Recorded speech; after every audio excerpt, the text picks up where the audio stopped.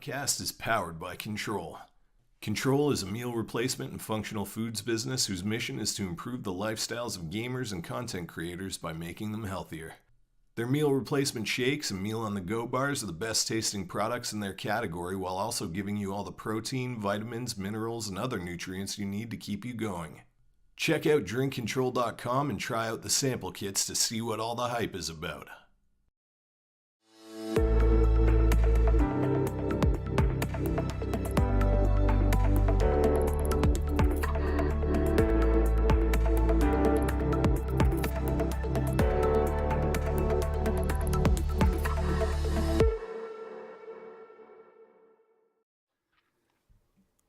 Hello, friends, and welcome to episode 155 of the XboxEra podcast.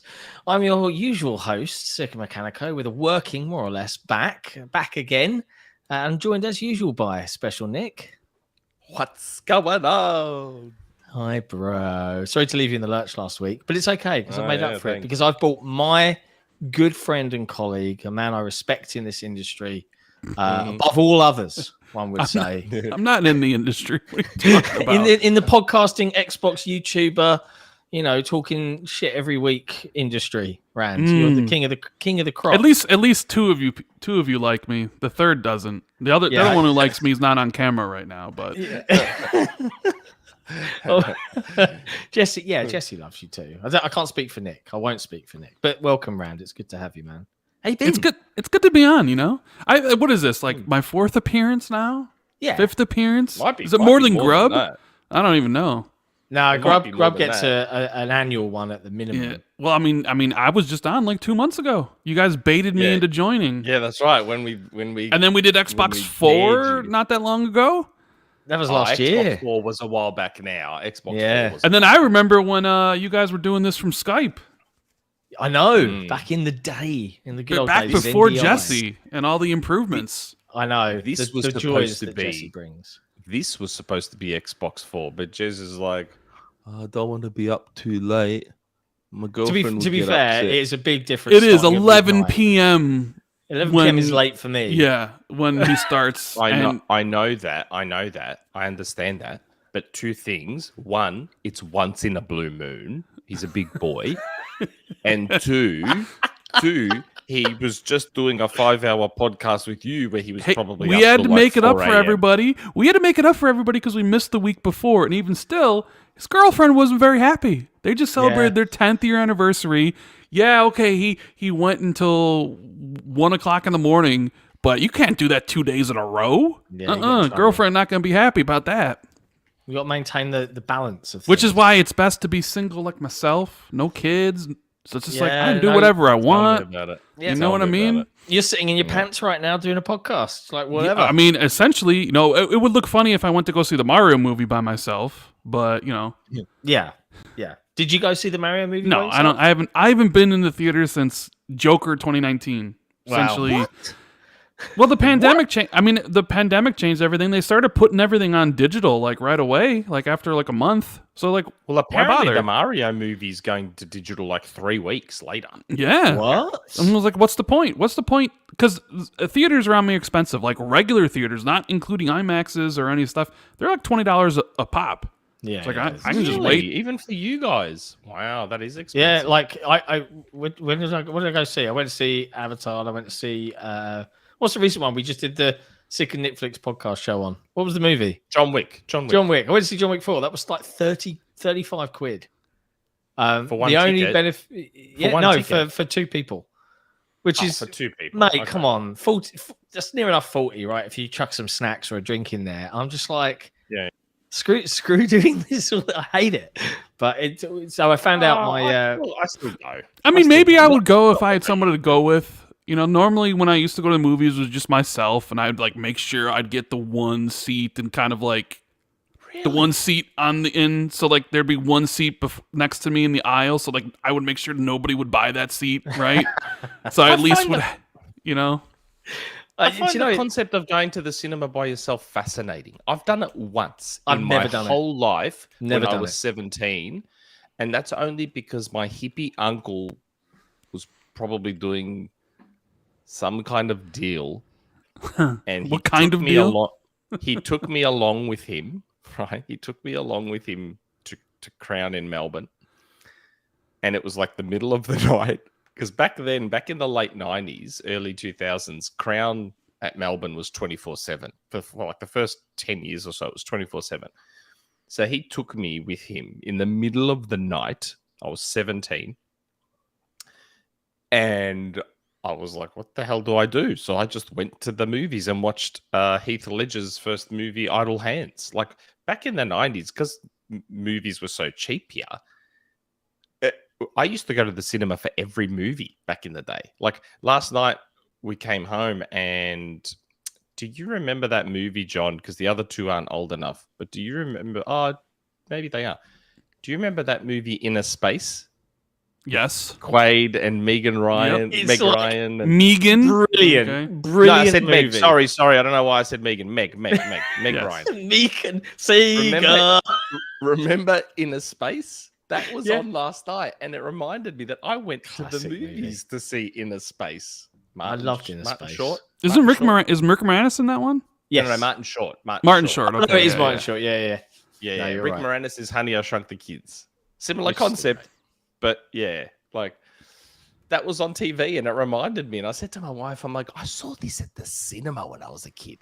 Like back in the day, you used to go to the cinema for every. Well, yeah, movie. because it took forever for movies to come to home VHS. video before VHS and then DVDs. There was a huge lead time. Yes, you had to wait. You had to wait at least a year, if not longer. But nowadays, it's like you said, by the end of this month, Mario's going to be on there. Shazam's already on digital. It's 65 as well. 65. You know, so it's like whatever. I mean, I can wait. You know, I don't have anybody to go with, so it's like, I mean, I could go by myself, but like, why bother? I don't mind. No, I don't mind took waiting for family to digital Mario. releases. The thing for me is cinema is now about spectacle. So like Avatar 2, terrible plot as a movie, right? But visually, you're never going to see something like that, like look that good very often. So I'll go see it for the spectacle. So there are certain movies that I love going to the cinema for. But now that you guys are doing the exclusive movie show, right? Yeah, we are. You can all write that off as a business expense going to the movies if you're going to talk about it on the podcast. Yeah, it's true. It's true. We could start I didn't doing even think of that. Yeah, all the tickets, all the food. Well, I found out that my partner has a blue light card, which is a NHS thing here in the UK. And surprisingly, lots of businesses give a shit ton of discount with a blue light card. So, like, we found out, like you can get like the yearly cards that give you subscriptions to go whenever you want for movies, right? And it's like 20 quid a month. With the blue light card, it's like £11 a month. And I'm like, oh, okay. This is becoming more doable, you know? Like it's not as an egregious cost. But that's the thing. You add all those up, like Nick would blatantly be like, yeah, I saw it for the podcast. We're like, no. You're not going every day, Nick. No, I like going to the cinema. I took the family. We went and saw Mario last night. It was good. But I won't talk about if you it want to hear our depth. thoughts on Mario, Yes, etc., you'll have to wait until episode 2 of Sik and Nick's Flicks, which is airing live for our YouTube members and our patrons on Friday night, Friday the 14th, or Saturday morning if you're in Saturday morning, morning, Australia. Yeah, it's also about to be winter in Australia, right?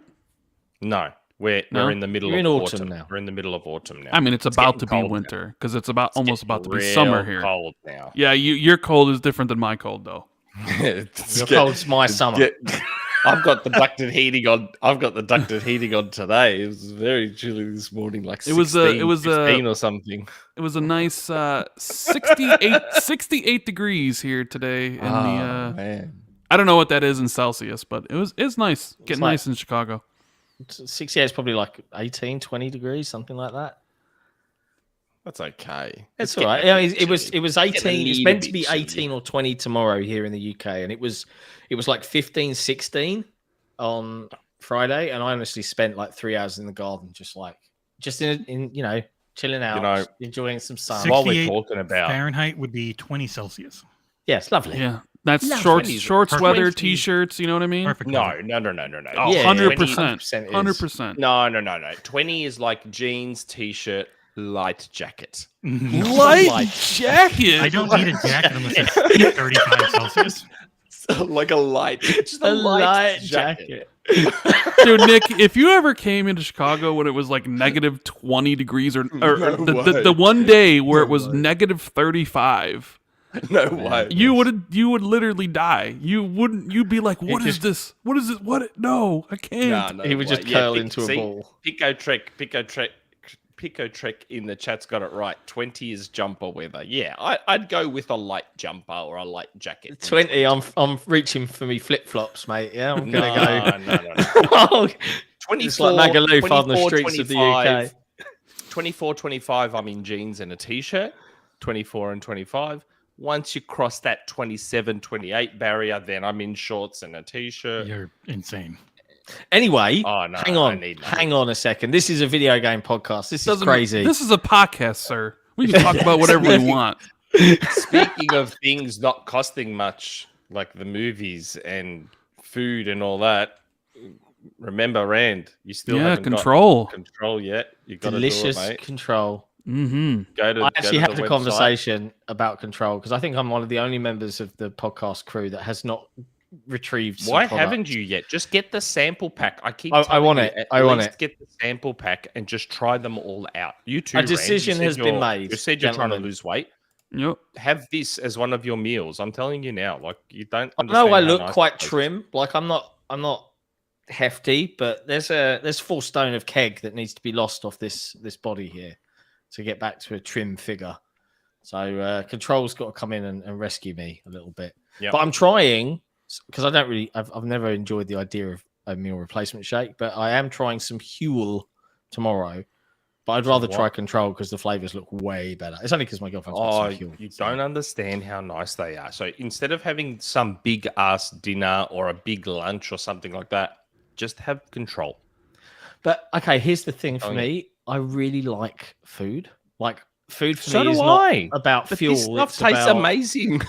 This stuff Yeah, tastes well, amazing. we'll see. You don't We'll understand. see how it turns out. All right. I'm willing to give it a shot, though. Willing to give it a shot. And yeah, Oh, it's so good. if you're a listener, though, you can get how much can you get off, Nick? If you 10% use our off. code 10% if you use our code XboxEra. drinkcontrol.com/XboxEra.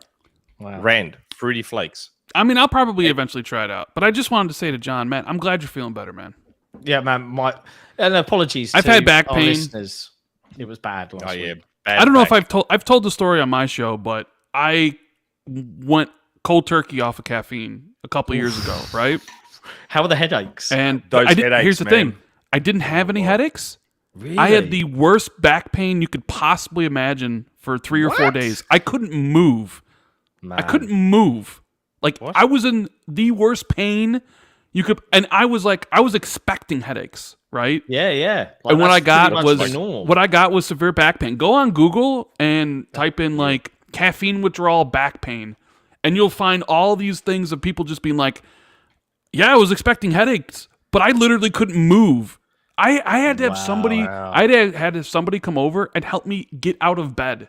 I was in so much pain. That's I'm glad you empathize with me, right? Well, I Because do it was- because I know what it's like. But then it was so weird, John, because 3 days later, it's all gone. Everything's fine. For me, it was. It's still there now, so I haven't got full movement. Like, I'm going to get quite graphic here. So the nutshell of this happening, it was last Saturday, and I was wrestling my kids up to bed. So like, come on, guys, and my daughter was being silly, so I just picked her up, right? Like, oh, she's only 5, like, whoop. And I picked her up, and I got to the top of the stairs, and I plonked her down. I was like, come on, brush your teeth, and I straightened up, and my muscle in my lower back, like thoracic region, just went into spasm. And I literally, like, in front of my daughter and my son, I was like, fuck. And I was just on the floor. And my girlfriend was downstairs, and she's like ex-nurse, and she came up and she was like, "You okay?" I was like, "I can't move." And yeah, I was just locked up, and I had to ditch and bail on the podcast because I was asleep by 9. I was coding. Well, you've never up. done that before. It was rough. You're it was usually really like you're usually so reliable and always doing the show and never missing episodes. okay. I mean, we'll put that to one side because, like, if you think about it, for me, it's a Saturday night. It's a social night. I can't do anything. All right. So sometimes the podcast has to be sacrificed. Look how easily you forget waking up at 4 a.m., 5 a.m. You weren't willing to do that for Jez. Would you rather do that? You weren't willing Would to you do rather it for get up? Jez? Like, would you rather I lose wouldn't. your morning? No, I wouldn't. I would not. So Thank I'm you. here. But I'm glad. It's and a Easter lot of Sunday today. It's Easter is? Sunday. My kids are out there doing an egg hunt, and look where I am. Do you celebrate Easter? You big Easter? I do not. You know, the funny thing is, like, I think you had made that tweet about how, like, you hurt your back and you weren't going to be on the show. Yeah. And so I'm on Discord and I was just looking at stuff, and then suddenly I see Nick typing to me in DMs, and I'm like, "Oh, he's about to ask me to be the co-host," and then no message ever came, and I was like, "Oh, I guess." He bailed on you. I could see you typing. It was like special Nick is typing, and it's like boo boo boo boo boo boo boo boo boo. And I'm I like, did type. I did message you. you did not. What? You didn't. Wow. You didn't send anything. But I was Very sitting there. sure. I was like, oh, Yeah, I don't have a message from you. The truth comes out, folks. I mean, it's nice to know, bizarre. Rand. You would obviously been like, yeah, I'll help you out, bro. No worries, right? I just thought like, oh, Nick was like, oh, I need to get somebody, but then Soul was. Oh no, there was a reason I didn't message you. I thought, weren't you already on Gaz's or something, or weren't you already on one or something like that? Last week? Nah, I remember I saw something. I saw something that stopped Last week, me no. asking Last you. week I said no to like 4 different podcasts, or maybe it was the week before. I forget. Time I was saw just kind something of. that stopped me. I can't remember what it was, but I saw something that stopped me. That's probably why. But yeah, I don't know. I don't have back problems anymore because I work my back a lot at the gym. Yeah, So see, I and that's one of the reasons I want to lose weight. Is like I am not. It's a severe case of 30s. Much love to all of the kind people on Twitter that weren't 40s. mean. Yeah, I'm 40s. getting there, man. I'm getting there. I But had a yeah. back issue many years ago. A pinched nerve problem, and I'm not joking. This thing I'd wake up some mornings. One morning, you know, when I got really scared, I woke up one morning, went to get out of bed, and all of a sudden I dropped. I couldn't stand up. I thought I was paralyzed. Like I just dropped to the ground, and I'm like, like this pinched nerve thing was so bad. Like it was debilitating. For 2 years, it affected me. Like it was so bad. Back pain's the worst. Back pain's the Fixed worst. it by myself. I'll tell you the story off air because it's not appropriate for the live audiences. Okay. Fixed it all by myself. Oh, my wife doesn't like when I tell the story. She does not like it, and you'll find out why after the show. We will discuss this off air. But yeah, I fixed it all by myself, and I've been fine ever since. Years later, and my back is completely fine. Wasted 2 years worth of money on chiropractors and physios, or an osteo, only to fix it by myself. Well, good for you. Anyway, good for you on being, we are like half an hour into the show. I know. Right? We've talked about nothing. Well, but look at the chat. The chat's all here. Jesse, this is going to be a 4-hour show. Hope you got nothing to do. I said to my wife, I warned her. She's like, how how long is it going to be this week? I'm like, Rand's on, so it's probably going to be a really long show. The thing is, like, having Rand on is like having like a, like a comfortable pair of shoes back on. You know, like he's just there and he's very chatty and good. He gets on well with the crew. There's no like, he's a nice fellow, is Rand. Isn't My he? favorite DMs are making fun of you with Rand. Yeah, we have a good time. Oh yeah, it's great, especially on Twitter. I love it when Nick shows up to Xbox 2 and I can just have like a 2-minute thing about how Nick's the worst on my podcast. People will be like, "Rand, you're so mean to Nick." Yeah, but it's like, it's because I care. If I didn't, I wouldn't say anything about it. But like, it's different. Like, it's different when someone with a big following hangs shit on me. It's a different, impact. To be fair, I'm not talking about your rumors. I've been going about Goldeneye since you capped for Goldeneye all of last year. So all of last year about it. I'm playing a lot, bro. games. It's April, and you haven't even beat it once. You want to hear a funny story about Goldeneye? So, one of my one of my key sources came to me and said, "Got a juicy rumor for you." It's like, run the rumor mill. No rumor mill. He's like, "I got a juicy rumor for you." I said, "Oh, really?" He's like, "Yeah." He's like, "But 2 conditions." I was like, "Okay, what are the conditions?" He goes, 1, you can't mention this thing. It's like, okay. He goes, 2, I'll only tell you this leak when you beat Goldeneye. I was like, oh, shit. And you still haven't beaten it. He still hasn't told me what this... The only clue is that there's a game coming to Xbox. There he goes. He can't help himself. He can't help himself. There's a Sega game that's not currently on Xbox that's coming to Xbox. That's all he's... And he won't say any more than that. He's like, you got to beat Goldeneye before I tell you. Wow. Hurry up and beat it. Hurry up and beat it for the good of the community. But look, I want to do some housekeeping. Get us mildly back on track on this meandering mess of a show that it's going to be. Got 200 odd people watching in the chat, but only 80 likes. I mean, surely. Oh no, Tom Henderson. People can rectify that. Help us out here. Now he goes. So I mean, it's Henderson. funny because Tom must have been listening to Xbox too, because I saw an article that he referenced Jez, how Jez said Odyssey from Blizzard might be multi-platform. What, the survival game? Yeah, the survival game. Yeah.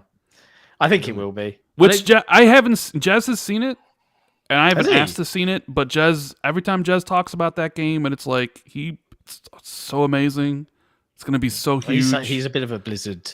Well, yes, that is also true. Right, let's be. He likes. He's a Blizzard fanboy. Yeah, That's he's super hype on Blizzard. But the thing mean, is, if you guys- as far as I know, Jez doesn't really have any inside info on that. That's just his personal gut feeling that it's going to be multi-platform. So, I mean, I don't know. Interesting to see, right? Yeah. To see how that shakes out. But yeah, so let's get into like two things. One, Jesse. Like we jumped into the show, we didn't really say hi to Jesse, which is awful because he makes the show look amazing. So hi Jesse, how are you? Oh, that's fine. I just talked to everyone on Giant Bomb Morning Mess, which Nick has not yet been on. Oh yeah, I'm Giant Bomb. fine. He's been invited like three Yeah. times now. Yeah, been on 3 times. The legendary like Giant 3 Bomb. a.m. my time. It's on at like 3 a.m. my Yeah, time. I mean, we still could have been asked. Never even happened. Jeff Grubb said I'll be on eventually. He Where likes will to you make know? you feel good. I mean, we'll see if it actually happens. So, what do they Hi, introduce you as on Giant Jesse- Bomb? Just Jesse Donkabase and Norris of XboxEra. And I take that as an I do everything. So yes, it just makes sense. Just call me Mr. XboxEra.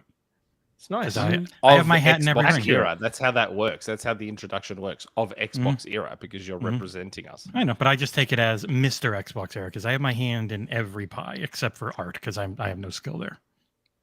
I rely on true. pre-draft. I'm not even like gonna this. deny I that. I do art. I'm number 2 with art. And then you complain to me about how hard it was to do. What? When I you had to don't. pull the Lunark logo out of their key art because they didn't Oh, have that it. yeah, but that one was I true. know, How I'm do you teasing. have a press kit with no logo? It's like one guy making it. That's how. Yeah, that's blatantly Yeah, but like, like one it's dude just stock doing standard his best. Photoshop 101. Like if you're I building know. a press You'd be kit, if you're surprised at the building a giant branding, companies that you don't have even your do that. logo by itself. How the hell did they not have the logo on its own? And I had to use my expert Photoshop skills to extract that Expert logo level, huh? and give you a clean thing. It looked nice, and that game's great. And John stole a copy of it. Have you It's played true. it? I've been playing loads of Yes, games this week, yeah. so I'm well. Actually, I can only Have talk you? about. I can only talk You about- cannot talk about one of them. I read their email. There's nothing saying we can't say that we have Minecraft Legends. We just can't give any impressions of it. We can talk about previews of it. What? But that, I that think he's email, wrong. Is I Rand think he's playing wrong. it? Is that Rand email playing does it? not say you can't talk about it. It says you can't give any impressions about it or talk about it on social media or anything like that. When Hey I got Rand, are you Pentiment, playing it? Pentiment Playing what? directly said you can't say you're Minecraft playing Legends. this game. I think Rand knows better, and he's agreeing with me. I mean, am I playing Minecraft Legends? Yeah. Are you playing it? Not currently, no. No, he's podcasting. Okay. Yeah, it's a very smart answer. But yes, you can look forward on our site to a review for Minecraft Legend closer to launch. Dead Island 2. We got one lined up already for Ghostwire Tokyo next week, which releases on Monday evening in America. So Yep. expect a review around that time. It's been busy. We got It's lots been- of stuff in the works. It's silly busy. But Lunark, I had a quick go. Yeah, it's frustratingly. I wish the art was a little bit more Little too higher low res. Yes. Yeah, it's That super was my one pixel. complaint. So But, it's more 8-bit than 16-bit, would you Yeah. say? It's Yeah. it's barely 8-bit. But what about you? What about you, Rand? Have you been playing anything? Been playing any video games lately? Yeah, Playing I Minecraft Legends at all? If I mean, I'm not playing Minecraft Legends right this second, and I haven't been playing Minecraft Legends. So there you But go, I have been Rand. playing other stuff. I beat Sifu again, So good. which was Such a good game. just it wasn't as good the second time because I had played it on PlayStation when it first came out, but Better the control. game is over there. incredible. I got to even test out like hard mode and easy mode because those weren't available when the game. I know you played Oh, it on really? easy. I played on easy. Easy, like, so the differences are like you have double the health bar on easy, double. Like I was shocked at how big the health bar was.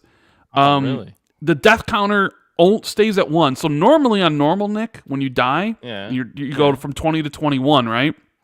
Yes. And then if you beat certain characters, it'll reset the death counter back to 0. So next time you die, you would go up 1 again. However, if you don't reset the death counter, you'll go from 1 to 2. So if you die the first time, you go from 20 to 21.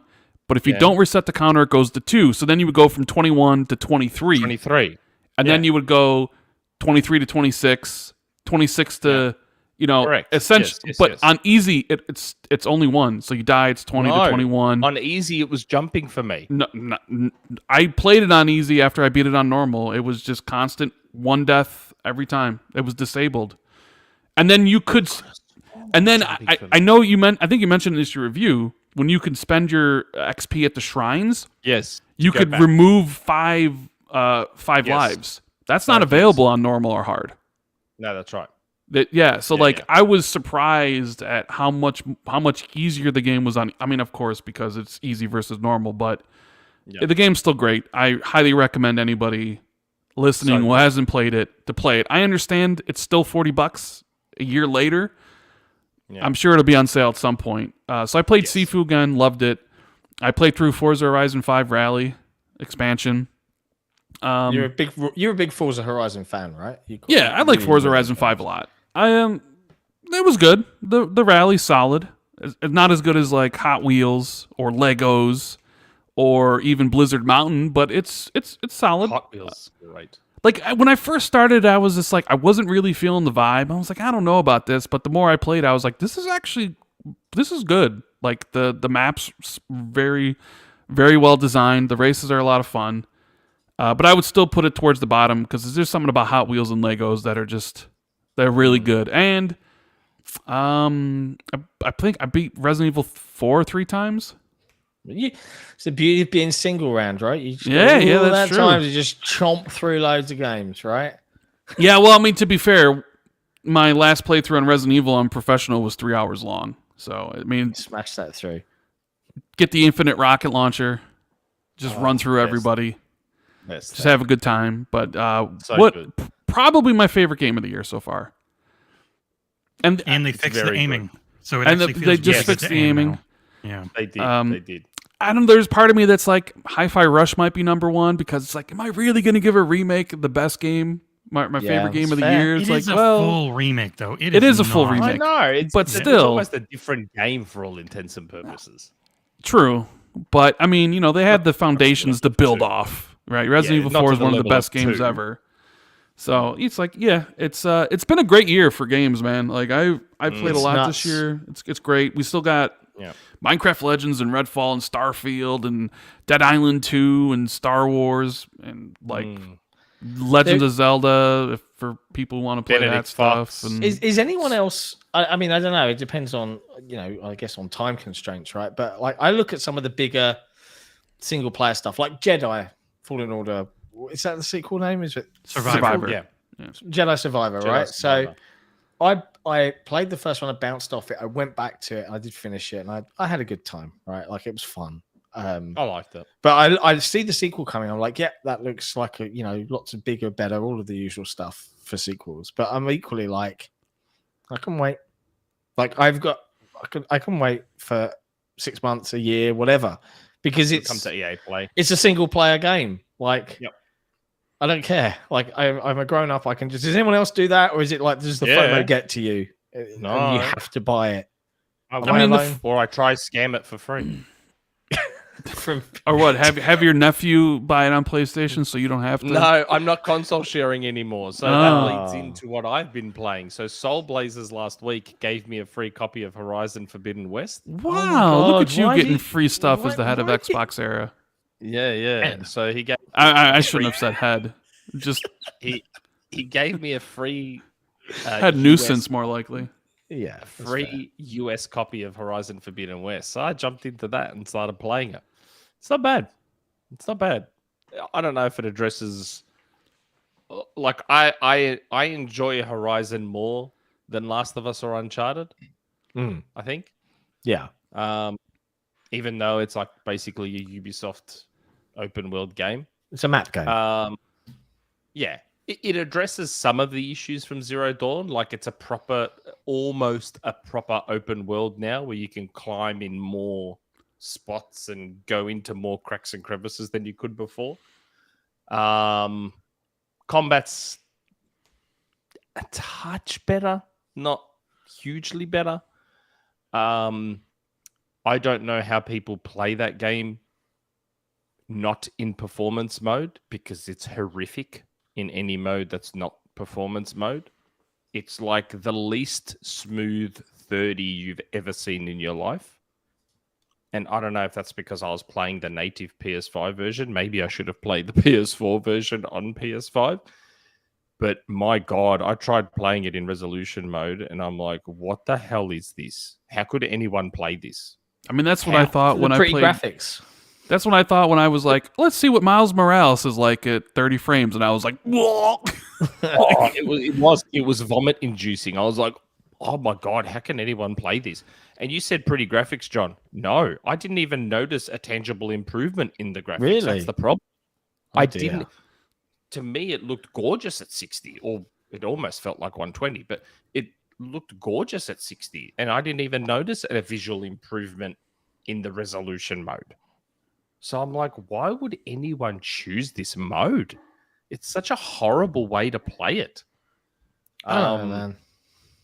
But it runs super smooth at 60. Yeah, there's a few little quality of life improvements. I'm not that far in yet. I think I'm about 3 or 4 hours in, because I'm just juggling. Halfway through the tutorial. Yeah, I'm juggling too many games at the moment. You should have just waited for the remake. The remake, yeah, maybe I should have. But what else? Yeah, Resident Evil 4. Keep jumping back into that. I was playing that last night. Goldeneye? Do I hear Goldeneye? Yeah, I did you Goldeneye the other I don't day. think you did. You know. Do you want to know why I'm taking so long on Goldeneye? Because I'm trying to 00 agent every level. But now, I mean, Gaz did that in 3 days. It's got 1,000 gamer score in it. Done. Finished. Finished and over How much with. of a life does Gaz have, though? I don't know. I mean, every time I look at you when I'm up that late when you're on, you're always just playing rocket cars. Rocket League. Rocket cars. It's just Rocket League is just the best game. It's like the greatest game. I can't stop playing it. With the worst community in all of gaming.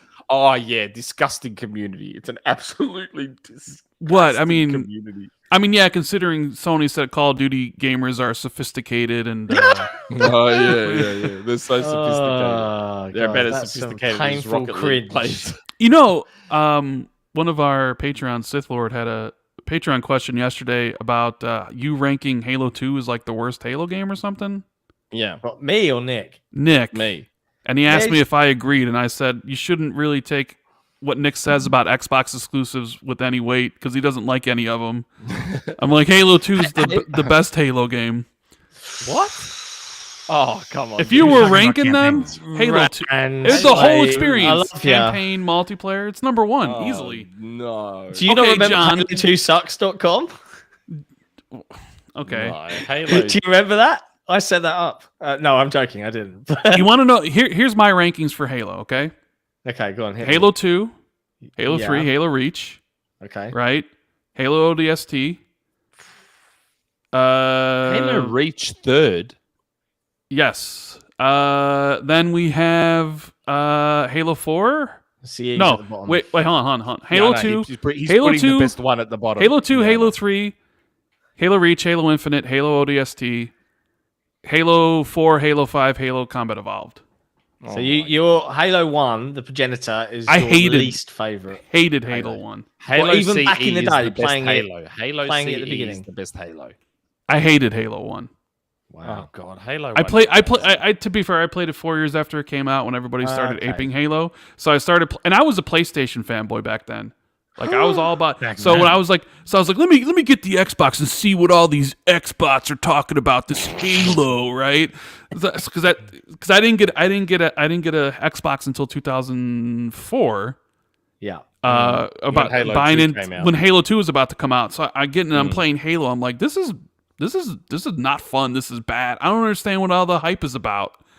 You know, I didn't play it in multiplayer, right? Because none of my friends owned Xboxes, so I never got to experience any of that stuff. And then Halo 2 came out and completely changed everything for me. Like I basically played it every day for a year, 8 hours a day. What about it for you was so good? I got fired. I got fired from jobs over it. Wow. I mean, that's some dedication. Wouldn't go into work, like calling, like I can't come into work playing Halo. You know, like. But is that because of the multiplayer though, or the single player? I mean, obviously, I can't play it every single day of the year for campaign, Nick. That's right. So when I say Halo 2's the worst, I'm referring to the campaign. I mean, fine, you can say Halo 2 campaign's the worst, but when I talk about the game, I'm talking about the entirety, everything. Halo, multiplayer, co-op, single player, the entire package. For me, nothing... Halo CE's campaign is by far, Halo 2's campaign is just terrible. I mean, I probably put, like, I don't know, 5,000 hours into Halo 2. And Halo 2's campaign is bad. Like, I thoroughly dislike it's so bad. Campaign. Oh, like you could tell so much was left on the cutting room floor. I think the most complete Halo is 3, and probably the one that has the most fond memories. It was like peak gaming era, 2007. You know, like I was young enough to afford everything and be able to play it all the time, and you know, life was great and all of that jazz. And I remember I was on night shift, so I used to play like doubles way into the late evenings. Rank 48 in doubles. Come at me. I think I was. Yeah. But yeah, it's I can't agree with your rankings though, Rand. Like for me, Reach as a game, super complete. Like so much multiplayer content, so much good campaign content, scoring, all of the bells and whistles that Halo games should be known for. But also started the journey of all of the bullshit that plagued every Halo game since. Loadouts, jetpack, armor, all of the fucking crap that just made the game. The biggest problem with Halo, if I was to boil it down, right? Tease. Garbage. Talking about Halo's problems, and we should probably mention Joe Staten was leading Halo, like trying to squeeze some news. Let's lead that in because we haven't even actually started the show yet, so we should probably use this Halo tangent. 4 a.m. I'm dead. We should use this tangent. Like we're talking about Joe Staten now. He's left Microsoft, right? He was brought into 343. He righted the ship for Halo Infinite, and now he's IGN scooped him on Friday, and he confirmed it on Twitter, saying, "Hey folks, I'm leaving Microsoft. No news on plans yet." But blah blah blah. Bad news on Fridays. I find that odd. Bad news always on Fridays. I find it odd though. What, that he's leaving? Yeah, I find it odd. I find it odd. I think he probably feels like he's been pretty screwed over and just thought, "Fuck this." But that's what I mean. Screwed over. Like, I don't think this was just the case of, I just feel like doing something else. I think this was more a case of, you idiots are pissing me off. I'm out of here. Like.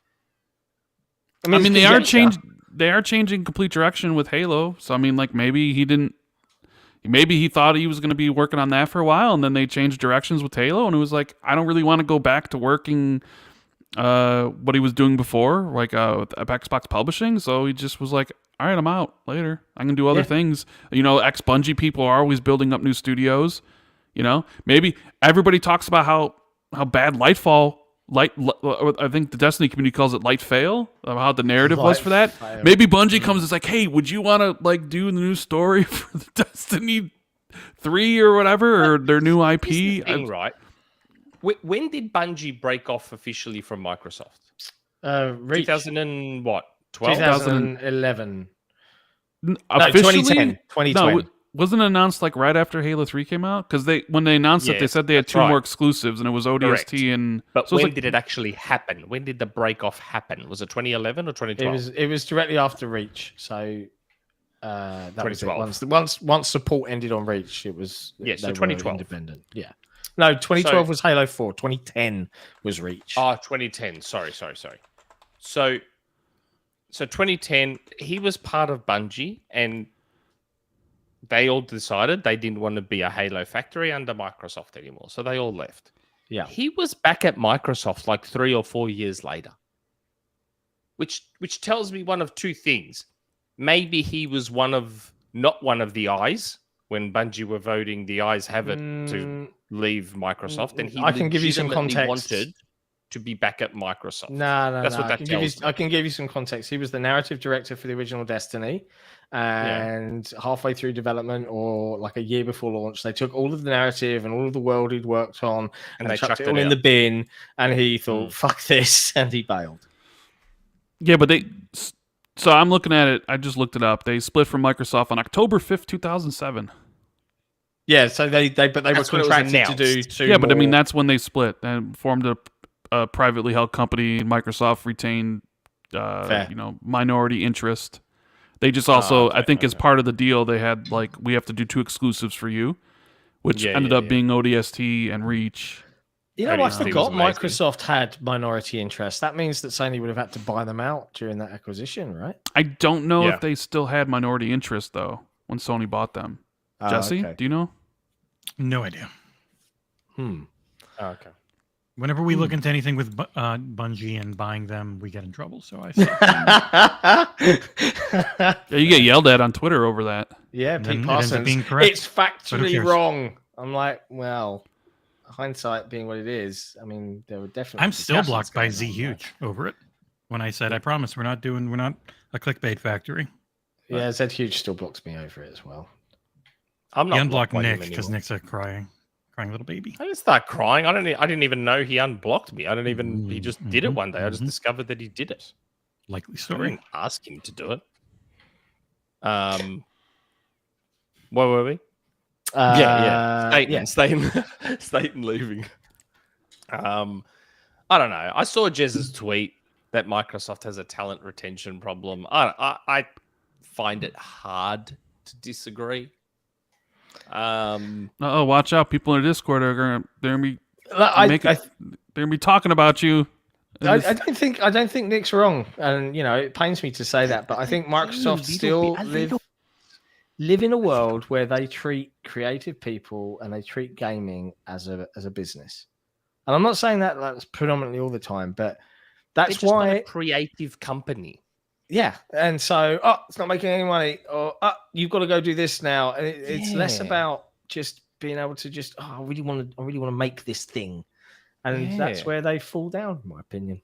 We had that person in the Discord, who I'm not going to name or anything, but they used to say they're like, Microsoft's not great with creatives like Sony is and Nintendo are. Sony and Nintendo aren't perfect, but and I've said this last time someone left.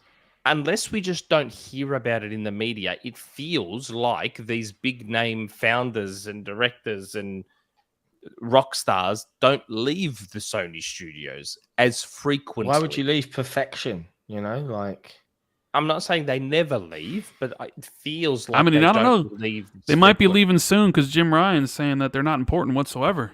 Yeah, I know. Are they? The whole business is going to tank. Someone's like, "Hey, Jim, what about Insomniac?" And he's like, "I don't know her." All right, let's not go off on too many. I'm on the show. We go where I want it to go. I'm reining it back in. Are you? I don't know. It's just we had the Playground co-founder go. We had Shinji Mikami go. Now we've got Staten going.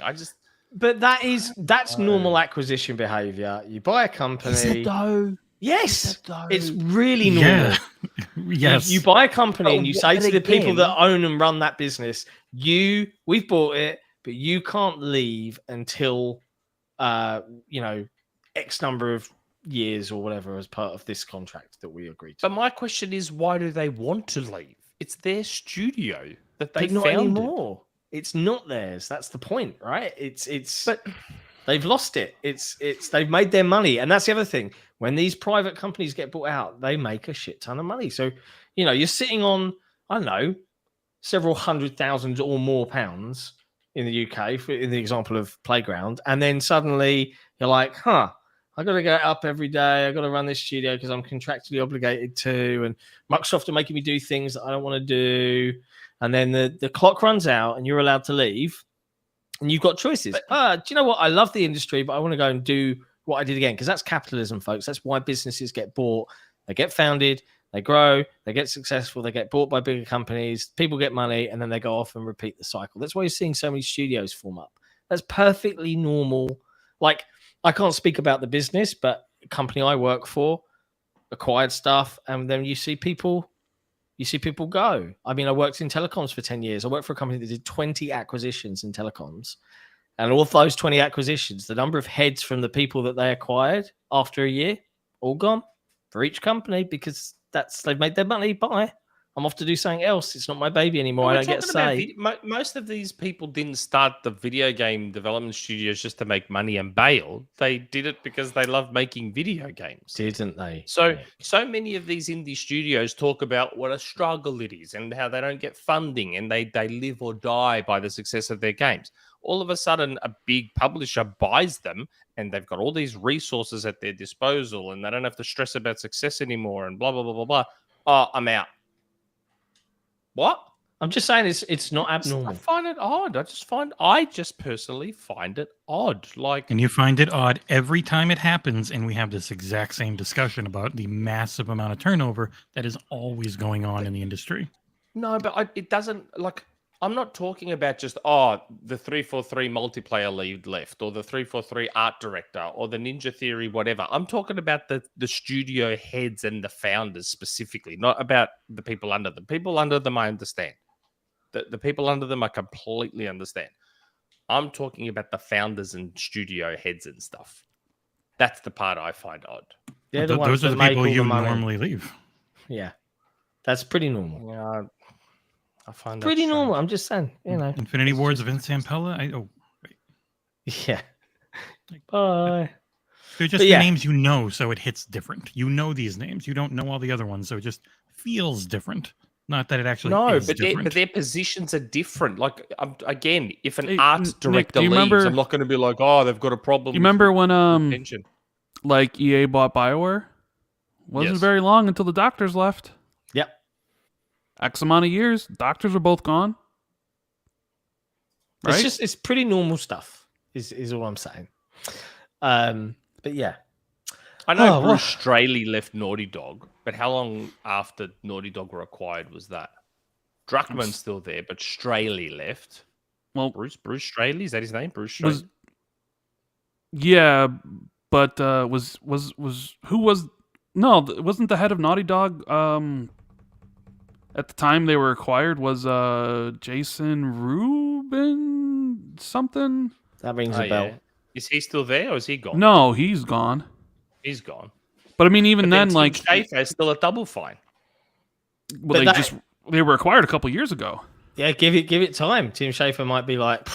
But it depends. Wasn't Double Fine like 4 or 5 years ago now? 2019. That's right, 4 years ago. It's been 4 years. Time goes quick post-COVID. Yeah, now games take forever to go. I mean, who knows what's in the contract? Some people leave, some people don't. But it happens a lot. Yeah. The founders of Naughty Dog were Andy Gavin and Jason Rubin. Yeah, and I think they're both gone. They're both gone. Yeah, but I mean, it's just. I mean, it's not even like we're specifically talking about. I'm blanking on the name. The guy that we just the Halo guy, Joseph Staten, right? Like, he's not even like a studio head, and I think it's more like people have a lot of nostalgia attached to him. Yeah, because he was like the Halo 2 demo guy. Yeah, he's the Halo guy, right? Went over to Bungie, comes back, and did some stuff on like Flight Sim and Recore and Crackdown and things like that. And people were always wondering, when are you going to go back to Halo? You need to save Halo, right? Because people didn't like what 343 was doing. So Halo Infinite runs into all these problems. Craig appears. Game gets delayed. It's supposed to launch with the new console, and suddenly it's like, all right, here you go. Joe, get in there, save it all. Joe goes in there, becomes like the face, becomes the outward, spokesperson. Even when they announced that the game was launching, he was right there, front and center, right in the video, like talking about it. And it launched. People really enjoyed it when it came out. It was critically acclaimed, and then people got upset with all the monetization and all the lack of content, and everybody stopped playing on PC. And it was like, okay, but then you started to like, oh man, is Microsoft really happy with this game? Bonnie leaves.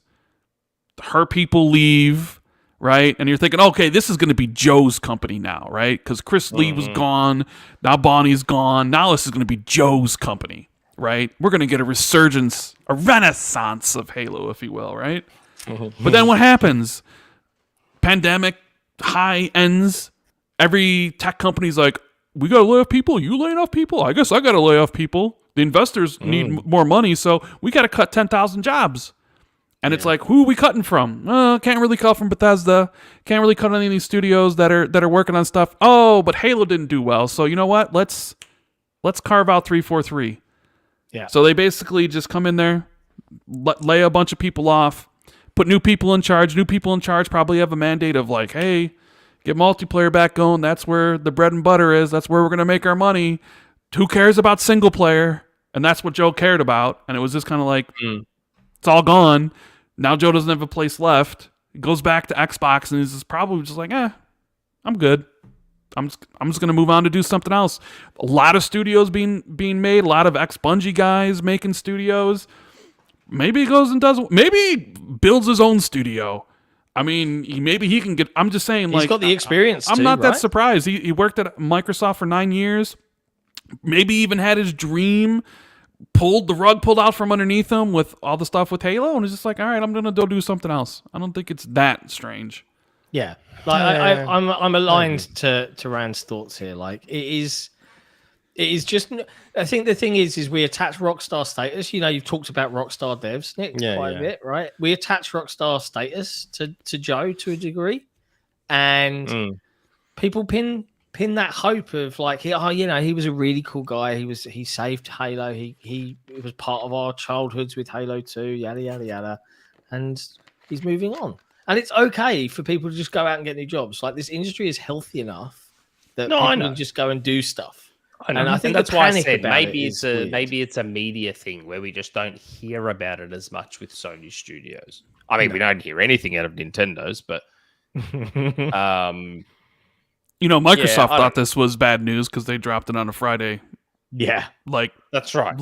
Like not night, but late afternoon. So the bad news is always Microsoft. Xbox 2 had just ended, and it was like, oh, Joe Staten's leaving. I was like, oh, okay. Bad news on Fridays. By the way, even if he does form his own studio, no guarantee the game he makes is legitimately good. I mean, look at V1X, VX1, V1 Interactive, whoever they were, Marcus Lito's studio. Yeah. They made that Disintegration or whatever it was, which was... It looked cool, but flopped.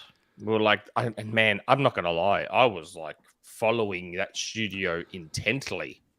And they were like, oh, the father of Halo, the original creator of Halo, new thing. And I was like, oh, what are these guys up to? I was following their studio very intently. Yeah. And then played the demo of that Disintegration and was like... I did the same. And I was like, no. Oh, dear. What is this? I was like, what is this? Like, my God. That's the thing, right? And people talk about like the fear of consolidation in this industry now and how it's terrible when it's going to be ruined. I'm like, come on. Like, studios rise and fall all the fucking time. All the time. Like, and you never can guarantee that, like, Bungie and Matter, right, their new IP, like, you can't guarantee that it's going to be this absolutely world-renowned hit, but it might speak to a certain, like, I always get wary when companies hire economists and stuff and psychologists to fuck with your mind as a player. Like, that always makes me go, really? Like, you're gonna manipulate me via the game? Okay. And then people just sign up for it and they're fine with it. And it's like, I don't know. It's an odd one to me. I have a friend who just got hired at Bungie, I think. Cool. I don't know. What you said just reminded me of that.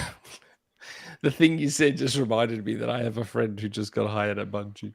I'm just, surprised. I think they got hired at Bungie. I don't know. I think they were applying for a job there. I should check if they actually got it. But yeah, it's Joe Staten. It's like, I get why people are upset, but it's not like a crazy surprise. And people should expect for all of these acquisitions, like, that to happen. Like, people talk about Bobby Kotick sticking around in Activision.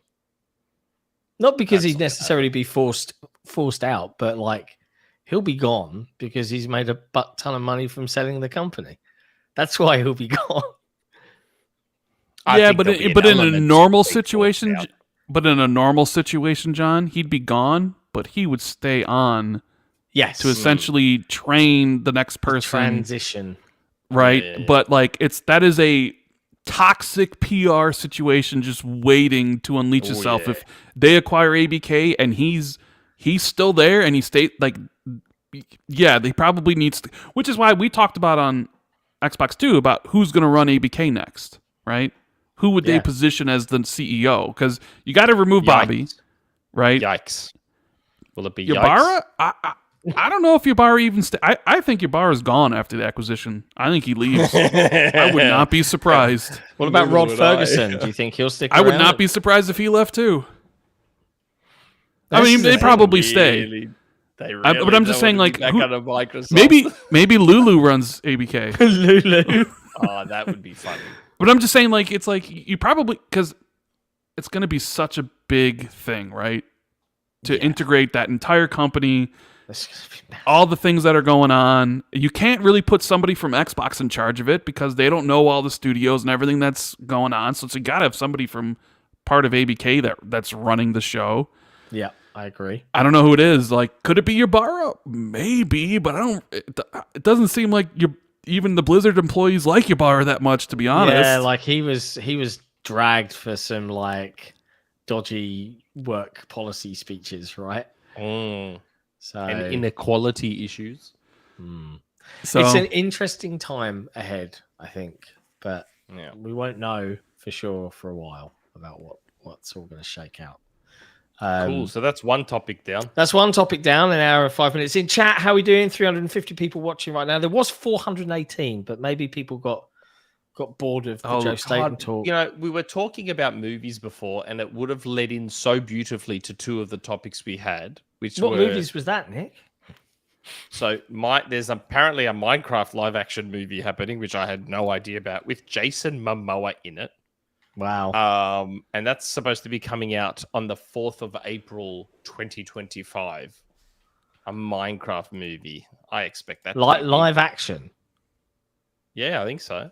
Hybrid, like animated live action. Like Sonic. Supposedly. Like Sonic. Yeah. Ugh, Yeah. I hate movies. But let's not pretend that's not going to be a huge movie. Like a Minecraft movie. Like but every also, kid will want to see it. God. Like I'm not saying it's going to be good. I don't expect it to be good. I'm just saying it's going to be huge. It's Minecraft. Minor tangent. Apologies. Like, this is going to be a stupidly long show, but the Star Wars Celebration thing, and I'm like, oh God, no. I just saw the feed. I didn't watch any of the trailers or anything, but I'm like, hey, there was good news that came out of that, which is basically that it sounds like they're going to retcon Rise of Skywalker. They're going to pretend that movie does not exist. They're doing a 15-year time jump to sort of just reset everything. Bored of Star Wars. Is anyone else just like, 3 more Star Wars shows? Oh, Yeah, you're going to really do a excited. movie that caps all the shows. Oh, and you're going to do a movie with Rey again. Oh, and you're going to do another. So like, just I don't mind all it of if it's good. If a movie is good, a movie is good. I've got no problem with them doing more Star Wars if it's not like Rise of Skywalker. As long as it's more like Last Jedi and less like Rise of Skywalker, that's not a problem. How about Rise of Skywalker was terrible. How about it's not like any of those 3 movies because they were all terrible? He's right. Last Jedi was good. I like The Last Jedi.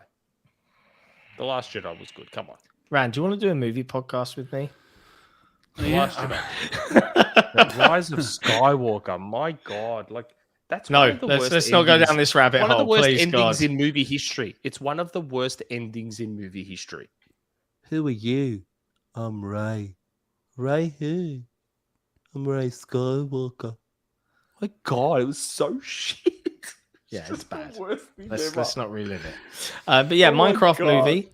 That's interesting. And you're really happy about this one, right? Street Fighter movie. Now, do they get Van Damme to play Bison? That is the question.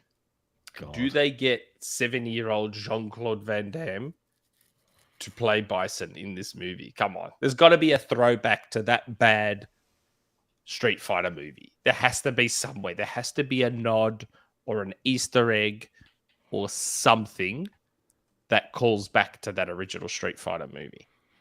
I mean, they've obviously seen the money being made off the recent Mortal Kombat movie and thought, yeah, like that did all right. Let's go for it. But a Street Fighter movie can actually work really, really well if they stick to the literal foundation of what the Street Fighter game is. It's just Street Fighter the game was just a tournament. It was just people around the world fighting against each other. And that can work. Yes, it's a little bit 90s, like your Kickboxer, Bloodsport, all those old Van Damme movies, but it can work in a modern context if they do it right. Like Street Fighter the movie, the one with Van Damme and Kylie Minogue. Yes, Kylie Minogue. Famous Australian pop star who was huge in the UK. Absolutely huge in the UK. Played Cammy. Yeah. They tried to integrate all this story into it, which I guess technically some of it was in there. Like I do understand that some of it was in there, but I think that Street Fighter would work best as a straight up old school martial arts tournament movie. I just think it would work better that way, which I think the original Mortal Kombat did better. The 1995 Mortal Kombat. Yeah. It stayed a bit more narrow and focused more on the Mortal Kombat tournament, where Street Fighter didn't do that at all.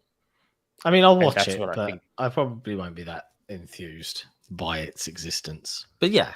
Are you a big fan of Street Fighter, Jez? Jez? Rand? Jez? Wow. I just read Jez in the chat and I got all kinds of man. I'm old. Where is Jez? Even I wouldn't do that. Wow.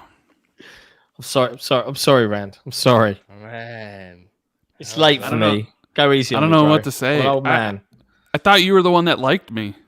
Yeah, I know. I love you. More, obviously. You're always posting on Twitter about beans on toast and Australians are up front. There's no hidden backstabbing here with me.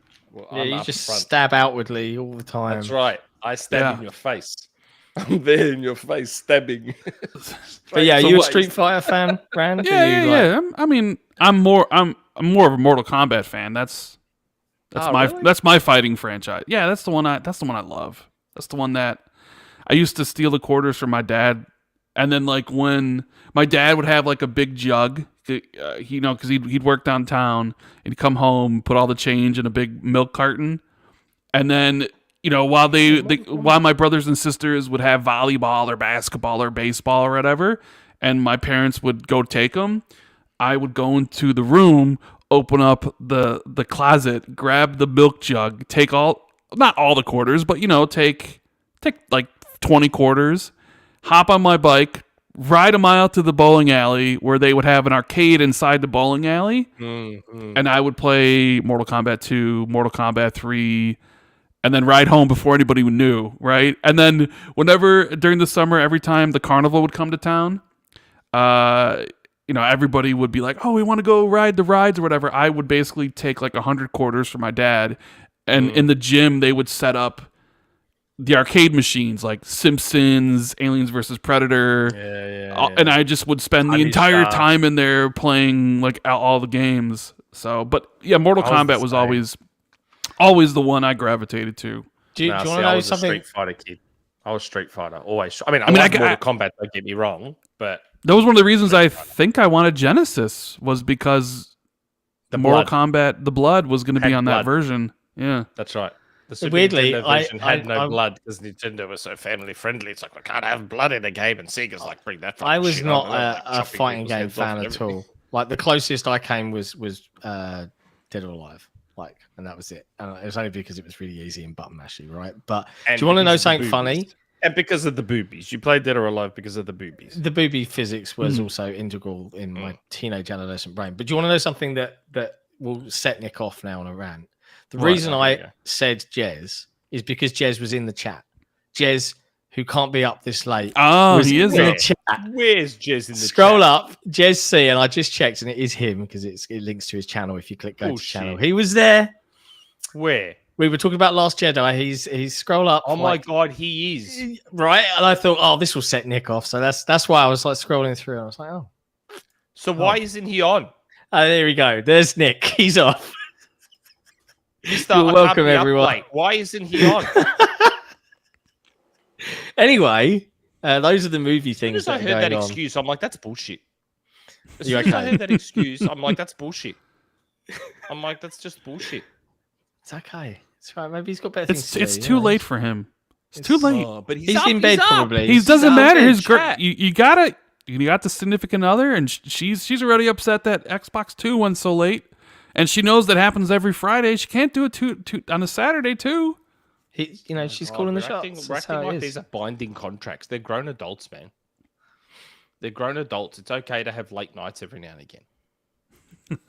Yeah, he does every Friday for Xbox 2. His own show that is more important. My dad used to take me because he used to do competitive bowling like every Tuesday night, and I used to go with him, and all I did was just grab a bunch of money. Now you said quarters. It was a bit more expensive in Australia, but I used to just go and play all the arcade games. Vigilante, remember Vigilante? POW, World NBA Heroes, Jam, the Geo game, NBA Jam. Street Wasn't there like a Fighter, hockey one too that was kind of like NBA Jam? NHL Hits, but that wasn't at the arcade, I don't think. No, I remember playing it at the arcade. Or like Daytona Cruising USA. Oh, Daytona. Because they had that. USA, my God. Bro, we used to go, and then that's where we would go to smoke too. When we eventually got like 15, we needed a place to smoke. We would go to the bowling alley and we'd play video games and smoke because we thought we were so cool. You are cool. You were cool. I'm just saying, 15. You can't walk on the streets at 15 smoking cigarettes. Not back then. You get know what I mean? by someone and get caught and get in trouble. Yeah, so it's like, all right, where are we going? Like, we're going up to the bowling alley, and we just sit there and smoke and play games. The dream. The good old days. God. The good old days. I was so against smoking. I was like the only kid that didn't succumb to peer pressure. Does that surprise you? It probably should. I remember my dad caught me smoking. Oh my God, I thought I was in for it. Like, my first job was at KFC, right? I started working at KFC when I was 16, and I've always kind of been bigger and taller, so I was the one who would buy all the cigarettes for everybody because nobody carded me because I looked older, right? Yeah. Makes so sense. I'm working at KFC, and I was like, all right, my dad's coming to pick me up. I'm gonna have a quick cigarette, right? And I'm watching the street where he would come from, right? And I'm watching, and all of a sudden the car just rolls up, and he's like looking at me, and I'm smoking, and he came from the other direction. I rumbled. Right, so I get in the car, and I'm like, oh my God, I'm gonna be in so much trouble, right? Because I was the oldest. My parents were really strict with me, like unlike they were with the younger brothers and sisters, right? And he just looks at me, he's like, your mother smokes, so I can't tell you not to. But I'm just going to let you know that that's bad for your health. That was bad. That was it. That's all he said. That's not bad. You got away with that. I thought I was going to get in trouble. Right. Yeah. He was right. The way I took, like, my dad was a heavy smoker, right? And two heart attacks later, he packs that in. But that's another story. But back when he did used to smoke, and I used to be, 14 is when I started smoking. Shocking. And I used to nick a couple of Rothmans. He used to smoke Rothmans, which were pretty strong, like lung cutters. And I got into roll-ups as my cigarette, right? And I bought my dad fruit roll-ups. No, not fruit roll-ups. Sadly, I bought my old man a rolling machine backy tin. So it was a tin, and it had this rolling machine at the top. So you put your Rizzler in, you put the backy in, and as you close the tin, it popped a pre-made roll-up. Done. Right, and I showed him how it works, and and anyway, I made it, and I said, and that's how you get one. And my parents used to smoke in the house, right? This was the 90s kids, right? That's disgusting. And it used to be only in my dad's study, but I took the cigarette that I'd made. This is how I told my parents I smoked, right? I took the cigarette that he'd made. I walked into the lounge where my mom was watching Corrie, and I stood by the open window, and I just sparked up. and my mum went, "Daddy, he's smoking," and then that was it.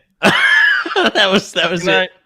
We're complaining about a long show, and you were all so fast to blame me for having a long show. It's friends hanging out. It's all good. It's 100% been the two of you. I've been the one trying to get things back on track. Yeah, but it's the tangents people love. Why they keep on coming back. I don't even know how this tangent started. Have we had super chats? Yeah, we had one super chat that was actually about what you just talked about. Oh, well, there you go. What I just said. Faisal, Nick responsible for getting us on track. We're doomed. Yeah, I've been the one trying to get us back on track. So this tangent started from the Street Fighter movie, didn't it? My God, I have to do these timestamps. Yeah, no, this is where I've realised. I'm like, this is going to be funny. Right, like his Nick's got to try and organise this in the podcast industry. Yeah, they are. Anyways, what else? Quantum Break disappeared off Game Pass. Yeah, I was about to say, let's link movies back to games. Speaking of games trying to be movies, Quantum Break left Game Pass temporarily due to licensing issues. What is it with Remedy, man? Stop doing awkward licensing shit in your games.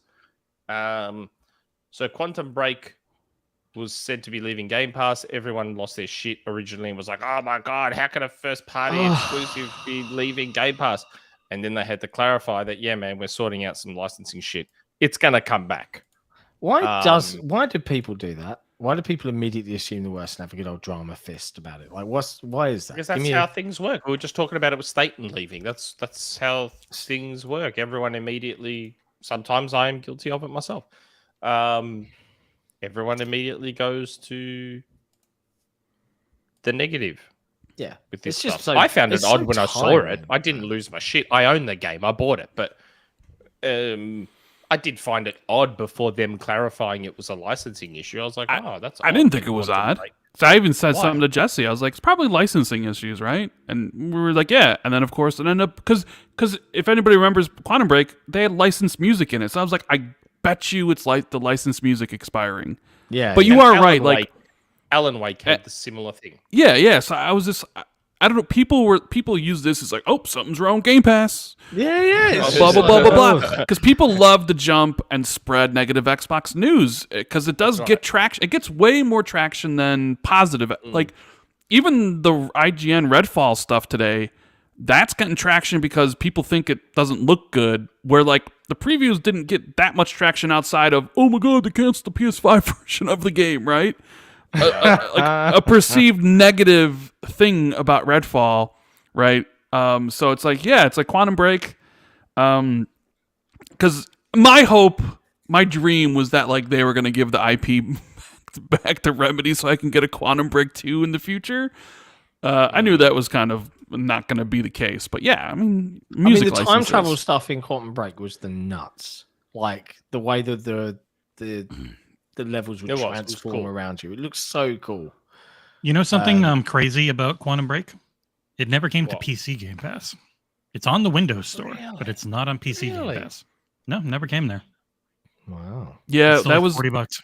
That was the one where it came to PC later, and they actually had to give you a code if you own the game, because Xbox Play Anywhere didn't start until later that year with Gears 4. And I believe it was also then it came to Steam, and I remember people losing their crap when it came to Steam.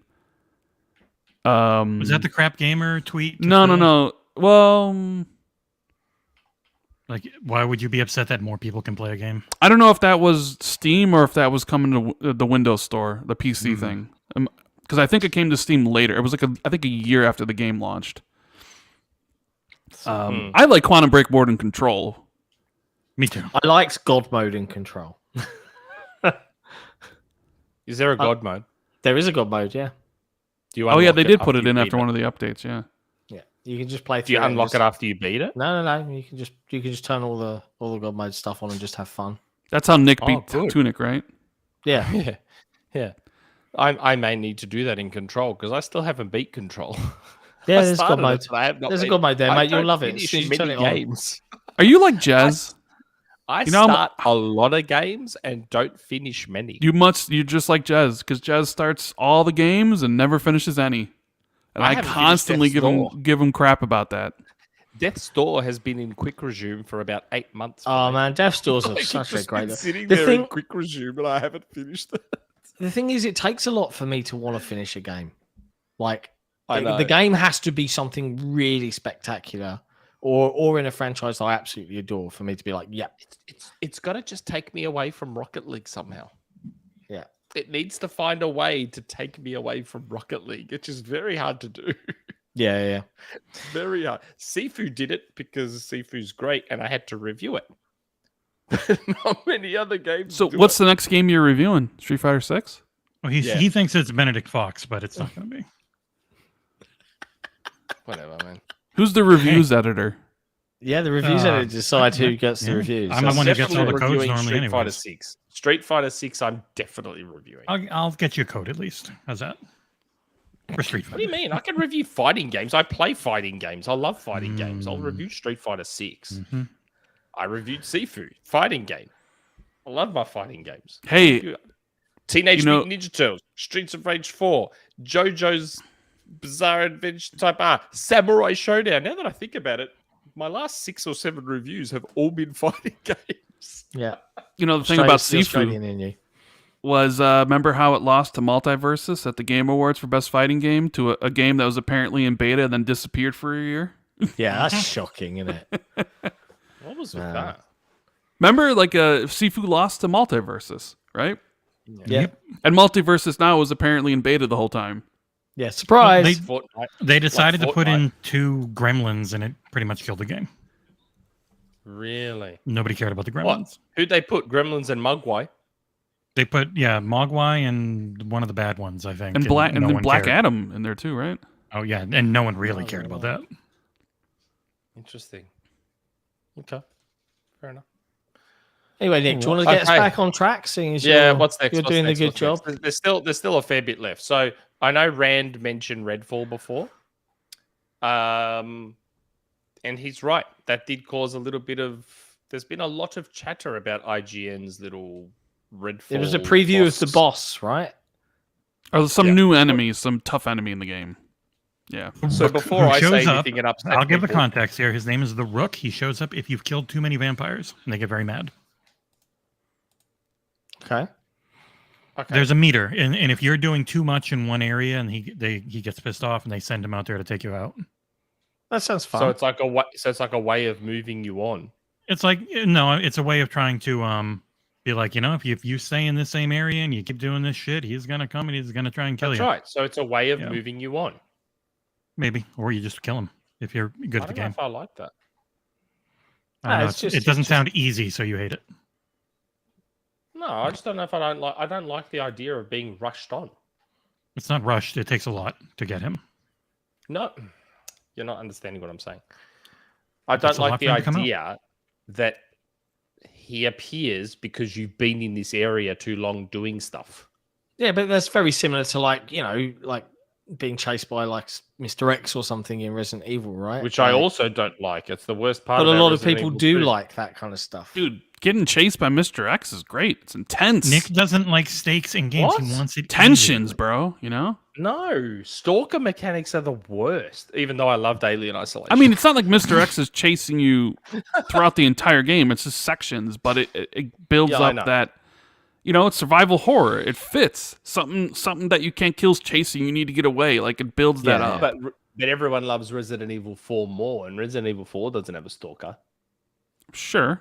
But, Yeah. sometimes you got to People do something don't like differently. stalkers. That's the worst part of Dead Space, is that stupid stalker that comes after you at halfway through the game. The worst part of That Dead keeps- Space is that stalker? Yes, that is the worst part of Dead Space. Mm, Dead Space I- is amazing. I disagree. I don't mind the stalker elements. No. Anyway, back to Redfall. Yeah. I don't know. Like, what did you guys think? Because I'll probably end up upsetting people with what I'm going to say.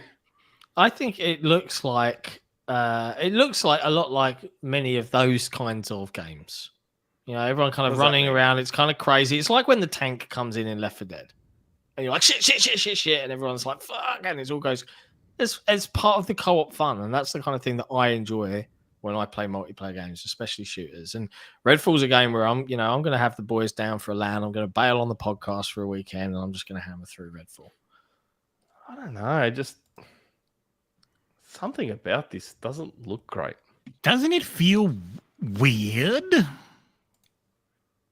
I don't know. It's fine. It looks fine. It looks like visually and the animation. Looks like and I don't know.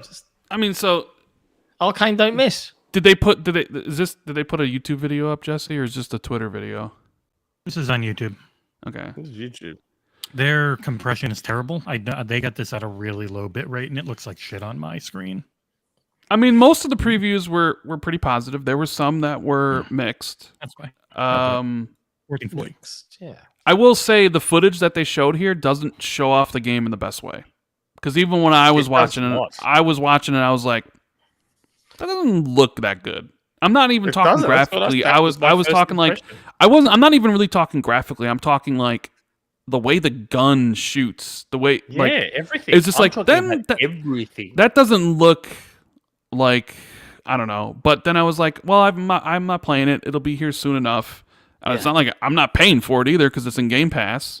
Yeah. Right. So I'll judge it for myself. But I will agree. Like when I first watched that, I was just like, yeah, this is definitely like not setting the world on fire. It doesn't look good. I don't know if it's like the person playing it not really knowing what to do or whatever. Or I mean, that happens a lot, right? Like I remember when like the Halo Infinite first previews came out, and everyone was like, "Oh my god, this preview sucks. The gameplay's bad." And then I got to release ours, and then everyone was like, "Oh, finally, someone that actually knows how to play Halo." And that happens a lot for some reason. Like I don't think that's what the problem is here. To me, the problem's not, this guy doesn't know how to play. Someone not knowing how to play something doesn't affect the visuals, doesn't affect the animation, doesn't affect the gunplay. Good gunplay is still good gunplay, even if someone who sucks is playing it. Like Call of Duty doesn't suddenly have bad gunplay when someone bad plays it. Call of Duty has still got amazing gunplay, regardless of whether you suck or not. I feel like people are reaching a little bit when they say, the person who played it doesn't know how to play. That's got nothing to do with why this, to me, does not look great. I think it looks like a standard multiplayer, open world, shooting all the things. Like the animations aren't going to be these super precise things because it's a contextual. But then what were those videos we were being shown all this time? Which like ones? Those original Redfall trailers, the animation, CG ones? The visuals, were they CG? Were they? The first Redfall trailer was CG, yeah. But like this looks like a normal multiplayer game to me. The one where he went up into the attic. And that was trailer number 2. Yeah. Oh, trailer number 2. That wasn't CG. It wasn't, but it was a staged, deliberate.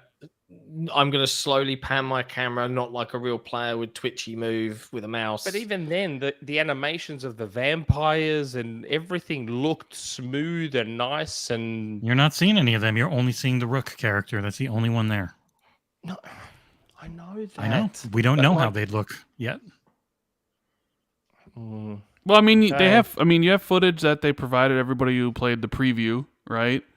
I don't know how much I trust that stuff, though.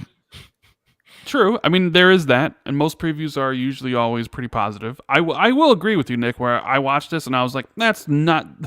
Like, if I was on the fence of Redfall and I watched that, I'd be like, that's not selling me on the game. That's right. I'd be like, well, I can skip that one. I was like, this doesn't look good. Like, they're not doing Redfall any favors with this clip. No, not at all. But what are you gonna do? What are you gonna do? Like, you can only insulate yourselves by providing people footage that you've curated, or like when you do the dev and it's like you slowly pan or you do this because you want to get the full visuals, but when it finally gets in the hands of actual people, stuff like that may happen. You also don't know how old this build is that IGN's playing, all those sort of things. Has Redfall even gone gold yet? May 3rd's getting close. Right? I haven't seen it gone but I don't think they even announced that Minecraft Legends had went gold, did they? No, did they? I don't remember seeing a tweet. I mean, from him, but I can't remember. I don't think I've seen a tweet. I have a lot of faith in Arcane. Yeah. I've immensely enjoyed all their games. Dishonored 2, all-timers. Prey, amazing.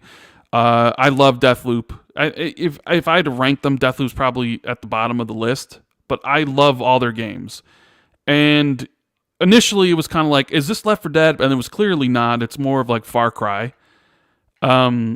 So yeah, I'm excited to get into it. Maybe play a 2-player co-op. Maybe that seems, maybe play some of it by myself. Want to play with me? I don't know. We're usually not on at the same time though. What time do you normally get on? Friend. I don't know. I get on whenever. Yeah. I mean, this for me is a 4-player with the boys. See, I don't want to play this in 4-player because if it's a story-driven thing, people are always talking. You're gonna have to have subtitles on to read what everything's being. I hate doing that. Like even when I get on Xbox and people invite me to parties, it's like if I'm playing Resident Evil or any game that requires any sort of immersion, I don't want to be in a party. So like Arcane's been like, hey, this is a single-player game. It's narrative-focused, all this sort of stuff. I always find myself playing when co-op games that like story doesn't matter. It's just like whatever. Let's just get on to the next thing and shoot and kill, and who cares why we're doing it? And people are like, why are we doing this? And the Sea of Thieves expansion was that for me. Like my crew, it was bugged to the point where we kept listening to the same thing, and eventually we were just like, why are we even doing like this? Is just bad. Like when we played Back 4 Blood, it was like nobody cared about. It was like, let's just go. Like who cares? There's a story. So for me, like Redfall is going to be by myself, maybe 2-player co-op, simply because if they're saying it's, there's a story and stuff, I at least want to pay attention to it. Where at 4 players, I know I won't be able to, right? So, yeah. I mean, I can trust my crew. They'll be like, let's be quiet and listen to the game, kind of thing. So, I hope, but we'll see. I mean, right? Yeah. I like Dishonored and I like Death of the Outsider. Did not really enjoy Deathloop. Started it and just kind of went off it. But as you mentioned, you don't finish most games, bro. That's why with Jez, like I always give Jez crap. He never finishes anything. The only games he ever finishes are the ones for review. Like he's like, I'm doing more reviews because I've had enough of you slandering me on the podcast. Slandering. I'm like, bro, you don't. I'm used to the slander. I don't care. Slander. You care a little. Nah. If I cared, I'd go back and finish all those games. But I don't. I hope they give us this one for review soon, and then we can't talk about it, even having it. That's always a wonderful thing that they've decided to do. Well, that'd be Bethesda. But that'd be Bethesda. Why are you saying that? Like, it's not my fault that this isn't a great showing of the game. That's not my fault. No. I mean, Microsoft's insistence on saying you can't say you're reviewing something they put out because they hate free marketing. That is one thing that Microsoft should change. Like the way Sony are like, people post the title screen. Yep. Like talk to your friends. It's all good. I don't know why Microsoft start the hype machine for all that. But then again, it's kind of gross and like the hype machine. It's just they need to do that for something like Starfield, where it's like the opening picture, like playing Starfield for a review, right? Like. To get people really excited, but Jesse's right. For whatever reason, smart about it. Whatever reason, Microsoft is very much like you cannot mention that anything about this at all until X. It said it directly in Pentiment. You cannot say that you have this game until the embargo. It's like what the fuck? But then this is why I don't understand. Like, is it because of that? Is it because Microsoft is starting to get the whole negativity thing and they're worried that their games suck? Like, is that what it is? Like, no, they gave Pentiment real early, which normally is we're confident on this thing. Like, then why they were confident because the game say reviewed well that they're playing it. Like, I don't understand. I don't know. With Nintendo, get Phil on Nintendo, again. But with PlayStation's games, you see people on Twitter. Oh, I'm playing this thing, and oh my god, I can't wait to talk about it. Blah blah blah. But with the Xbox games, you can't even mention that you. Yeah, it's just. God, that's so weird. John's muted. I was just agreeing. Like- Yeah, it's really weird. It's a really You know, weird. Microsoft mentality. don't get it. I keep saying it. They don't get it. Okay. Super chat. K Asante. No, you It's missed, me. K You missed the Asante. first one. What? Which one? you missed There was Topak there was Shakur another on, one. on the Topak subject Shakur, we're I on. didn't see it. Oh, Mhm. okay, sorry. Not the IGN Redfall gameplay video. It's not IGN's first 18 minutes of Doom 2016 bad, but close. That was a Yeah. rough gameplay showing from IGN there. But, Well, no, wasn't that Polygon who did Doom? Oh, yeah. Are we sullying the good name of IGN? I don't think it was IGN that posted that Doom footage. I want to say that was Polygon, if I'm not mistaken. Oh, it was IGN. I'm loading it up now. Is it IGN? I thought it was First 18 Polygon. minutes of Doom, IGN. Yeah, but they're talking about that someone who posted the footage who was like clearly didn't know what he was doing, was missing all of his shots. Mhm. I thought that was Polygon that posted that. Again, The first someone comment who's is, bad this at game is so awesome. Maybe next time you could upload someone who has actually held a controller before. Oof. Yeah, but like someone being bad at a game doesn't. If someone's terrible at a game, Yeah. it Like Nick. doesn't suddenly make the graphics bad, or it doesn't suddenly make the gunplay bad, or it doesn't. Do you know what I mean? Like It makes it hard to know what the game is. that's fine, but it That's what we're doesn't complaining change about. those core fundamental things. Like my issue with that Redfall footage isn't that the guy looks bad at the game. My issue with that Redfall footage is how it just looks. It just doesn't look great to me. Got nothing to do with him being bad or good at the game. It just doesn't look very good. That's all. I found an article here that says, I would like to thank them, says Doom's 2016 creative director responds to that notorious Polygon video. Yeah, Back in IGN one's 2016 also bad too. Back in 2016, Polygon put out a video showcasing the first 30 minutes of Doom, a highly anticipated return from id. The video was widely ridiculed online because it was clearly being played by someone who's not used to first-person shooters. Blah, blah, blah, blah, blah. So, yeah, so it was Polygon. You know what? I think IGN, it's the same video. They uploaded Polygon's gameplay. Oh, maybe. Yeah, Oh wow, that's confusing. interesting. Okay, sorry. So Polygon. K Asante super chat. It's a me, K Asante. Forgive me, but I just got home from watching the Super Mario Brothers movie with my family. Nostalgia juices are still oozing out of me ears. Salute to the man with the million and the XboxEra crew. Yes, I saw Asante, you Mario might want to go last night as well. go to the hospital, get that checked. Things aren't supposed to ooze out of your ears. Ooze That's a out of bad your thing. ears. Nostalgia But- oozing. Like I said, won't go into much detail because we're going to talk about it next Friday on our podcast. But You know, I like the Mario. when I was younger, I got a concussion, and how they knew is because I had blood coming out of my ears. Ow. Yeah. I think it was like in first grade. I was on one of those bouncy balls and fell off and smacked my head right onto the gym floor. And the best part about it, they never told my parents. Really? The good old days. So when I went home, when I went home, apparently, because I don't remember this because I was like in second grade, right? The story always says like, yeah, you came home and you were like, I'm sick, I don't feel good, and then you started throwing up, and then all of a sudden blood started coming out of your ears, and we had to take you to the hospital, and you had a concussion, and then Wow. we went to the school and it was like, what happened? It was like, oh, he hit his head on the gym floor, and they're like, you didn't tell us? Wow. Yeah. I mean, Jesse says the good old days. You do know that still happens at schools today, yeah? Where they don't tell you shit happens to your kids sometimes. I get a note most of the time. The if day before the world went into lockdown. The day before the world went into lockdown, my daughter was physically assaulted at school. Whoa. They did not tell us. They did not tell us until we picked her up at school and she was bawling her eyes out with marks on her neck. Oh, mate. And we're like, I'd be what like the hell happened? Dab mode. Like, Oh, mate. Don't Ooh. worry. The schools still hide stuff now. It's not just an old days. It's thing. They Australia. still It's hide stuff They're now. criminals. Yeah, well, man, seriously. Anyway, talk about tangents. Yeah. So yeah, I don't know. What do we talk about next? This is so off the rails. The next now. thing has already been debunked if you just want to skip it. Has it been officially debunked, the Starfield controller? I'm pretty sure. I reckon that's real.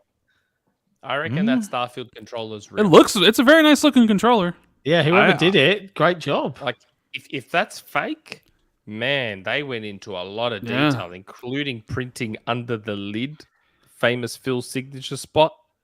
Like, if that's they have fake, to be doing a custom controller for Starfield. Yeah. If they're not doing, I reckon that's it. I reckon that's the controller. Yeah, if it's not the controller, there has to be one, and maybe even a custom console. Maybe it's got to be the first, because the last console we had, they're doing a Diablo 4, like but that's not even a custom. That's just it's a bundle, not, right? Yeah, and it's obviously not first party, but this is first party release. Like, it's got to be. I'm sorry, that controller's real. You really reckon? Yeah, 100%. I mean, it looks great. Don't get me wrong. There's too many little telltale signs that make me think that's real. The red under the sticks, the part inside the battery lid part. There's just too many little telltale signs there that make me think that's real. You see what Asante is saying in chat? He says, I have it on authority that it's real, but no custom console. But they have a headset coming. Well, I'm glad Asante said that, because then I don't have to say it. Ooh. Hey, I'm happy. I think it looks gorgeous. I think it's a cool controller. I have zero interest in Starfield, but I'm going to get that controller. That's a miss if there's no custom console. That's a miss. Can you imagine the first white Xbox Series X? Hey, I wonder. One, and they put that rainbow thing around the. Yeah, but I wonder if they're just projecting. You know what? We're still not going to have any consoles available to sell by the time September rolls around. We're still going to have stock issues. I hope not. That would suck. I hope so. I like seeing everyone sad. I have mine. I mean, I've got two. I've got two series. Jesse doesn't want anybody else to get theirs, though. I want to feel special. You're so fucking special. That controller is real. I like it. It's really pretty. I like that controller. That's a very nice. Do you know what though? Hey, controller rant. I have two. I have two Elite controllers. Halo I have ones. the Halo one, and I have the Core. Let me guess. The Core and the Halo one. They broke. I forge a lot. And in Forge, you use the right bumper to select and deselect. You can fix that real easy. That's great. But Microsoft, can you, for the silly money that you charge for these things, with the redesigned components? You know what the issue is, John? It gets dirty. There gets little crud in there. You get a can of electronic component cleaner. You pop the top off, the front piece. Pop that off. Spray it with that component cleaner for 30 seconds. Press every button you can nonstop for 5 minutes. I did that, and I have not had an issue in, was it like 7-8 months? It just irks me, man. You shouldn't have to do that. Put better parts in there. You're both lazy.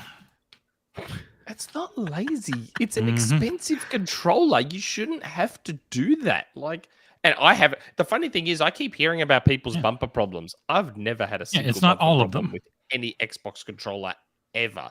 I had my Elite controllers just fall apart. They just fall apart. Gross hand oil, I know. Ugh.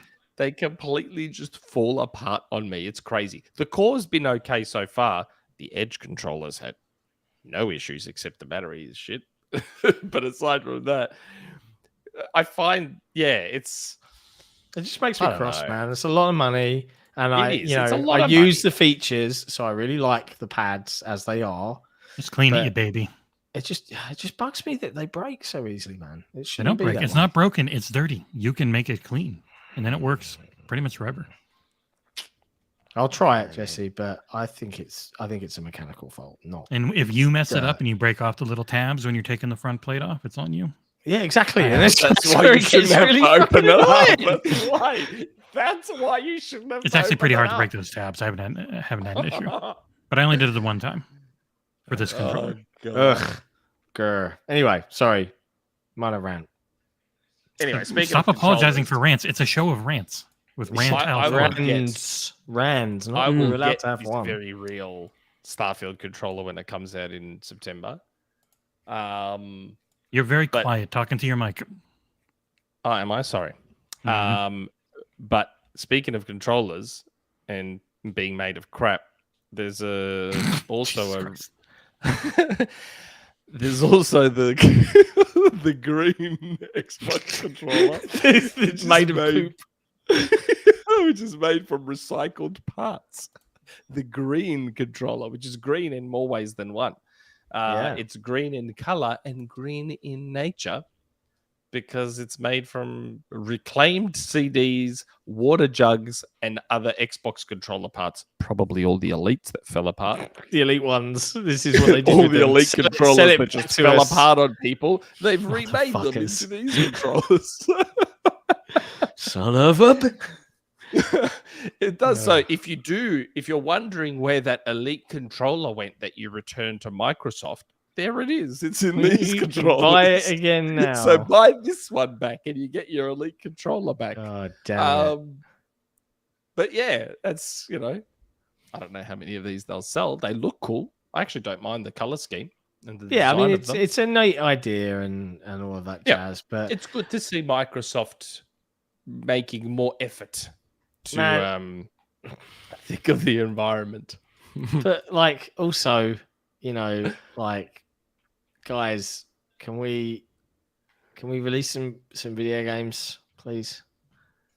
No. Video games. I want, What's I It's want just that? more controllers all the I want more freaking time. controllers. Jesse, are you gonna think about handle? it- Are you gonna handle him on this one? You gotta handle. John. We literally were just talking about how there's far too many games. I know. I know. I'm just If it's you just a think about marketing it- thing that they just constantly like, here's another pad, and I'm just like, guys, read the room. I mean, it is a lot of the room- controllers, right? There's The too room many is that controllers. people buy these controllers, which is the only reason they keep making them. People want them. That is the I room. keep buying them. Like You buy anything, I- anything Nintendo I puts would- out, you buy. Mhm. Legend of Zelda related. Speaking of which, so if you think about it, controllers are the most important thing. That's how you interact with your games. Kinect's gone now, so you only have the controller left. We are no longer the controllers. We Oh, need that's these true. That's a controllers shame. now. That's a crying Yeah. shame. So these controllers are like super important. Yeah, they just released that green one, which is I actually really like it. They got the blue and red Elite Series 2 core controllers they just put out. What's with that? Why have they done that? You When just they've don't got want the Design Labs thing. because it's a lot cheaper. Yeah, I think It's it's still like $20-$30 less. If you just want blue or you just want red, because like if you want to do a full Design Labs one on the core Yeah, it's and get expensive. all the actual stuff, it ends up just adding the cost up quite a bit. Yeah. yeah, and then now you have this recycled one, which to be honest, great initiative, looks ugly as hell. Really? Right? I don't mind it. Oh, that controller looks ugly. I Yeah, don't it's mind it. not the prettiest, is it? There's a little bit of vomit green about it. There has but to be aside something from that says if we make something out of recycled products, it has to look not good. Like seriously, have you ever seen a product made from other recycled content that like look good? I'm sure there's something out there. Hmm. I just can't think of anything off the top. And of we my know head. that there's Starfield controllers coming, so there's another one. You That's a know, nice looking controller. That is a very like Yeah, the Forza Horizon 5 one. I if still Diablo was first party, there would have been a Diablo controller. Call of Duty is a first. You know, are we gonna get Call of Duty controllers every year? surely next probably. year there's going to be a Call of Duty Series X. I There mean, has to maybe be. you would think. Come yeah, on, that's a there has to no-brainer. be. This is a Like, no-brainer for them. seriously. And then Jim Ryan's going to be like, "Oh no!" What about it? What about a It's Forza early." Motorsport controller, Nick? I mean, they did one for. Oh yeah, they did. They did. You know, They did did they the do blue another one? VCR. They did Yeah. the blue VCR Xbox One. That was nice. I wish I had got that. I never got that. It's one thing you can count I out am for getting- Xbox is more controllers all More the time. for everyone. Yeah. I've got my Titanfall one.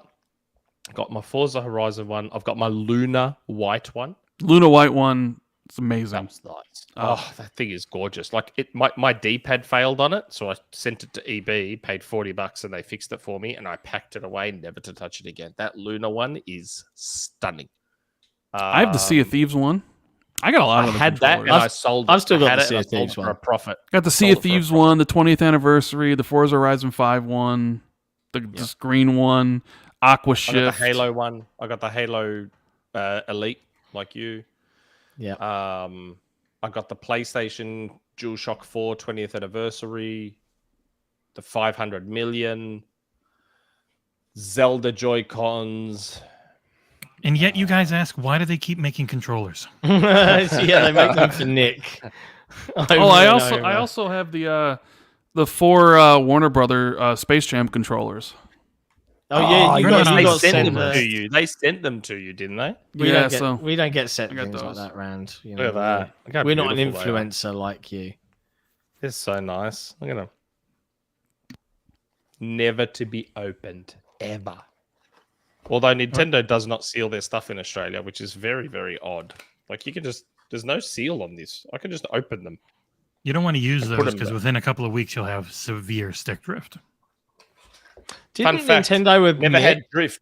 Never had drift on a Joy-Con except the one that my son dropped on the floor. That was the one that copped drift.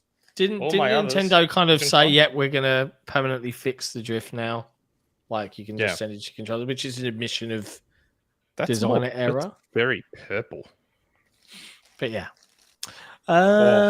Speaking of games that Microsoft might release that aren't controllers, Minecraft Legends got a bunch of previews. Oh, not from us. They sure did. Yeah. They didn't get them. They didn't get a preview from us. That's true. That's true. No, they didn't. Did they get one from you, Red?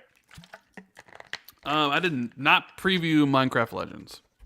Did not. Okay. Did not. But glowing previews. I saw. Is it Zachary Brody's one? Windows Central. He gushed. Zach Brody or Zach Brown? I can't remember. Zach B. Let's call him Zach B. I can't remember his surname. His name was Zach Brown. But looks very positive from folks that enjoy those sorts of games. Zach Bowden, B-O-W. Thank you. Oh, Bowden. We both Bowden, got not it wrong. Brody. Yeah. So yeah, that's. I don't cool. know. This game doesn't quite do it for me. Like Dungeons was fun and very difficult, but this. I think Dungeons was accessible, right? Because it was a pretty easy, but it was also bastard hard. Oh my god! Why was that game aimed at children so difficult? My kids still play it. They still play it and they still love it. Diablo 3's not even that hard. I don't think I've ever died in Diablo 3. Ever. Yet in Minecraft Dungeons, I've died 1,000 times. Why is it so hard? It's so weird. Yeah. Yes, Jesse, I don't know why you gave that look. I haven't died yet in Diablo 3. Not once. It's not a hard game, Diablo 3. Or maybe I'm just ultra powerful and I just can't be stopped. I don't know, but I've never died in Diablo 3, not a single time. It's the skills, mate. You've got the skills. That's what it is. Is it meant to be a hard game? I'm asking genuinely. I don't know. I'm not into Diablo in a huge way. I just bought it on PS4 because I felt like it. And is it supposed to... Jesse, you're muted if you're talking. Oh, you're talking to me. Diablo is meant to be very difficult at the higher levels. It's not really during the early part of the campaign, but if you're doing... Nephilim rifts and you're doing all these different endgame things, it gets very difficult. Oh, okay. I'm probably not adding game. I'm not adding game yet. I'm still doing the main campaign. And if you're doing the main campaign on normal, it's not hard. Yeah, it's not hard at all. But Minecraft Dungeons, it's like, oh my god. It's one of the hardest games I've ever played. I was laughing at Nick saying, oh my god, why is this so hard? It's weird. Because out of context, when I wasn't paying attention, I was wondering what the fuck you were talking about. He was looking down at the time. But yeah, I don't know. Minecraft Legends, it's not doing it for me. I think it's going to appeal to. You're not into RTS games. I'm not. Yeah. Hey, you got Slothed, by the way. Who got Slothed? You guys. We did.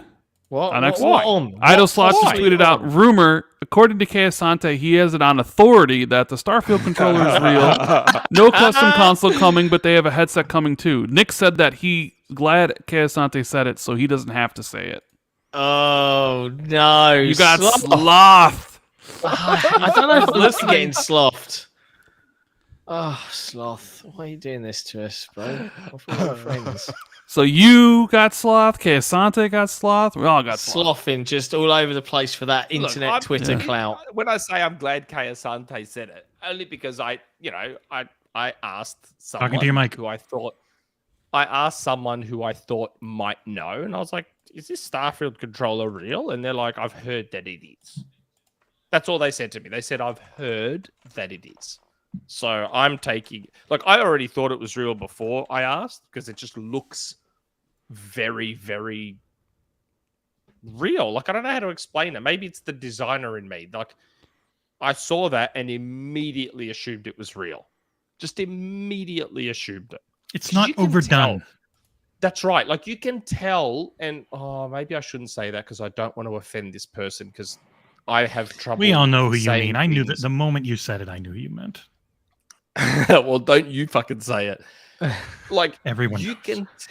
you can tell a custom design. And again, I was a graphic designer in a former life, so I can kind of instantly tell a custom design from a hobbyist from what is usually the real thing. I'm generally a fairly good judge normally. So when I saw that Starfield controller, I just immediately assumed real. Because I'm like, that does not look like something that some dude just made. That looks like it's the Are you official adding thing. to the slothing of us right now? No, I'm just saying my opinion on when I saw that controller. Like, remember, what month are we in now? April. They would probably need to start making these controllers for a September launch. They would need to have them ready to go. So safe to say that a prototype would be out there, if not more than one. So, you know, Rand, to me, that looked real straight away. Have you ever been slothed, Rand? Have we been Yes. ever been slothed? That's like an occurrence almost every single Xbox too. I was going to say, have you ever done a show where it didn't generate at least 1 to 5 tweets? I'm sure there's been some. I'm sure there's been I'm some. just glad it was Really? Asante. I'm just glad it was Asante and not me. No, you kind of Um, helped spur it on though, dude. You know, like Anyway, Get Ryan soft. P with a $2 super chat. Have you discussed all of Age 1 being added to Age 2? What's the other one? I mean, we haven't, but I did not know that was a thing.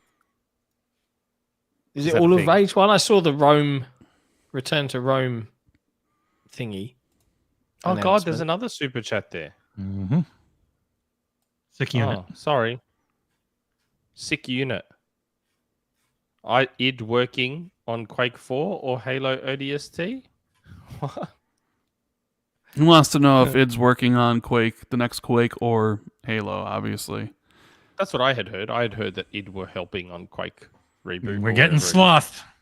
No, Oh, that was a no. rumor mill. The Quake Fine. reboot was a rumor mill like ages It'll happen ago. again.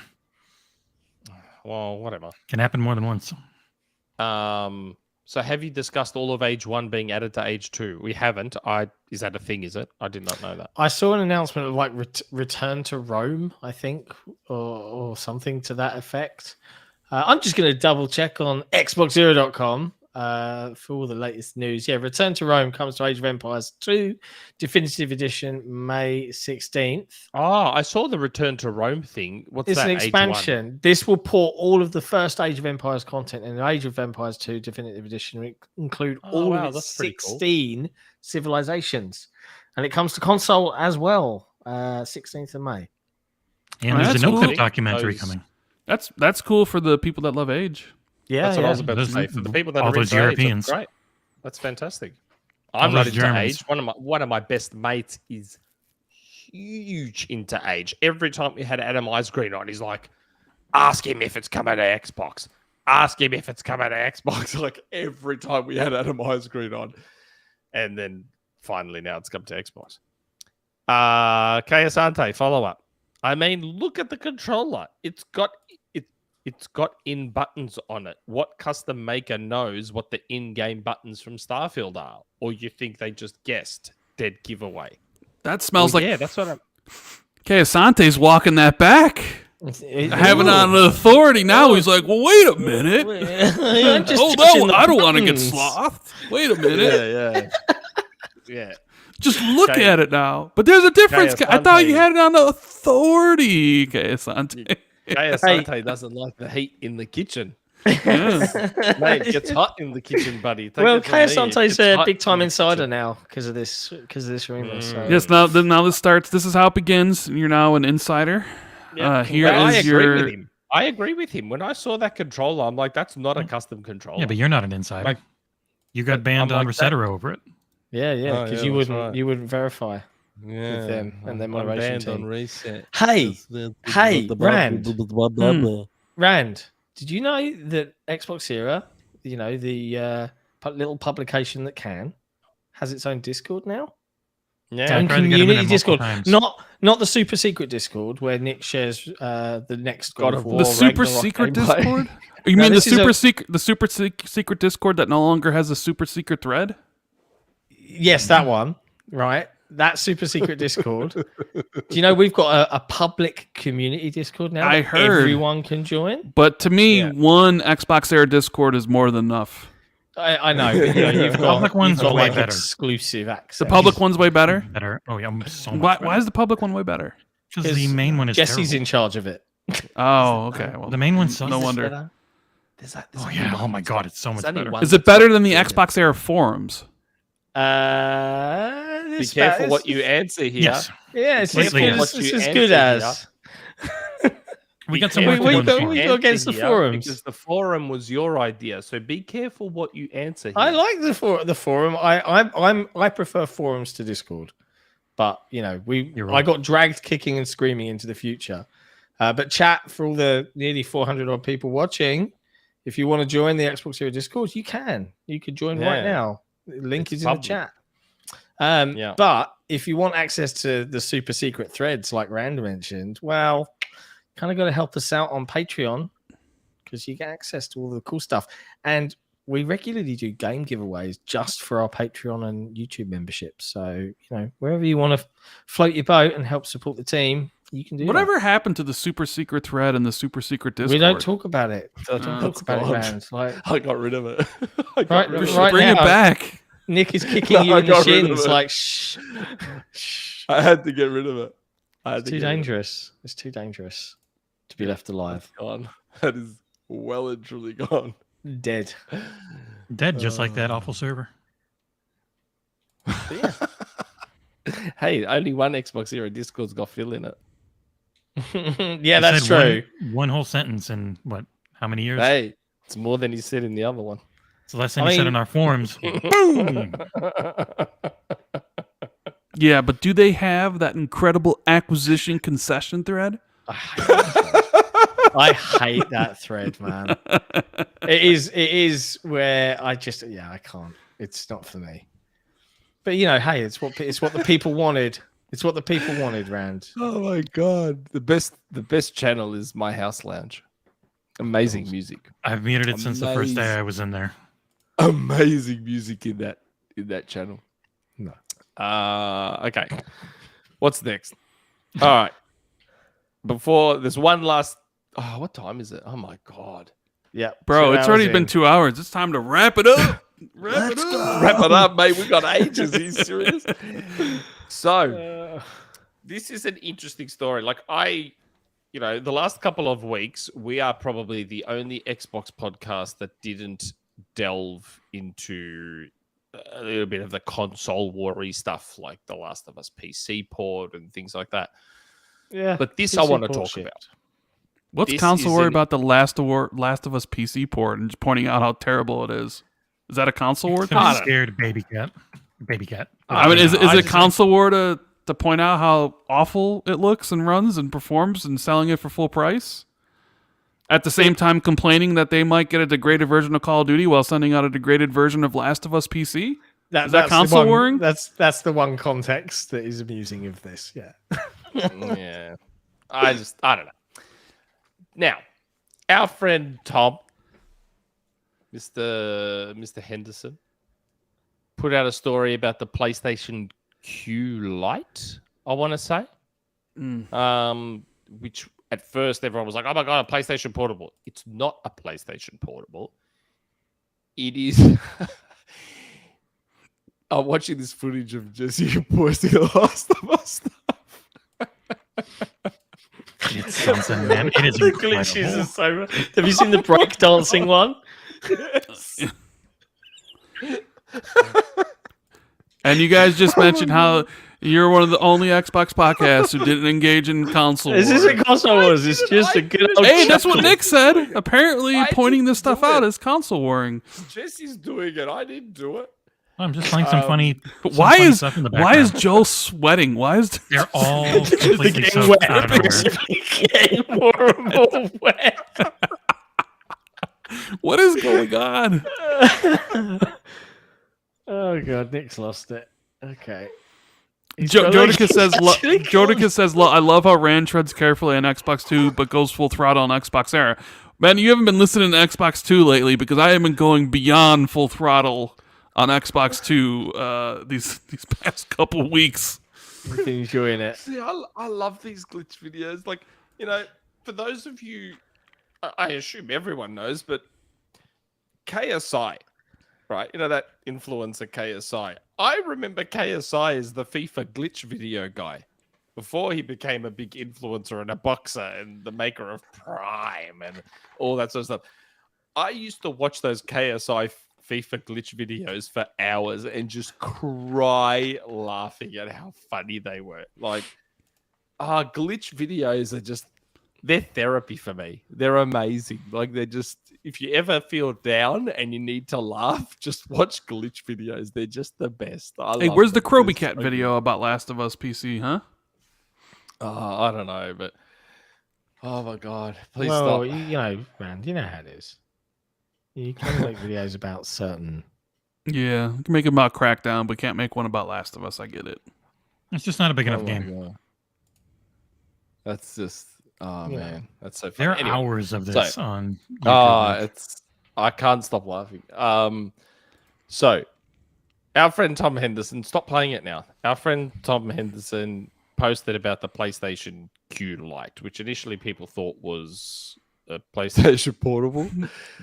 They were But it's hoping not. it was. You're talking They about were PlayStation. I'm hoping. playing a PlayStation game. And I've told people to give up on the idea of a PlayStation Portable. It's just not going to happen. It's not feasible. The Switch has changed the game. So what this thing is, allegedly, and I may have asked Tom a couple of things. Allegedly, irrevocably, irresponsibly, this is essentially a DualSense with a screen for all intents. That's not what Tom tells me. That's just what I've gathered. Because what did I ask Tom? I think I just asked him. I'm like, is this basically just a remote play device? And he's like, yeah. So it's a DualSense with a screen that has the ability to do remote play, apparently. And a lot of people aren't happy about that. I don't know. I'm intrigued by this product. When I first heard about it, I was like, what's the market for this? Like, I don't know. Unless, do we think it's going to act like a Wii U gamepad, kind of? Maybe. Well, why is Jesse laughing so uncontrollably? I don't what's the understand. market for it? Well, it's the same as the market for the Logitech G Cloud. But All it's of not a those? cloud streaming device, though. It's Yeah, not but a cloud you can streaming device. stream- It's a remote play device. So Oh, you come have on. to own. You have to own a PlayStation 5 to be able to use this thing. It's not a cloud device. It doesn't. So as far as we know, it doesn't support PlayStation now. So this thing is purely for remote play. Sounds a bit iffy to me. So to me, and I just saw Mr. Keyma in the chat saying Wii U tablet. Well, that's the thing. To me, that's something it needs to have to be worthwhile. It needs to have Wii U-like functionality, where if I'm within range of my PlayStation 5, it should just be native, like a Wii U tablet. But if I go away, then it's just full-blown remote play. then I have some interest in it potentially. Like, and it needs to be cheap. This thing can't be. If for this thing to find any success, yeah, I know. You're I aware of understand who Sony are, right? Sony and cheap, huh? Interesting I know, premise but, like, you've got there, Nick. The only way this thing finds any kind of real success is if the price is right. And it needs to have some kind of feature that gives it a must-have quality. Like, what, I don't know what, if it's not a portable, then what can this thing have that realistically makes it a must-have? I mean, I look at it as the same way I look at their lines of headsets or whatever. It's just for people that want it. It's like there's an area, at least it's an accessory, right? So it's not like it's a new dedicated handheld that needs to sell X tens of millions, 30s of millions to sort of like be, worth it. It's just like, hey, we have the headsets we do. We have the extra controllers. We have, I think even Tom said, wireless earbuds. They're all just accessories for the hardcore end user. And now that Steam Deck's a thing and you're starting to see more handheld stuff like Logitech Cloud, the Asus stuff, there maybe is a potential market, not saying it's like 20 million strong, but one where they could sell this accessory at a premium, like $250, and that would speak to the super hardcore PlayStation guy, because you need the PS5. So the only people probably really interested are the ones who are heavily invested in PlayStation anyways. So you have it for them, and it's like, okay, if you want this, you can pick it up. And you don't need to sell 40 million to have it be a success. You can sell a couple million and probably be okay with it, just like they do with their headsets and all that other stuff. No, that's it's just fine, another but my thing, thing another is, cog in the brand. What is this thing giving me that my phone and a backbone can't? That's my question about this product. Like, It's made by PlayStation, bro. What? It's made by PlayStation. Also, there's, some people don't want to buy a backbone and then put their phone in the backbone to play stuff. They just want to be like, I have a device that's custom made for it, right? Yeah. I mean, guess so. The thing is, it's like people want a dedicated handheld. They want one from Xbox. They want one from PlayStation. But it doesn't make any sense for either of them to do it, right? Even if Xbox... Xbox. Well, It does for Xbox. I know you're on they'll turn the Xbox Series S into a handheld train, right? Yes. I think if Xbox ever does a handheld, it'll be a cloud gaming one, because it makes the most sense for them. There's unless they could turn the Series S into a handheld, which I think they can. I don't think they would be able to until years and years down the road. But either way, even if they're not going to make a dedicated one, because that's another version of the game you have to make, right? And it's going to be expensive. Not if it's a Series S. Sure, not if it's a Series S, but I don't think that's feasible at all right now. No, I find 20 years from now, maybe, but not right now. And the same thing with PlayStation. You build a dedicated handheld. You have to put all those expensive parts into it. You got to sell it for $400, $500. And then you're going to tell developers they have to make a version of the game that runs on that. No. There's a difference. Okay, this is where, and this is why I'm surprised Microsoft aren't or haven't done it yet. The Series S provides the opportunity for a portable Xbox, right? It provides that opportunity by being the lower end spec. PlayStation doesn't have that with the PS5. You can't have Vita 2. People need to get this into their heads. Well, that's what I was saying. You can't do it. The Switch has changed the game. The Switch has allowed us to achieve what we've always wanted: the home console experience on the go. That's what the Switch is. That's why the 3DS basically doesn't exist anymore, because the Switch has given us what we've always wanted. That has changed the game. There is no market now for a Vita 2, which is this completely separate device with its own games that aren't really the home console thing, but trying to be. That's not a viable thing anymore. And the PlayStation 5 can never be made into a portable. So you can't make... The PlayStation 4 could probably be turned into a portable, but then you're holding back the PlayStation 5 because every game needs to be able to run on the PS4. And Sony won't want to do that. So Vita 2 is out of the question. You can't do it. So this device, from that perspective, I guess makes sense because that's the closest you're going to get to a PlayStation 5 portable. The downside being you apparently have to have a PlayStation 5 to be able to have it. Because at least for me, I don't know about all of you, like have you all tried remote play on PlayStation or am I the only one? No, I've not tried it. Nope. Jesse? Brand? No, I don't do remote play. Sorry. Yeah, I've tried it a few times. It works pretty well, depending on your router. If you have a good router, it's pretty good. Yeah. So I've played remote play with PlayStation a lot, and it's quite good. For me, it's significantly better than Xbox's remote play. For me. But as far as I'm aware, PlayStation's remote play uses my upload. Where with Xbox's remote play, I'm still connecting to their servers in Asia somewhere before it comes back down to me for some stupid reason. So Xbox's remote play is not great for me. With PlayStation, it's very, very good for me because I've got good upload. So remote play is brilliant for me. But this device here, for me personally to want to jump in, it needs to be a bit more than remote play. It's got to have something else.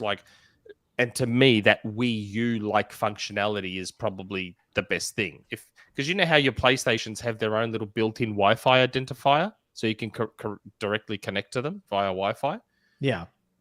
If this device can detect that it's near my PS5, like nearby, and be like, okay, I'm switching to Wii U mode now, where it's just like native, then that's something worthwhile. And on top of that, if it can have second screen functionality and act like a DualSense for my PS5, then that's another feature that all of a sudden it becomes a more interesting proposition than just a straight up remote play device. If it can do all those extra things, I reckon I would be interested in purchasing it. But that's just... But what price does it have to be for you? For me? Well, I bought the... No. My mum bought the DualSense Edge for $340. This thing, I don't know, like...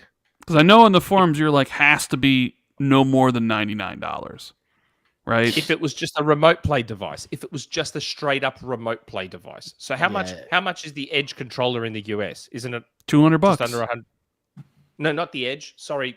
The regular controller is $70. $70 for the regular controller. 70 US.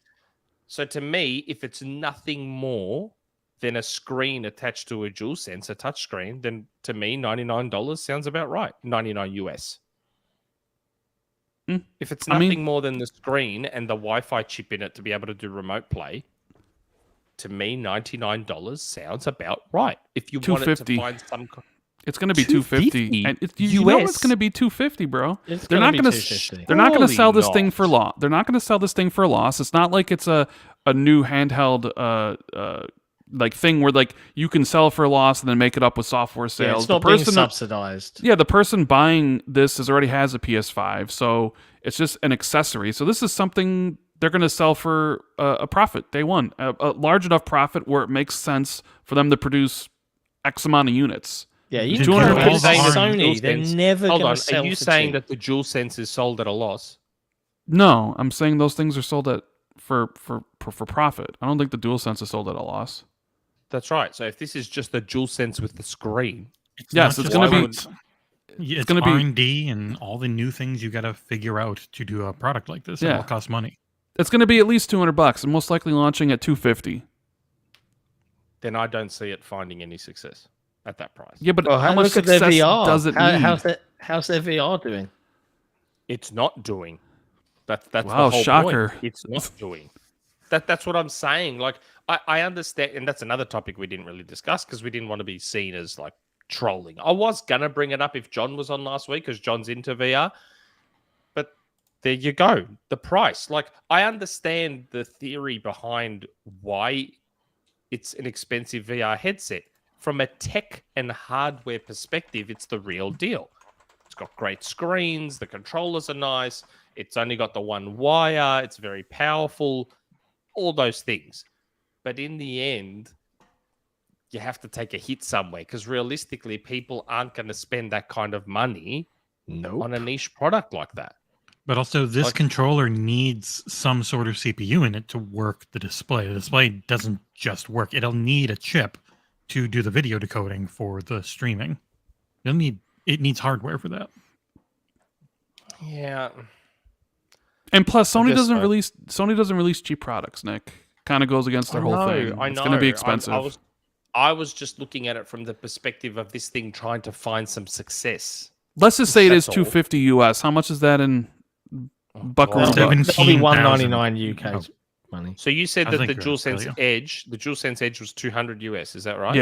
Yeah. Well, that translates to 340 Australian dollars. So what? So it'll be So 400. 250? Yeah, you're looking at 250? 400 plus. I'm not Are paying that much. Are you gonna say you're gonna see a tweet Yes, from you Nick are. being like, "I had to do it. I had to." Oh, my No, mom no, did no, it. no, And you said yeah. you said your mom did it. She gave you Yeah. a gift card. You chose to spend that money that way. You bought it. It was money. I you know, got. but it still wasn't my money. It was your gift card. But my money didn't pay for the gift card. My mum's money did. Yes, but then it's your money because you have a gift card. You can spend however you want. And that's not how you that chose to buy a controller with it. So it was your money buying that It wasn't controller. my money. It was my mum's It is. money. No, it's your money once they give it to you. No, that's not how that works. Yeah, it is. That's exactly how it Anyway, works. If they don't this hand it thing to is you and say, $400. buy this controller, it's your money. If this thing is $400, I'm not buying. At least I'm not going to pay for it. Maybe Just- I need to try and get Dude, all Sony you need to send do me is money. buy it. Here's the thing: buy it and expense it. We don't have How? any money. Yeah, I mean, what do you mean how? Talk about it on the podcast. Therefore, it's part of the business because you bought it so you could make I'm content. That not doesn't make any money. giving Nick an avenue to just buy endless shit. That's Hold That's- on a second. that's what I would do. hardly, Hold on. That's I what- hardly ever ask you to give me money for stuff. You don't have. Hardly ever. Hey, life lesson. Never, ever let Rand bring up money on the podcast and then talk about it live. Ever. Ever. I like how John's like, no, never. Shutting that down. Mute the mics. The long nutshell of it is XboxEra, despite the fact that we go toe to toe in terms of our quality of our video production, etc., with the big boys, we're teeny, we're very poor, so we need the audience to actually help us grow, which is why our Patreon is a thing. So go That's right. there And that's why we have things like Control and Manscaped and all these other things because we need you. Yep. We need Use you. code XP2 at the checkout, Manscaped. What? Whoa! What? No, Whoa, huh? no, What? No, you don't don't use even know. XP2. You use XboxEra. Oh, Yeah. okay. at the No, checkout. you game mess. Oh, wait, no. Whoa! What's going on? Do you reckon if you Look at that. add See how all of nice the I am? codes- I even got Jeff that Manscaped deal. See how nice I am? Look how supportive I am of other Xbox podcast. You know what's funny? He came to me podcasts. and asked how we got that. He didn't come to you. I'm Jeff's number one guy. Yeah, okay. I love it. And Oh, did you so did good. you answer the question by saying Nick got that deal? No, I just said you can go to Nick. It's the one thing he's ever done. Yeah, okay. Whatever. Man, this podcast is going to be 5 hours long like yesterday's Xbox 2. Jesus. Oh, I man. already Hey, warned look, my wife. I said Rand's on, and she was like, "Ugh." She Like knew what? straight Like away she that I knows meant- me? She knows me? She Hang on, does. wait. She We knows can't. We you can't. We because- can't do. We've got one more section because we kind of touched on it here and there, but we can't go a podcast without with Rand on and not talk about the ABK. Activision No, Blizzard my wife does know you. because acquisition. Sometimes, Mhm. remember how I said to you, sometimes when you do Xbox 2 and I'm still lying in bed watching it on my Yeah. phone, so my wife can hear. Oh, She hears. She's I- like, "What are they saying about you this time?" Because she'll hear Rand go. She'll hear Rand be like, "Nick this, Nick that," and then my wife's like, "What are they saying about you?" I'm like, "Don't even worry about it." So she already knows when she heard you were on. She's like, "Okay, this is going to be a long one." Two Anyway. hours and 20 minutes in, finally getting to ABK, huh? Oh, yeah. So anyway, the PlayStation controller that I may or may not buy or get my mum to buy for me. Jesus Christ. Hey, does it being called the Q-Lite imply there's a Q heavy? Maybe.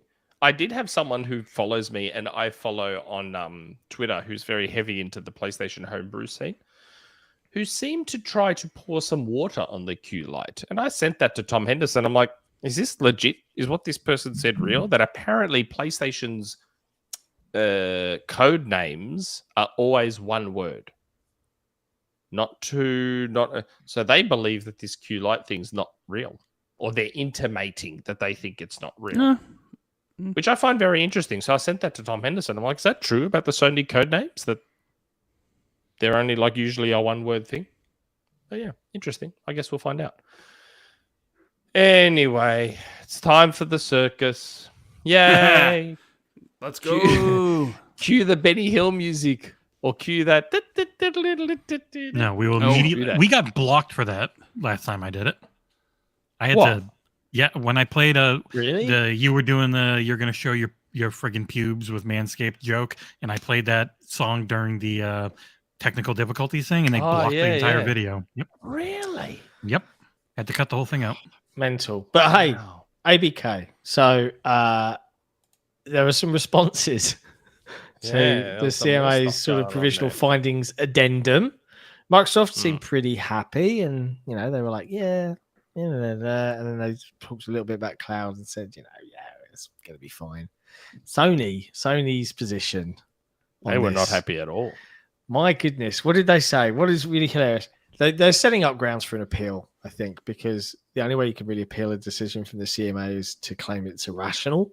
And their exact wording was the CMA's reversal of its position on its console's theory of harm is surprising, unprecedented, and irrational. Mm. Like, it's so. I mean, I get it. Like, it's shareholders, it's business. They got to do everything they can to stop this from happening. But man, I Sony's know. a bitch.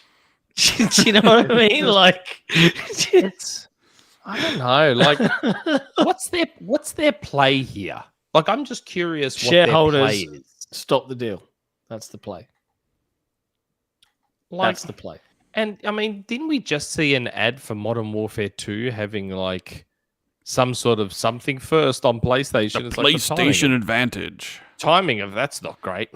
Like, here we are worrying about PlayStation getting an inferior version of COD while PlayStation sit there advertising stuff that they only get that Xbox doesn't get. Like, That's a bit awkward, isn't it? Jesus. It's a bit PlayStation's that's- projecting, man. Because they're worried that Xbox is going to do to them what they've been doing to Xbox for almost 2 generations now. They're talking about a degraded COD, but Call of Duty's been degraded on Xbox for since 2014. Yeah, since the Xbox. With all their marketing deals they run, it's the inferior product.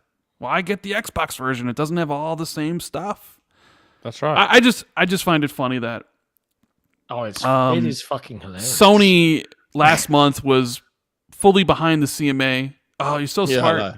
You're so great, amazing. man. You look so pretty. You read all this info and you came to the correct conclusion. We support you 100%. And then a month later, they're like, You're "Why? irrational. You're irrational. Crazy. What'd you doing this for?" I'm telling. It's so painful to read. Like, did you see that there was some crazy stuff? Like, there was a 10-year giant bomb forum Yep. quote. It's getting bad when you're trying to find posts from Reset Era or NeoGAF or Giant Bomb, bringing up Digital Foundry. Like, we would lose Digital Foundry comparisons. Yeah, but how long have I been saying on this show that Sony fully buys into the console wars and are the masters of like fostering that kind of fervent fan base? Sony get it. Here's Sony the definitive proof. Here Here's is the definitive I mean, you knew proof it back that in they've always done it. 2013. This is how you share games. The Yeah, ultimate this is how you console share war games, yeah. thing that this basically ruined Xbox for an entire generation. Still haven't really recovered Yeah. from it. It's I've brutal. always said Sony are the masters of it. They've always lent fully into it because they understand the whole hardcore gamer sways the conversation kind of thing. Yes. Like they get it. And the Call of Duty fans are so sophisticated, so educated. They're The- so the- sophisticated.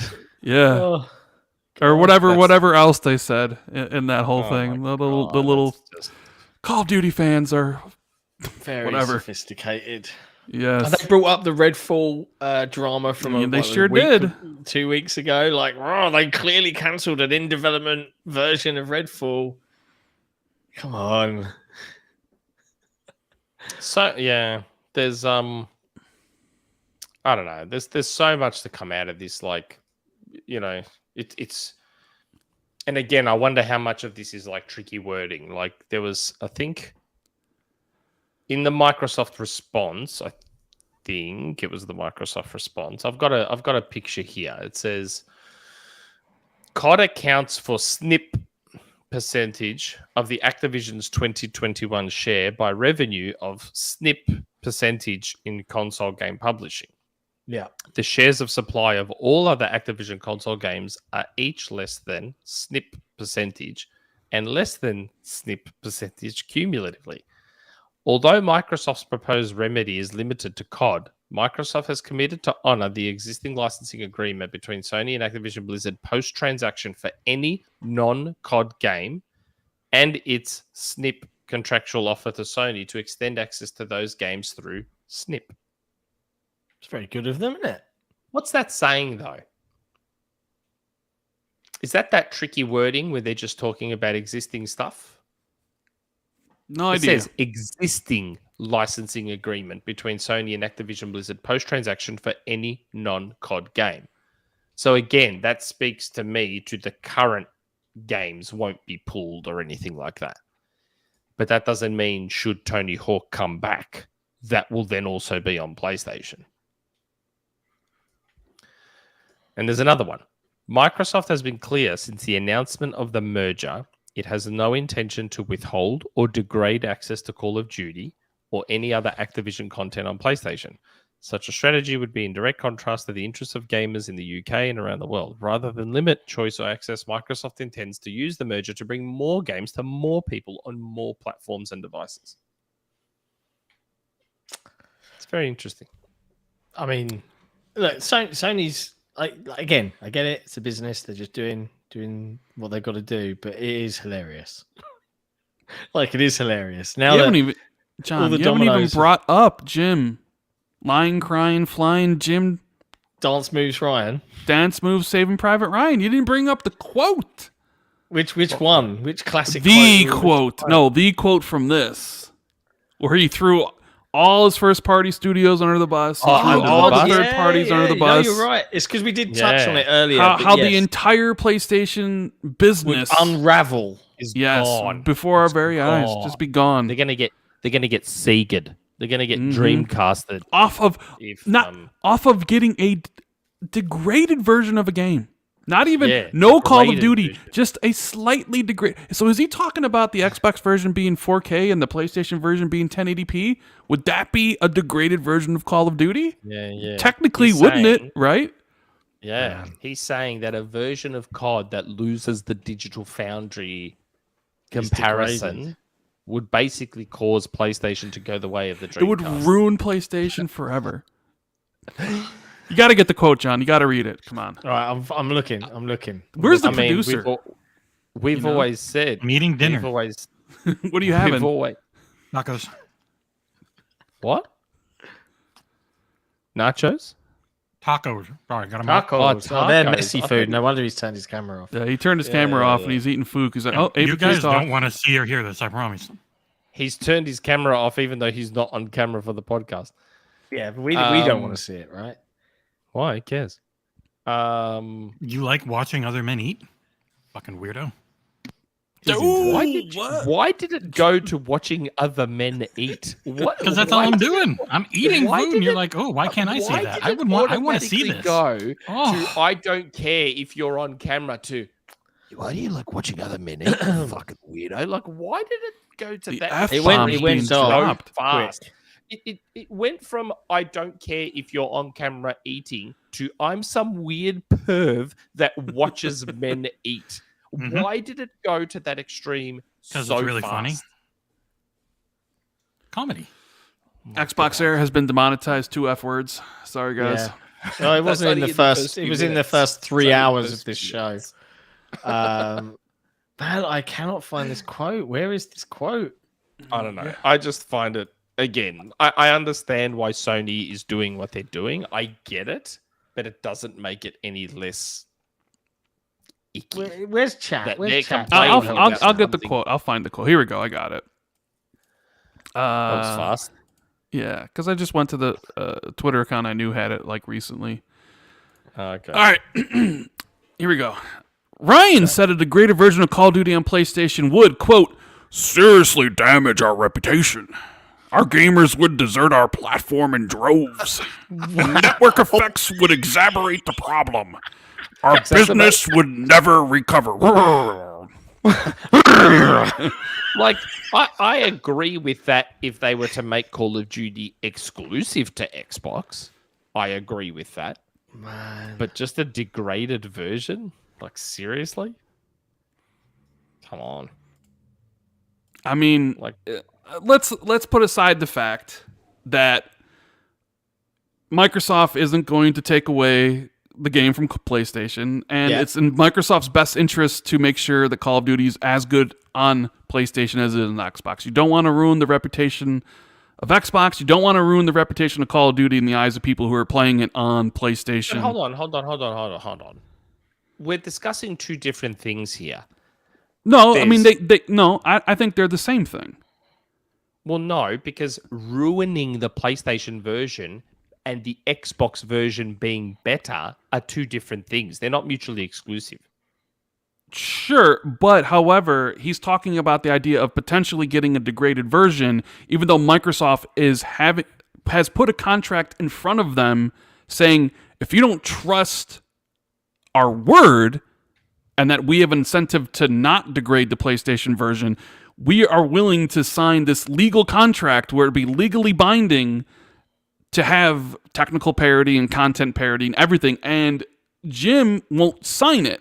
So he's complaining about something that he can easily rectify, right? There's an easy solution for him to never get a degraded version of Call of Duty. He's still just complaining to them about the possibility of a degraded version and how if they had it, it would ruin their reputation, destroy their business, despite the fact that Microsoft's not going to do that. And if PlayStation doesn't believe them, they'll make it a legal contract to not degrade the copy. Like, you don't, like, they're the same thing. It's just, but you're saying, so if Activision as a first party, as a future first party developer, if all of a sudden, what's their name? Infinity Ward or Treyarch. Let's all of a sudden say that Infinity Ward and Treyarch start partnering and teaming up a bit with the Coalition and a few other Xbox first-party studios. And the Coalition's like, look at all these neat tricks the Xbox hardware can do. If you utilize this stuff, you can actually hit native 4K and you can actually maintain a locked 60 or 120. You know, these are these little tricks that we learned through doing Unreal Engine. If you apply this to your engine, then you can do ABC. And all of a sudden, the Xbox version really takes advantage of the Xbox hardware. That doesn't mean they're degrading the PlayStation version. But in PlayStation eyes, it might, which is where the contract would come in, being like, we would say it would have all these things that would remain the same, right? Yeah. So even if in the eventuality that they took advantage of the Xbox hardware and you could run it normally native 4K 120, but on the PlayStation version it could only do native 4K 60, the contract would stipulate that no, it has to be 4K 60, right? I guess you could make the argument that maybe they would essentially be degrading the Xbox version to match the PlayStation version. That's right. Why would you hold back your own game? That's ridiculous. Well, I'm just saying, Jim's complaining about the idea of getting a degraded version despite the fact Microsoft's offering a contract where that legally wouldn't happen, right? They're giving them protection straight off the bat, and Jim's complaining but not signing. Yeah. And even though Microsoft really doesn't have an incentive to... The CMA even said, 2 weeks ago when they switched their ruling, that even if Microsoft did degrade the version, it wouldn't even matter.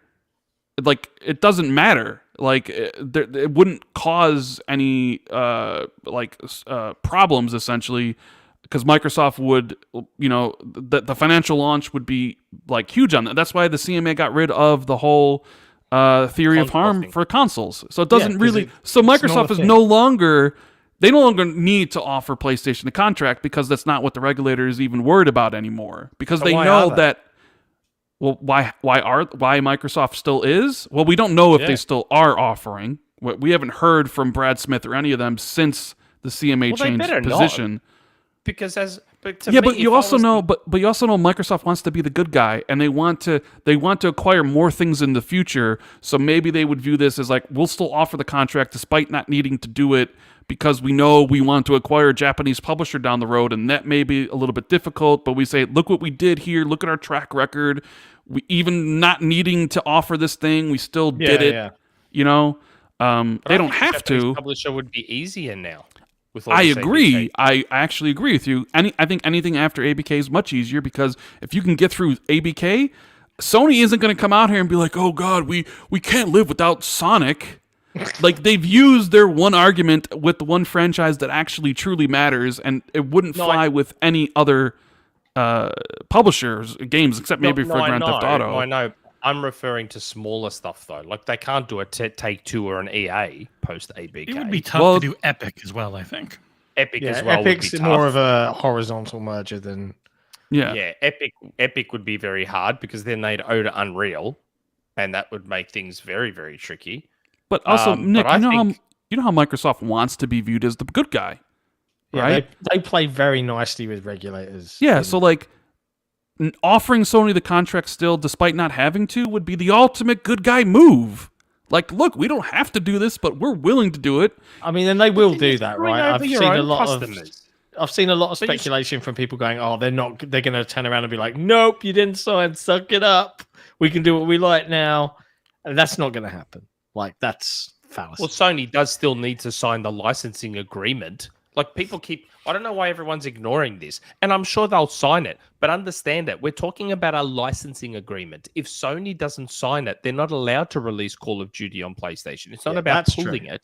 Legally, they can't release Call of Duty on PlayStation if Sony doesn't sign that licensing agreement. Legally, it's got nothing to do with we want to screw over PlayStation. Legally, they can't without a signed licensing agreement. But that licensing agreement.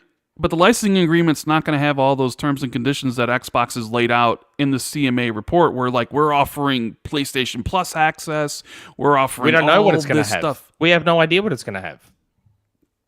We don't know. Well, but then again, who holds the leverage in this situation? Is it Microsoft or is it PlayStation? Microsoft does once the deal goes through. Okay, so if the deal goes through and they still want to Call of Duty's not going to turn down a licensing arrangement for Call of Duty, yes? PlayStation. I mean, PlayStation's not going to turn down a licensing agreement. You wouldn't have thought so. No, you wouldn't have thought so. I mean, the way Jim talks about it, if they did, they would basically be out of business, yes? Yeah, that's true. Right? So they're not going to turn it down, but Xbox can then be like, we'll put it on here 70-30, and that's it. That's all you get. There's no incentives for a parity on the console version. There's no content parity. There's no whatever else you can fit in there. It's like, you get the game, here's 70-30.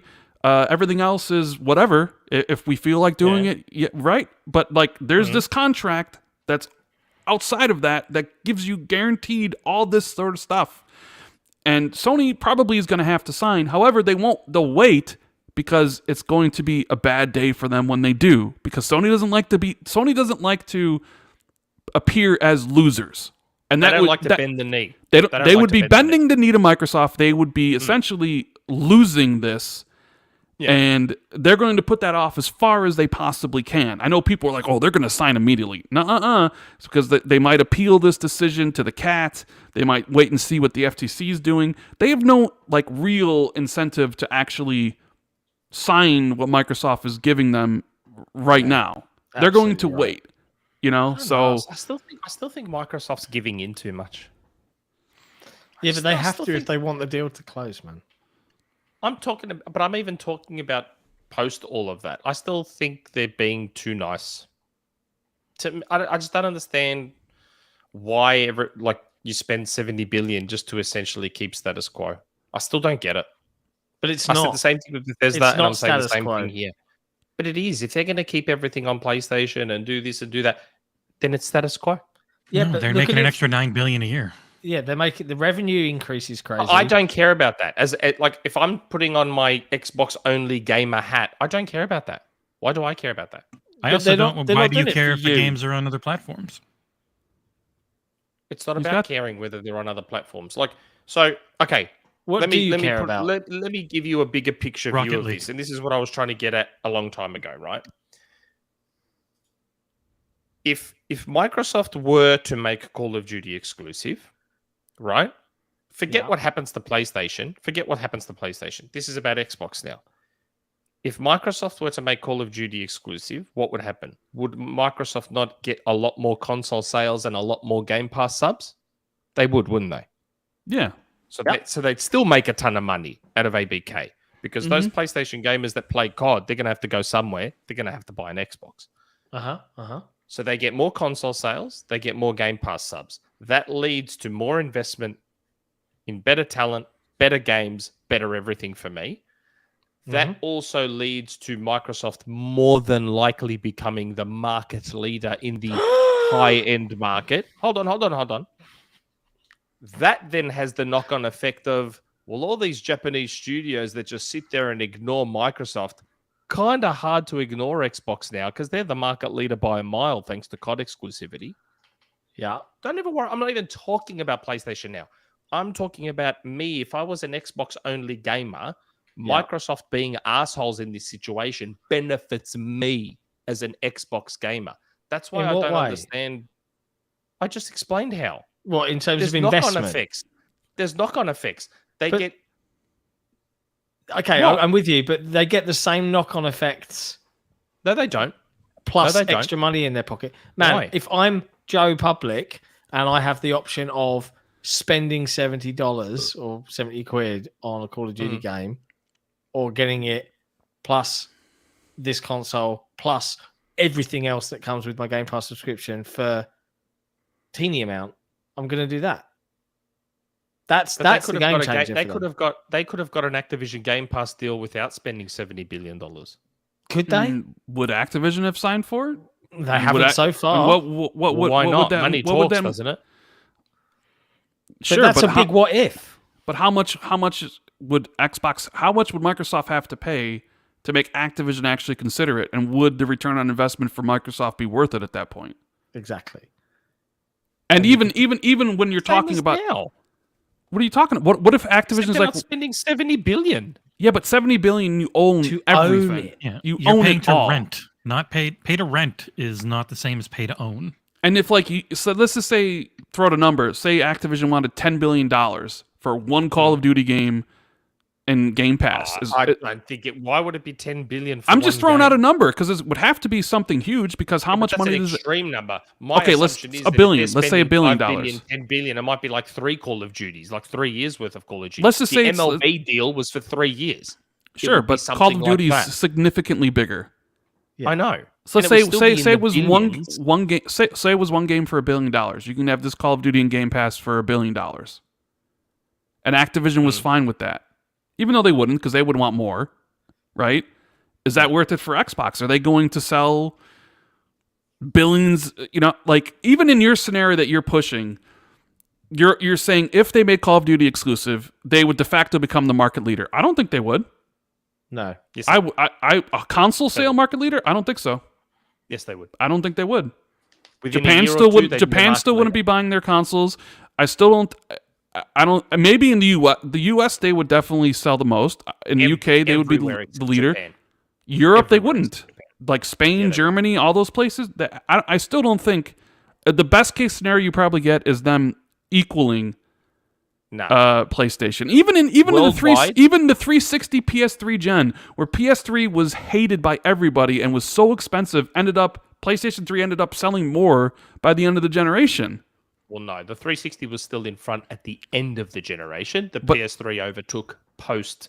But Xbox that was One like, PS4. But your whole thing relies on Xbox significantly being the market leader, so it gets all these other things. When in reality, it's probably not that way. And another game comes along that supplants Call of Duty. Look at Halo. Halo was the Mac Daddy. And then Call of Duty. I said what you're about to say. I've said what you're about to say. I understand that Call of Duty may not still be significant in 10 years' time. I've said that myself. So another game might come along, be able to fill that gap, and then Call of Duty's importance declines, and the money that Microsoft paid is exorbitant, and they don't make anything back. I mean, they've already ran the numbers, and they basically said if you made it exclusive, the financial losses would be so extreme that the deal's not possible. Like they need PlayStation's part of all that money to make this deal work, where they didn't with Starfield or Redfall or any of the Bethesda stuff, because it was a smaller deal and those are one-time purchases versus Call of Duty and all the stuff it brings. I still think 100% they become the market leader worldwide if they were to make Call of Duty and all of ABK stuff exclusive. 100% they become the market leader worldwide. 100%. I don't think so. Guaranteed. So let's just say, like, right now, there's a $10 million sales gap between PlayStation 5 and Xbox. Say it's 30 million, 20 million, right? Yep. They make it exclusive. Yep. They sell that extra 10 million. Within a couple of years, they'll overtake them. Within a couple of years, they'd overtake them. I'm not saying it would happen overnight. It would probably take a couple of years. They would overtake them easily. Easily. Man, I don't know. I think that's a bold. Nah, come on. I don't think so, man. Like, Call of Duty is important. You are going against what you have said on this very, very podcast. We have talked about the fact that people are actually buying PlayStations for stuff like Call of Duty and Fortnite yes, and they FIFA they and Madden, are. Like, PlayStation have made that very clear, right? That's PlayStation right. themselves have made it super clear. Call of Duty, which is every year the best-selling game, if all of a sudden that is Xbox exclusive, those PlayStation gamers that only buy a PlayStation for Call of Duty, where are they going to go? They gotta buy an Xbox, don't they? They have to. They don't have a choice. They have. Or they go to it, or they start playing a different franchise that's already on PlayStation. EA probably licking their lips, being like, "Man, if we can put a Battlefield out there, we could take this market." I think it's much like Minecraft. I think it's in Xbox's best interest to remain Call of Duty everywhere. There's a reason Jim's shitting bricks. There's a reason for it. Yeah, because when you look at it at the face value of it, PlayStation is now going to be basically bankrolling Xbox for the foreseeable future.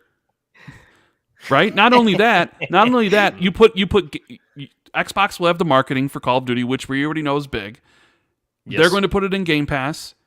And we know PlayStation has problems with subscription services. So Game Pass is going to get bigger and bigger.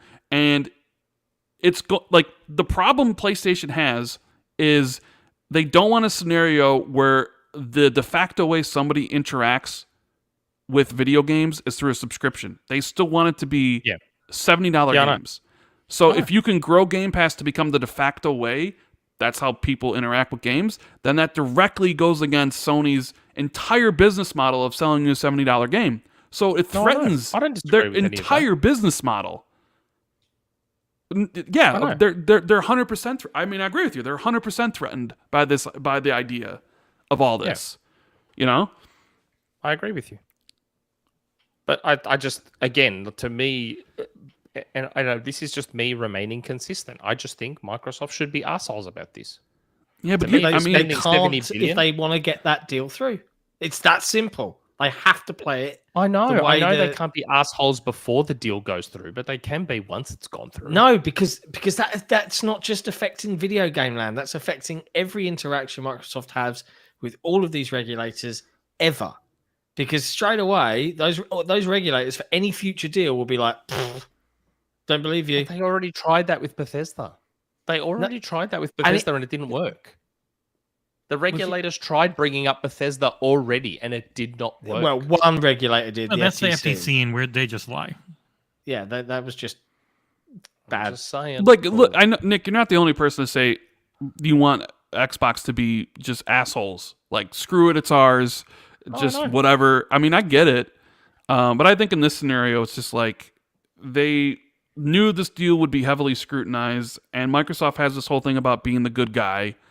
So it kind of fits into all that. And I don't this is just born from me wishing they would spend that money elsewhere. Right, because you don't care about ABK, you don't care about Bethesda, and you don't care about Xbox. I get it. I get it. Look, and I don't even care about I don't care about ABK like that either. I care about Bethesda. I love Bethesda's games, and so the ABK thing to me is like, all right, cool.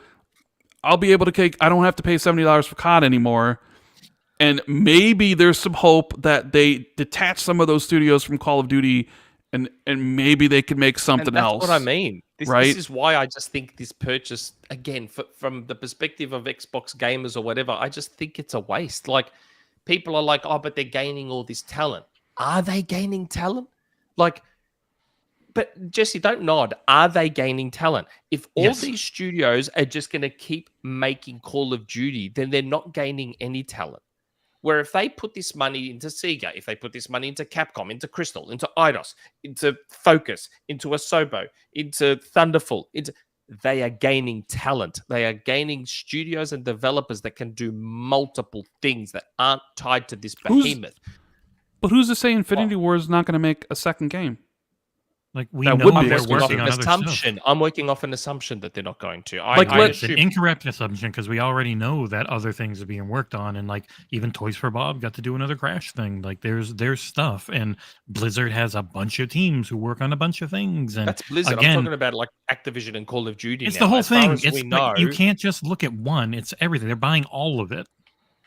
So you got to look at all of it. You can't just say, well, I'm just ignoring the other things that don't go with my point. But the focus has been on Call of Duty this whole time. And it's a stupid focus by PlayStation and regulars. Yeah, it's always been a stupid focus. That's what PlayStation was focused on. Because apparently that's what Sony's reputation is based on. Not God of War, not Naughty Dog and Last of Us or Uncharted or Horizon. None of that stuff matters. It's all Call of Duty. Because Sony made it about Call of Duty. So that's what this whole thing's about. Do you think they're going to regret that, Rand? Do you think they're going to regret the... I think it's already kind of come back to bite them in the ass a little bit with the high-performance market, right? It's no surprise that suddenly you have U.S. Congress members and people talking about Sony's anti-competitive nature in Japan. There's no... Like, it's not a surprise Japan's coming up. Publishers easier now. Probably. That's why. Because of all of this. Yeah, because now if Microsoft wants to buy Capcom, what's Sony going to say? Yeah, we can't live without Street Fighter, bro. Oh, Street Fighter and Resident Evil, we can't live without them. Those games don't sell like Call of Duty, and Microsoft has zero presence in Japan, so it holds no water. Yeah. So what are they going to say? Yeah.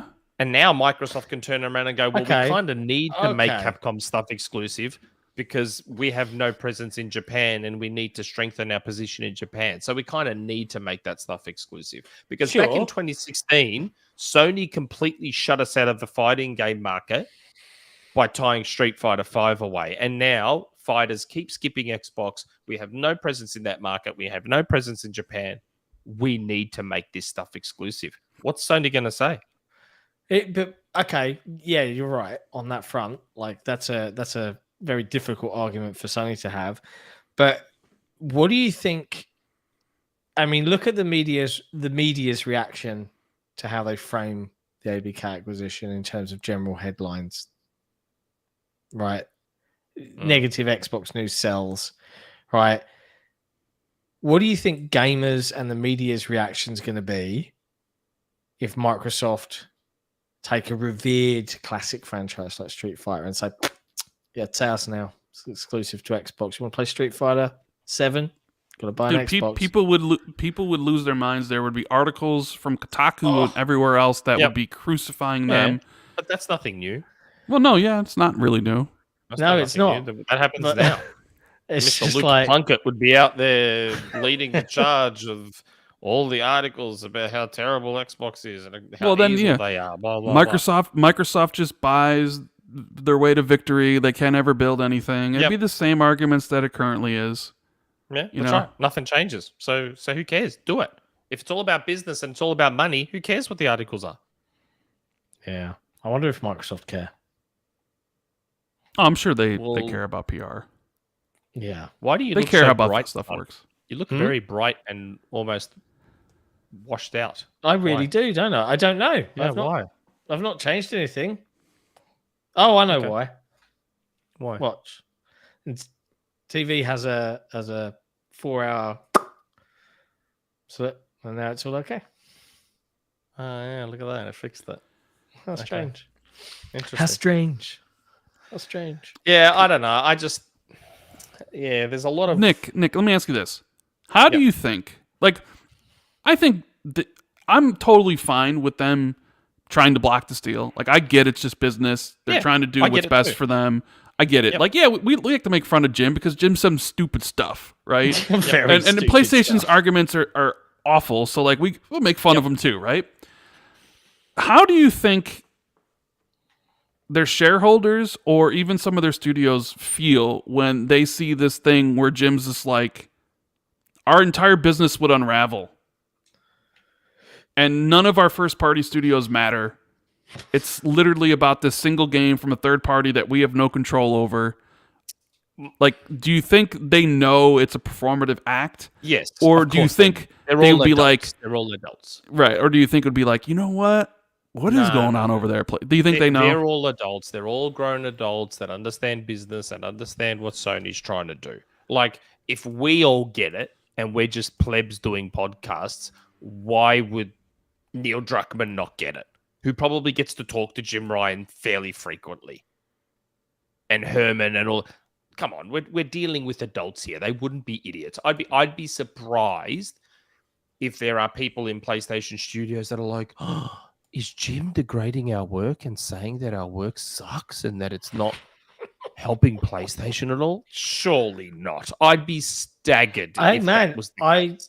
I I'd think be staggered. for how much their games, their big AAA stuff like God of Wars and Horizon Forbidden West and all that, considering how much it probably cost them to make versus how much it sells, if you were to compare them 1-to-1 to Call of Duty, yeah, like I bet they definitely do not make as much money. But we've spoken about that before. We keep saying it to people, no matter how many times they try and perpetuate the myths. That's not where Sony's money is made. It's not. But what made it is on good those for is narrative. It is good for award seasons. It is good for. That's right. Those exclusives are literally a type of marketing for Sony. That's what they are. They're essentially marketing. Well, yeah, that's what Phil said. Exclusives are. It's marketing for the platform. Yeah. Except with Nintendo. Nintendo is the exception to the rule. Well, Nintendo also does really well without COD. Yeah. How's that?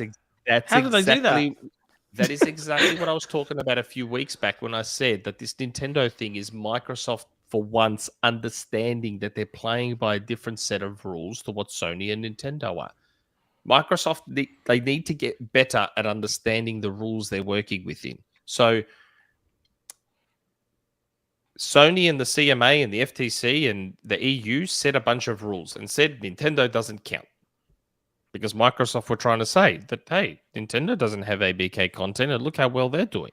They sell on their exclusives. So Sony was like, shit. That really does blow our argument. That really does blow our argument out of the water. High-end market. Nintendo doesn't count. And the CMA is like, yeah, Nintendo doesn't count. They're family friendly. And the FTC is like, yeah, Nintendo doesn't count. Yeah.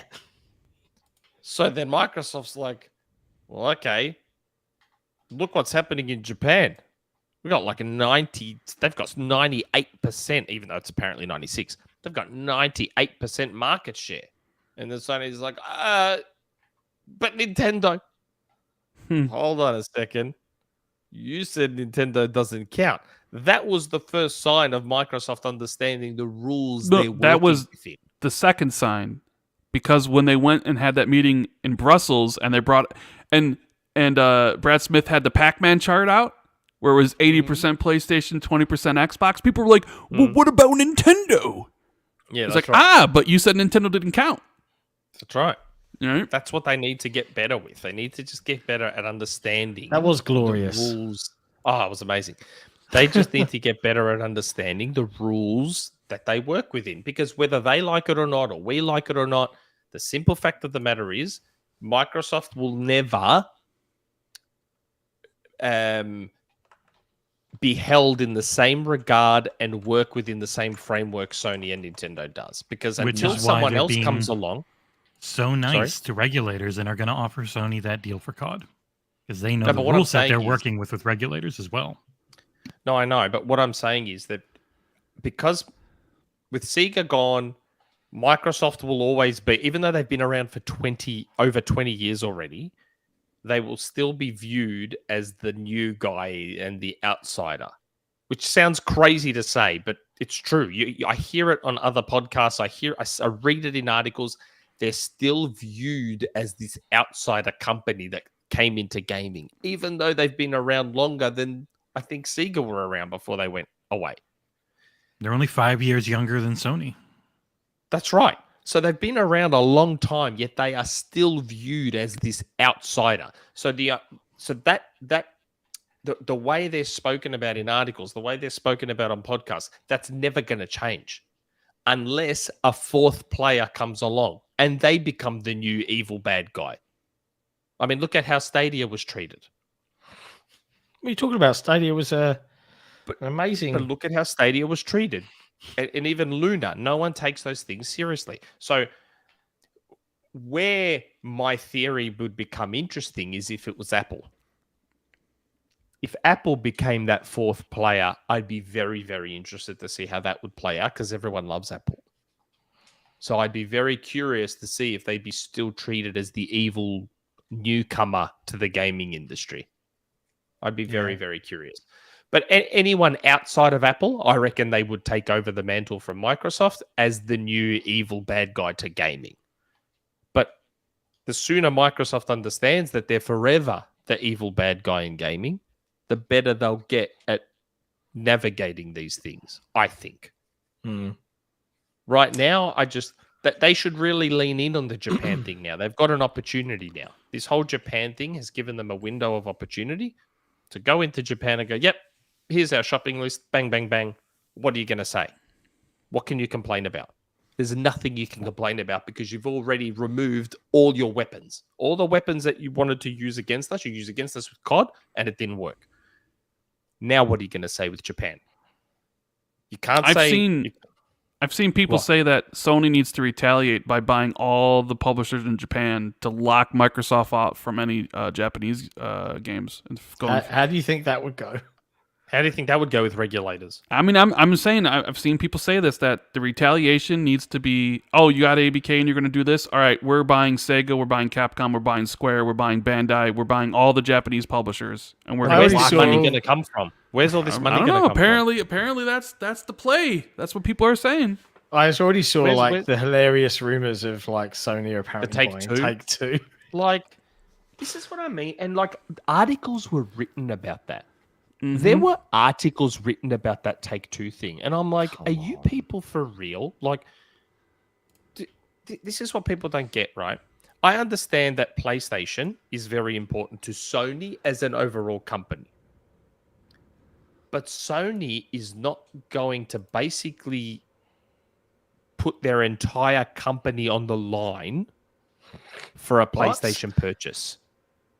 Then they're just not going to do that. They're not going to basically wipe out most of their market cap for a PlayStation purchase. That's not going to be a thing. I don't understand why people keep going on about this competition. Microsoft is a $2 trillion company. They're not in the same... Sony has to fight with different weapons. Sony can't fight with money. It's just not possible. Same way, and this is... I was just saying how Microsoft can't fight the same way in the media. They have to fight with different weapons. They can't use their money in the media to have Kotaku write nice articles about them. They can't use their money to do that. They have to fight a different way. Sony can't use their money to fight on the acquisition front. They have to find a different way. Like they're not just going to go buy Take-Two. And even let's just live in fantasy land. Let's just live in the fantasy land that was created by these fanboys that they buy Take-Two. Do you think they'd lock all that content away? Just like COD has to stay multi, you don't think GTA 5 has to stay GTA 6 or 7? GTA would be multi, and so would 2K. They'd have to stay multi. So would 2K. So why would Sony... Because remember, what's Take-Two's market cap? 30 billion? What's their market cap? Let's have a look. God knows. Let's see what it is. It'd be huge. Take-Two market cap. It'd be massive. 20 billion. There you go. It's 20 billion, right? But that's not what you'd be paying for Take-Two. You wouldn't be paying 20 billion for Take-Two. You'd probably be paying 30 or 40 billion for Take-Two. Because remember, do you think, like, Take-Two is a public company, so it's not like Sony can just slip in the middle of the night and go, hey, can we buy you guys? No. Microsoft's going to know about it. And what you think Microsoft's going to let Sony swoop in and just take Two away? Like, do people think before they say these things? Like, and let's work within the miracle scenario that's never going to happen, which is Sony buying Take-Two. They'd keep everything multiplat anyway. So why is Sony going to pay $30 or $40 billion just to keep status quo? Would it be 30 or 40? Retaliation and it's about... Sorry? Would it be 30 or 40? Wouldn't it just be a 40% premium on 20 million? 20 billion? Why is it just a 40% premium? Isn't that what Microsoft paid for ABK? Wasn't it 40% premium? But who was going to outbid them? Well, I'm just saying that's what they paid. That's what Microsoft. I'm just saying they paid a 40% 40% premium, right? Wasn't that what it was? But there's bidding wars when it's public. When it's a public company, there's a bidding war that can happen. But who was going to? Oh, so you think Take-Two would be more than 40%? Like Sony would have to pay more than a 40% premium. Yeah, he's saying in order to lock it in and not let Microsoft just be like, okay, we'll just outspend you. Because Sony's not a $1 trillion company. If Sony gets involved, then do you think Microsoft and Tencent and all the others aren't going to get involved? They're just going to let Sony get it at the cheapest price possible. And Take-Two's not 20 anymore. They're closer to 30 with the Zynga acquisition. Are they? Oh, well, there you go. I mean, so and I that's was on the low end. That's the other thing with this whole acquisition. Is like we've spent this entire time talking about Call of Duty because that's what Sony pushed. But for Microsoft, like the mobile stuff is the other big draw here. Yeah, but everyone keeps bringing up the mobile stuff. What's the guarantee that Candy Crush is still huge in 5-10 years? It's not about that. The mobile market's even more volatile than the console market. Is it? There's a duopoly and Microsoft aren't in it. But you're talking about Apple and Google now. Yeah, that's the big picture that they're looking at when it comes to this, for sure. They've been public about it, right? They want to launch their own store. Yes. So that's a big play. And if it's as good as the Xbox store on PC, it's gonna be a winner. Can't wait. Sign me up. That's what I mean. Be a winner. I'm actually surprised. I am shocked that Microsoft did not use themselves as an example of monopolistic practices not being the be all and end all. I'm shocked. Like, even with this Candy Crush and Take-Two King thing. Like, if I'm Microsoft and the CMA is like, oh, you guys could be a monopoly. If I was Microsoft, I'd just walk in the room and go, Skype. And just drop the mic and walk out. Well, because they had Skype and they screwed the poop. Skype is living proof that you can have a monopoly on something and still screw it up. Skype is living proof of that, is it not? Like, Skype was so ubiquitous with video communications that people use the word Skype for video communications. I'll Skype you. Oh, why don't we just Skype? I'll Skype you. They don't say, I'll video call you. They'd say, I'll Skype you. That's how ubiquitous Skype was. And they still screwed it up. So I would, if I was Microsoft, I would have been like, you know what? Even if we do get a monopoly, we could still screw it up. Look at Skype. Since we're throwing out stupid examples with regulators, I'm surprised they didn't use Skype as an example of how even if they did get a monopoly in gaming, they could lose it and screw it up. I mean, I don't know. I'm shocked they didn't use that as an example. And even this King stuff, there's no guarantee that King will still be this huge thing.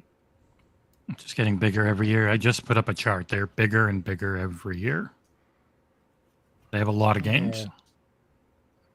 Yeah. You're muted, John. I was just saying, there's no guarantee that COD would be. That's right. There's no guarantee COD will still be huge. Like Rand said before, and I've said before, Halo. You got to make some 2007.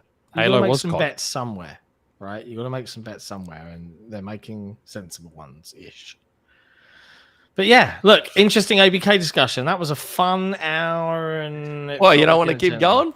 No. Hey, we can talk about Jim all night long. Right, we've got 1 billion community questions, so we're going. I know there's so many of them. Oh my god, 1 billion! Why are there so many? I wish I hadn't put up that because we broke our integration with Patreon, so no one could actually ask questions last week. Yeah, Oh, I did see, fix it before the show. we just gave I all of put up our this thread. people, hey, if you Wait. want to ask a question this week, you can ask 2 because we didn't have a show last week. So Wow. No, dude. Did you No, have- it's literally just all single people. Last week actually had multiples because people trying to catch up. All right. Well, we'll be sensible about it. But before that, it's time for name a game, right? Time And for name a game. Rand Rand, is are going to be you- a quizmaster for the first oh time. my, well, I Do will I have send the you. info? I'll send it to you. yeah, I was going to say, is Rand going to be quizmaster? You have your Yeah, Discord of course it ready. is. yes, I have my All right. Discord Yeah. here. I've already been Quizmaster. This is fun. Have you? Make sure you guys use code XP2 at manscaped.com. Whoa! Hey, hold on one You second. got to play Wait, the what? video. You got to play the video Shitmaster. first. Oh. You got to play the video first. And also, Is he Yeah. playing the video? Oh, just let John talk. Jesus Christ. yeah. I mean, play the video and then I'll talk. It's fine. Okay, fine. Playing the video. Jesus.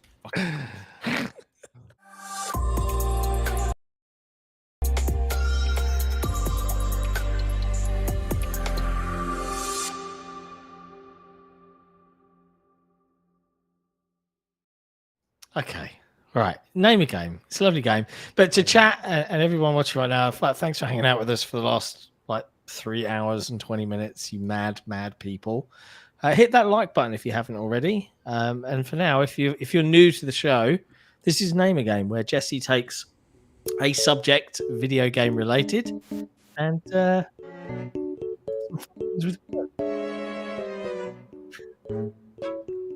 cool. And we play for our. So if you don't say anything, just then he's breaking up. Yeah, like John hearing started John. breaking up real bad. What are you doing, Ooh. John? Did I?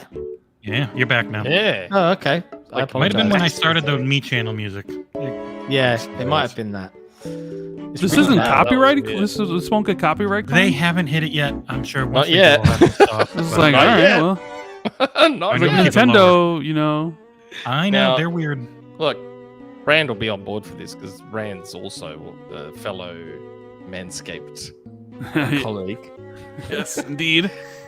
You know, in Australia it's autumn. In the US it's spring. And you know, it's all about spring cleaning these days, isn't it? Now, most people like myself would spring clean their house, their game room, whatever. The best thing to spring clean? Downstairs. That's where you need a spring clean. Now, if you're going to spring clean, you need the right tools, right, Rand? You do need the right tools.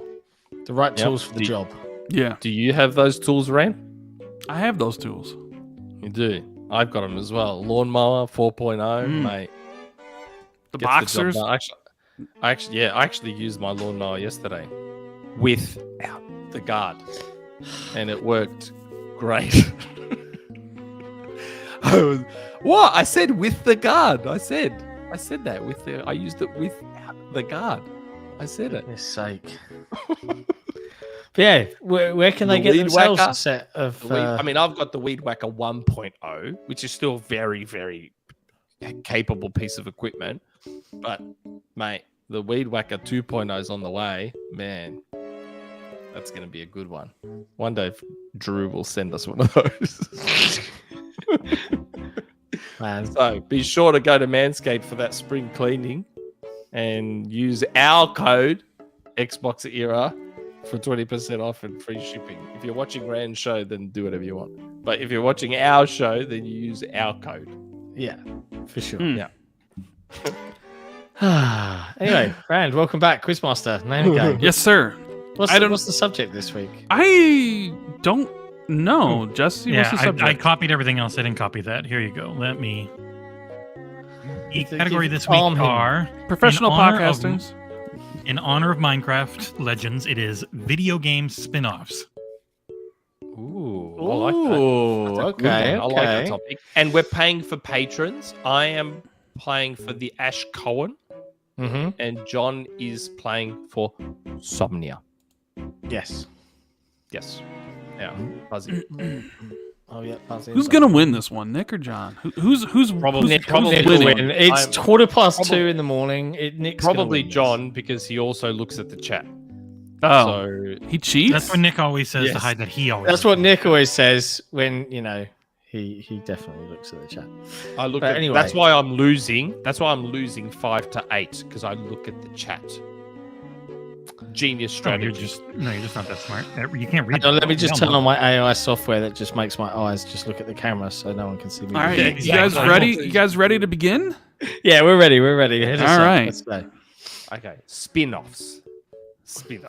Okay. So, perished or functioning, exorbitant coastal barrage sphere. Exorbitant. Exorbitant. Is that all one thing? Sorry. No, it's perished or functioning exorbitant coastal barrage sphere. Barrage sphere is one word with a hyphen in it. Barrage sphere. Oh, he got it. Fuck. Dead or alive. Yeah. Extreme beach volleyball. Yeah. We're gonna accept that? Okay, yeah. Yes, I forgot to write beach in there. It is beach. Dead or alive extreme volleyball. I had to look at the feed to see what the hell these words were, and then as soon as I was looking at the words, I'm like, oh yeah, Dead or Alive, Extreme Beach Volleyball. Yeah, that was good. That was a good one. I love the spin They're all offs. good. This is a good shout. Who are you? Second one. I'm not even sure how to really say this. I read it all the time in books, but Why? Wyvern A wyvern. Expedition Fabricators 2. Ooh. What? Hold on. Oh, it's not. I'm doing. Jesse, you're bringing it up on the feed. I'm trying to see. Oh, there it is. Yes, it's a Wyvern delayed thing, man. Expedition- Jesus Christ. Wyvern Expedition Fabricators 2.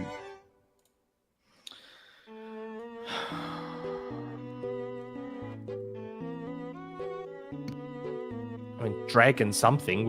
I've learned that Wyvern is dragon. Dragon Expedition. The Dragon Expedition. I'll know the title, but I don't know the subcolon. Like the title's pretty easy. Fabricators 2. Oh! Nick. Dragon Quest. Dragon Quest Fabricators. Builders 2. There you go. Yeah. Nice. Thanks. All right. I didn't Third give you the one. clue this time when I said dragon. I Third said one. dragon. I thought that might give you the clue. Yeah, no, I knew it was Dragon Quest, but I did not know. Like, Ah. I could not think Fabricator. John of never the- reads my Fabricator is- reviews. A game I reviewed. John, of A course, doesn't know. fabricator. That's what a fabricator is. It's a thing that Yeah, builds. yeah. I actually understood the words in this one. You guys ready for this one? Yeah. What ready. are we tied? 1-1 here? 1-1. Yes. Yes. It actually doesn't show that on stream that you guys are tied Yeah, 1-1. there's something weird about these. Hold on. Let me fix them real quick. I got to Real resize quick. them, I think. There we go. Okay. I changed the Alright. pictures and it all got messed up. There we go. 1-1. It's just funny. And it's what, best of 3? First It's to first three. to 3, yeah. First to three, okay. With the wins for our patron of choice. Here we go. Distant Whale 3. Gordrake. What's Gordrake? Is that one word? Hold on. So it's Distant Whale 3, Gordrake. Gordrake. So not one word, it's 2 Whale. words. Oh, Nick won. Far Cry 3? Yeah, Far Cry 3 Blood Dragon. There you go. 2-1. John, you got a mount to comeback. Yeah, well, man, I He's doing words that I understand this week. That's why I'm getting them. He's doing words I understand. reading the All right. We got the fourth one. Closing delusion, maneuvers. Closing delusion maneuvers. Closing Mhm. delusion. Closing delusion. I think this is a pretty good one. What's the last? Can you say the last one again? Closing delusion. Maneuvers. What? Maneuvers. Closing delusion. If you're deluded, what are you? What are you? And chat's got it. Closing Delusion. It's a spin-off game.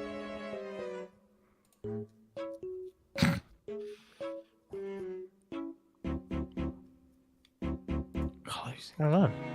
Closing Delusion. I'm gonna start up the timer. Boom, boom, boom. John. I'm gonna go with Final Fantasy. And is it tactical or tactics? One of those. Can I go with tactics? There you go. Kind of weird that everybody's saying in chat and John gets it, you know? Like, Whoa. Oh, really? dude, the whole chat's Final Fantasy Tactics. They also said the other ones that you got, Nick. So no. Hey, And Rand, skip the next one and go to the one after it. I don't want an easy one for the finale. So what is it? 2-2. We're skipping this one. Oh yeah, That one we'll come back to later. All right. Identity 5 aristocratic. What? Identity 5 aristocratic. Identity 5. What game's up to 5? It's a spin-off. John. Persona 5 Golden. That's Sorry, not a game. we cannot accept that answer. Yes. Thanks for the clue. Oh, it's Royale. Persona 5 Royal. Yep. It's Royale. Wow. But I mean, I've never. hold on. Is that a spin-off? That's just Persona 5. It's a spin-off of the Shin Megami Tensei series. Oh, is it? Oh, okay. Yeah. Yes. So much I know. Yeah, you're not a nerd. I guess I'm not a wait. nerd. Yeah. So what? John won, right? No, this is for the... Wait, Or no, isn't it... Nick two won. all? You won, right? It's 3-2. Nick won.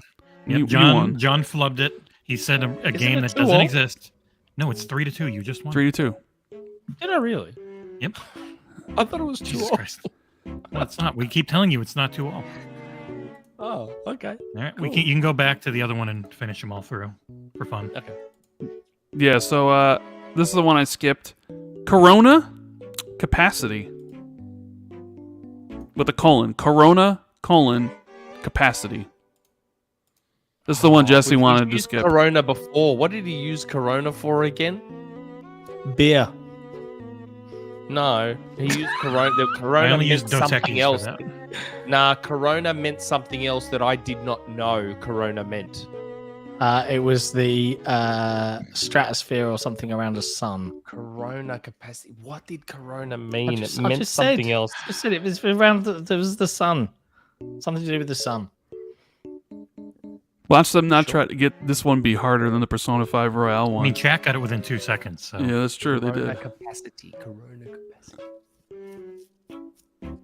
He's used Corona before. Yeah, he's describing the Circular nature of a sun.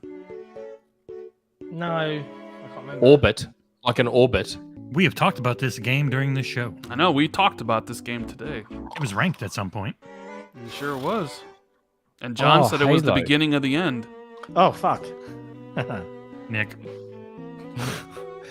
Halo capacity. It's literally Halo only one thing it could be. reach. There you go. Capacity? Why is capacity reach? You've reached capacity. I'm at the reach of my limit.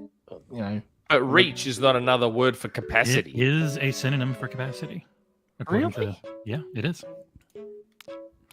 Okay. All right, we have auditory twist sphere. Wait, buzzer. Oh, yeah, I'll fix it. He went fast. Yeah. I was copying the question is it? into OBS. Auditory what? Auditory twist sphere. Twist sphere has a hyphen in the middle. It is It one does. word. It's a compound word only used in a video. It's in a video game title. It's not a real word in real life. Twist sphere.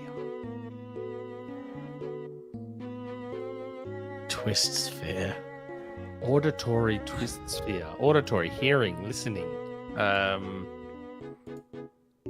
Dude, Auditory. chat is just on fire. Yeah, they're really good at it, which is always hilarious because of how But bad they hate it. auditory is listening. It's hearing. I can't think of a game that starts with hearing. hearing, auditory.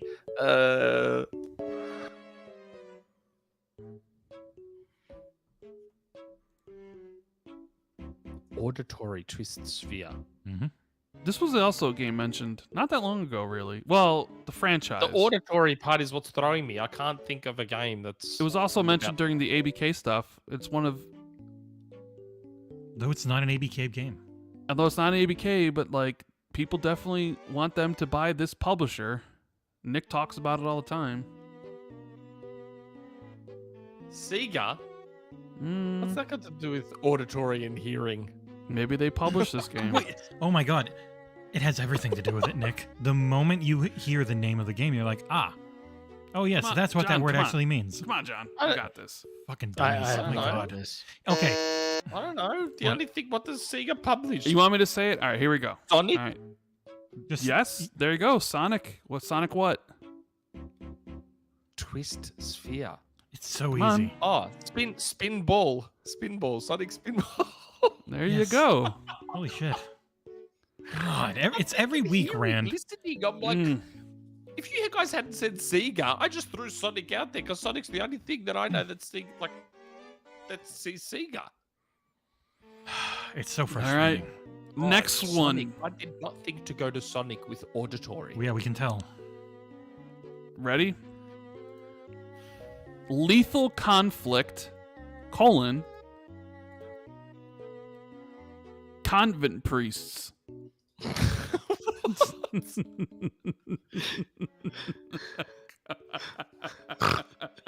Lethal conflict. Dead, I thought it was a pretty good one. deadly, lethal conflict. Like, I see immediately. Jack gets it. They're just so much better than you. I should play with I mean, chat. come on, like convent lethal. priests Dead- literally think give it we've- away. I think we've done No, Lethal- conflict lethal Le- conflicts lethal we've done is before. deadly. Is deadly to be No, lethal. no, is it's deadly. it's blatantly a Mortal Kombat game, but I have no idea what the second. How is one mortal lethal? Mortal means to be mortal. Lethal means you're More, lethal. a you're mortal deadly, you're wound is a dangerous. lethal wound. It's definitely like we've used lethal. You get so mad at what for words Mortal mean. Kombat before, This is what Like, the we've words done it mean. but I don't know what the second part is. So. And I know what the second part Really? is now that you told me what the first Convent part is. priests? Mortal Kombat Shaolin monks. Yeah. Yes. I don't know There why we you go. told me that it's Mortal Kombat. Lethal. To I've me, already I put lost. Lethal as deadly and mortal as in you are mortal. You are. Yes, but words have more than one meaning. Just because you're not smart enough to have that in your brain doesn't mean that that's not what Well, English is. You shouldn't have told me Mortal Kombat because that's He the doesn't only care. reason He I already knew lost, Shaolin and he monks. wants to go to bed. All right. What else we got here? We He ain't have gone to bed for a while, man. We still got community questions. we have let's see who gets this one. Parable, colon, the Odyssey. I know this one. Fable the Journey. There you go. Fucking All boom. right. And last one, But not least. Yeah. we have Foreigner of Utopia, colon, closing daydream source. Stranger of Paradise. Final Fantasy Origins. There you go. Yeah. Oh god, I'm a superstar sometimes. Sometimes. John's brain is just taking a vacation now. Oh, but I look at the chat. I got like 3 of them almost straight away. Is John talking? Because he was muted just then. So if he made a quippy joke, no one heard it. It's a very, very slight whisper that you do look at the chat. Yeah. Okay. All right, so now an hour of community questions. All right. Yay! Aren't you just happy try for and- having me on, John? Yes, and no answers, right? Do y'all think is it a yes? No. All right, thanks for showing up, guys. It's been a 4-hour show. Admit, that was a pretty good effort to get that Stranger of Paradise Final Fantasy Origins one straight away. That's a pretty good effort. Sure. Okay. Community questions. Wait, John, don't you want to thank our lovely patrons? You know what, Nick? I do want to thank our lovely And YouTube patrons. members. They're fantastic. We recently did a lovely refresh of our Patreon. So we've got some cool new tiers. We've got some extra stuff. And with our community Discord, there's now exclusive Discord access for our YouTube and Patreon members. From the second tier upwards and beyond, you get to also ask us community questions on the Patreon lounge and the forums every week. So yeah, head to patreon.com/XboxEra, and you too can help us take over the world and be the best Xbox publication, not necessarily podcast. Rand, you know, you and Jez are doing good stuffs, but you know. I'd be interested to see where our rank would be on those podcast lists if we actually had a proper provider.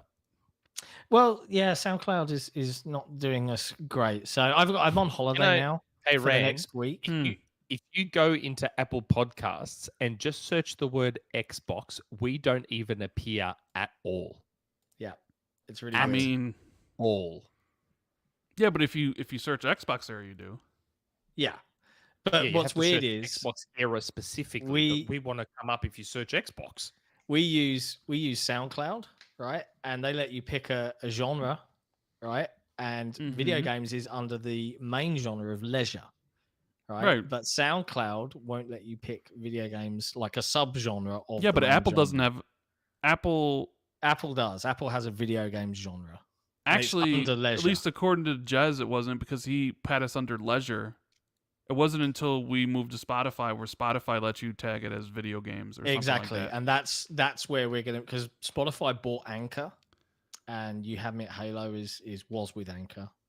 So we're gonna change the RSS feed. But I'm on holiday now until next Monday. So Wouldn't that be No, I mean, doing look, wait, time to hold do it? on. I just typed in Xbox on Apple Podcasts. Just Xbox. These are the results. Xbox, Xbox 2 Podcast, Xbox One Party Chat, Xbox 360, Xbox Lives, whatever, Xbox World 360, the Xbox Drive, and the XboxEra Podcast. what? Those are, I mean, when I typed in Xbox, like That these are... never shows up for me. Never shows up for me when I search us, and I do it all the time. I've searched us now, and we're not appearing. I could give a screenshot to Jesse right now to It's show set by you what country, I too. see when I search Xbox. Maybe we show up in America. I searched the word Xbox, and there's a podcast here called How Neil Feel. And we're not even there. You're probably getting weird ass Australian stuff. No, I'm not. I'm getting other stuff. I can see Paris's face here and Danny's face here. There you go. Hey, I just Radio. put that up on screen, Jesse. I'm not getting us when I search Xbox. I did don't create get a channel for us on I can see Apple. Jez and Rand there. And Defining Duke and X1 Bros, a positive gaming and Xbox Series X community. Here's Rand's Podcast spot. unlocked. Screenshot. Kind of There you funny. go. There's a The screenshot. Xbox Drive by Sean Capri. Don't see us. Nick, look at the screen. Hold on. Nah, man. Press search. Don't send I that. did. I typed in Xbox, and that's what came back. No. XboxEra Podcast. You said he didn't show up when he typed in Xbox. Oh, up. That's Oh, an you want me to go into the talking about Xbox thing? actual results. I'm talking about the actual results that show up. All We right, hold don't on. show up. All right, we don't let me show- look. Oh, look, there's me, number one. Yeah, you guys show up. You do. show up. Yeah, there's me. We do There's not. Major Nelson. There's Ryan McCaffrey. X1 Bros. There's Cold Eastwood. There's Yep. Mr. Boomstick. There's Actually, I don't have Colt. Paris strangely. and Mr. Yep. There's Mike. Radio. There's Miles and Xbox Chatter Days. Defining Duke. We are not there. Gamertag Radio. Mav. Yeah, I don't. Don't yeah. show. Click see Gotcha. all. But if you, Yep. did you click see all? I Let's see. can, yep, I can click see all. We're still not there. There's Miles, just like you said. Yep. There's everyone. What's Good Games, which I think is an Australian one. There's the Iron Lords. They don't even have Xbox in their name. They're appearing. Gaz. Press start. I see The Gaz. Trophy Room, Mr. Bad Bits, PlayStation Podcast appears when I press Xbox, and we don't even appear. Mm. It's weird. But yeah, I'll fix it this week, Nick. So don't worry. Reforge, the new the new leader of the We are not there. We are not there at all.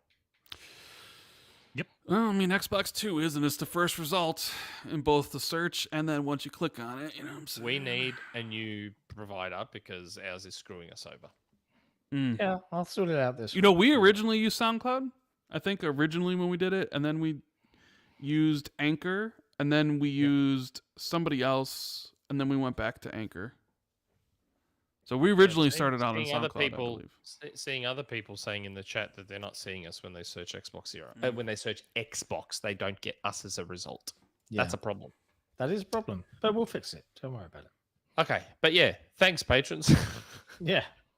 Thanks, And Nick, YouTube for that members. extra 10 Everyone minutes gets listed. And YouTube members. Everyone $6 and above on Patreon, and all YouTube members get listed at the bottom now.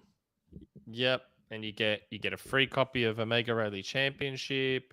You sometimes might get another free game if we play for you in Name a Game. Presented by Get Manscaped. access to giveaways on the Discord. I mean, it's Giveaways. All go. It's They all are public fucking Discord. go. Who won Forum. who won the Name a Game thing? Who are you playing for? Or who The won? Ash Cohen. The Ash Cohen. What do they get? What does he get? Or they get? He gets a pick They from get a the choice list. of game. You get a choice Oh, of you're gonna game. choice of game from Jesse's codes. Yeah, the pile that we have. They're not all what you're thinking. There are good ones too, Rand. The other Not perk impressed. is that you get it's better than a kick in the teeth. It's still a free game. We're doing a giveaway on the Discord right now for Fatal Frame, Mask of the Lunar Eclipse. Yeah. Okay. But one of the other perks, and arguably one of the best perks, is that you can ask community questions on the show for us to answer. And this week you've even got Rand here, who I'm sure won't waffle on and send us on tangents answering these questions. Please, Okay. man. I have a family. Oh, you had a family. Aren't you kid free this weekend? Shh. That's all right. Calm down. There we go. Okay. That's why I'm not stressing out too much, but I am fucking knackered. First question. Hytham G. So, any Easter plans, gents? Nick and John, are you guys going to take your kids on an Easter egg trip for some delicious treats in the Easter eggs? Except for your children, Jesse, since they're mature teenage adults. But I bet they might enjoy some delicious Cadbury cream eggs. Same with Jon and Nick. And same goes for you too, Rand, on the Cadbury cream egg part. But Easter plans anyway, gents? No. No. My kids... I don't... Yeah, we don't really celebrate Easter. My kids did their Easter egg Hey, it hunt was very yes or early no. this morning. Yes or no answers. Why does it have to be yes or no answers? Because that's remember That was the joke. that was the joke. It was yes or no. We both said no, and then Oh. you went into a tangent. Nick, he can't okay. help Well, himself. no, He can't help I know. himself. My kids already did their Easter egg hunt this morning. That's our plans. We have our Greek Easter next week. That's where it's a bit more full on. Greek Orthodox Easter. Skedaddle. Great to see Rand guesting, as we can now have an in-depth discussion about Goldeneye. Show of hands for here who has completed it. I will. Here's the thing: are you going to beat it by the end of the year? Yes, Because you can't put it on your best of the year list if you don't beat it. No, I will He's complete right. it. If I just complete it all on the basic agent difficulty, I can have it done in like a weekend. But I've been trying to double O agent and complete everything, which is why it's taking a bit longer. I'm trying to double O agent everything. And you already know I'm like Jez, where I don't finish games. That's true.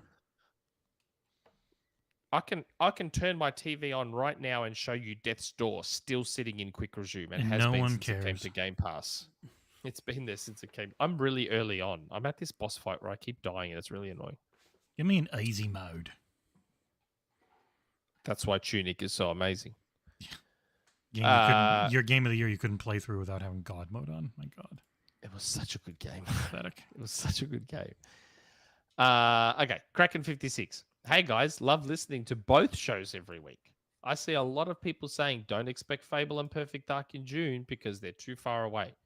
Let's say these are both 2025 games. It is not out of the ordinary to see something from games 2 years out. Hell, Final Fantasy 16 showed a trailer and it was 3 years out. I feel like Hellblade 2 and Avowed is not enough considering the wide range of studios Xbox has and the amount of time they have had building them up. Doesn't have to be those two games, but I would like to see some other big projects from Xbox. And I disagree that Xbox has to not crowd their shows within reason. I don't think having everything at once is good, but Xbox still has the perception looming over them about big budget games. They need to change that sooner than later.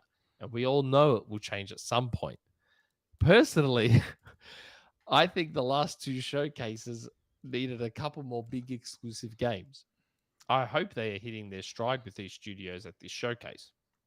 Maybe my expectations are too high, but like I said, a decent amount of time has passed, and they have been building up some of these studios to AAA. My question is... All that setup, just to get to the question. Now that we're there. My question is, if Hellblade 2 and Avowed are shown as the only big games in June, is that enough in your opinion? P.S. Will Xbox's show have a crowd? I really hope it does, and it adds a lot to the show. Thanks for the answers. Oh boy. Well, the crowd thing, that's more than likely going to be a watch party. It's going to probably be digitally recorded, like they've been. Oh wow. Okay. I don't think they're going to do it live. Really? Fair enough. Okay. I don't think so. Well, that puts a complete downer on even thinking about going to LA. I mean, they'll probably have a fan fest and do what they did last year, where it's just like come and watch it with friends and executives and stuff. You know what I mean? Executives, yeah. Yeah, well, I don't think we're going to go to LA anymore. There's no E3, so Yeah. and there's no guarantee we get into Microsoft's thing. So it's a very expensive flight and a long way to go for no guarantee of anything. Yeah, I mean, I pinged UKPR and was like, "Hey, we're thinking about it. What's the plans?" And we don't know yet. Was kind of the answer. I messaged Phil. I was like, "Hey, Phil, we're thinking of coming to LA. Jesse, John, and I thinking of coming to LA for E3 and stuff. Want to catch up?" He's like, "Yeah, let's catch up." I was like, "Oh, cool." Now I want to go to LA, but Yeah. we're probably not going to LA. Okay, so yeah, do we think Hellblade 2 and Avowed are enough? Oh, for this year. For this year, I do. I mean, The end of this year, yeah. for this show or for what was the question? No, not for the show, but to release this year. Yes, there's enough games. For the show, there's definitely needs to be more shown. I mean, I think there's zero chance Avowed is releasing this year, so like put that Hellblade off. He 2, said I if think, Hellblade 2, he said if possible. Hellblade 2 and Avowed are the only big games shown as the show in June, is that enough? Yeah, he didn't say releasing this year. He meant at No, the he show. said Like if it was being at the show. Avowed okay. and Hellblade and then a bunch of, I would imagine, indie games for Game Pass. No, that would not probably would not go over well. Probably not. Yeah, it wouldn't be enough. I mean, even last year they had what, 5, 6 first party games, and you would just do 2. Yeah, I don't think I think people would look at that as a bad showing, and you Yeah, probably stuff about Sony's showcase. Oh yeah, like when it's happening. Yeah, the original DM I got mentioned when it's supposed to be happening, and I didn't want to say anything. But now that others have said it, I feel much better because I got told just before E3 time. And that's what others are now saying. So obviously my source was okay on that one. But remember how I said a while back, John, on our episode that there's a big third-party game that's supposed to be at that showcase? Mm-hmm. That I didn't... Well, I'm still hesitant to reveal that game because Sony, I know people don't believe this, but they respond to leaks. And my fear is that if I mention that this game's going to be at the showcase, yoink, they'll just pull it. Like, you made it up. Yeah, you made... So I wanted to wait till just before the showcase, so it was too late for them to pull it before I say anything. A couple of people in the chat that day guessed that. Everyone was like, GTA 6. It's not GTA 6. That's not the game I was told anyway. I'm not saying GTA 6 won't be there, but that's not the game I was told.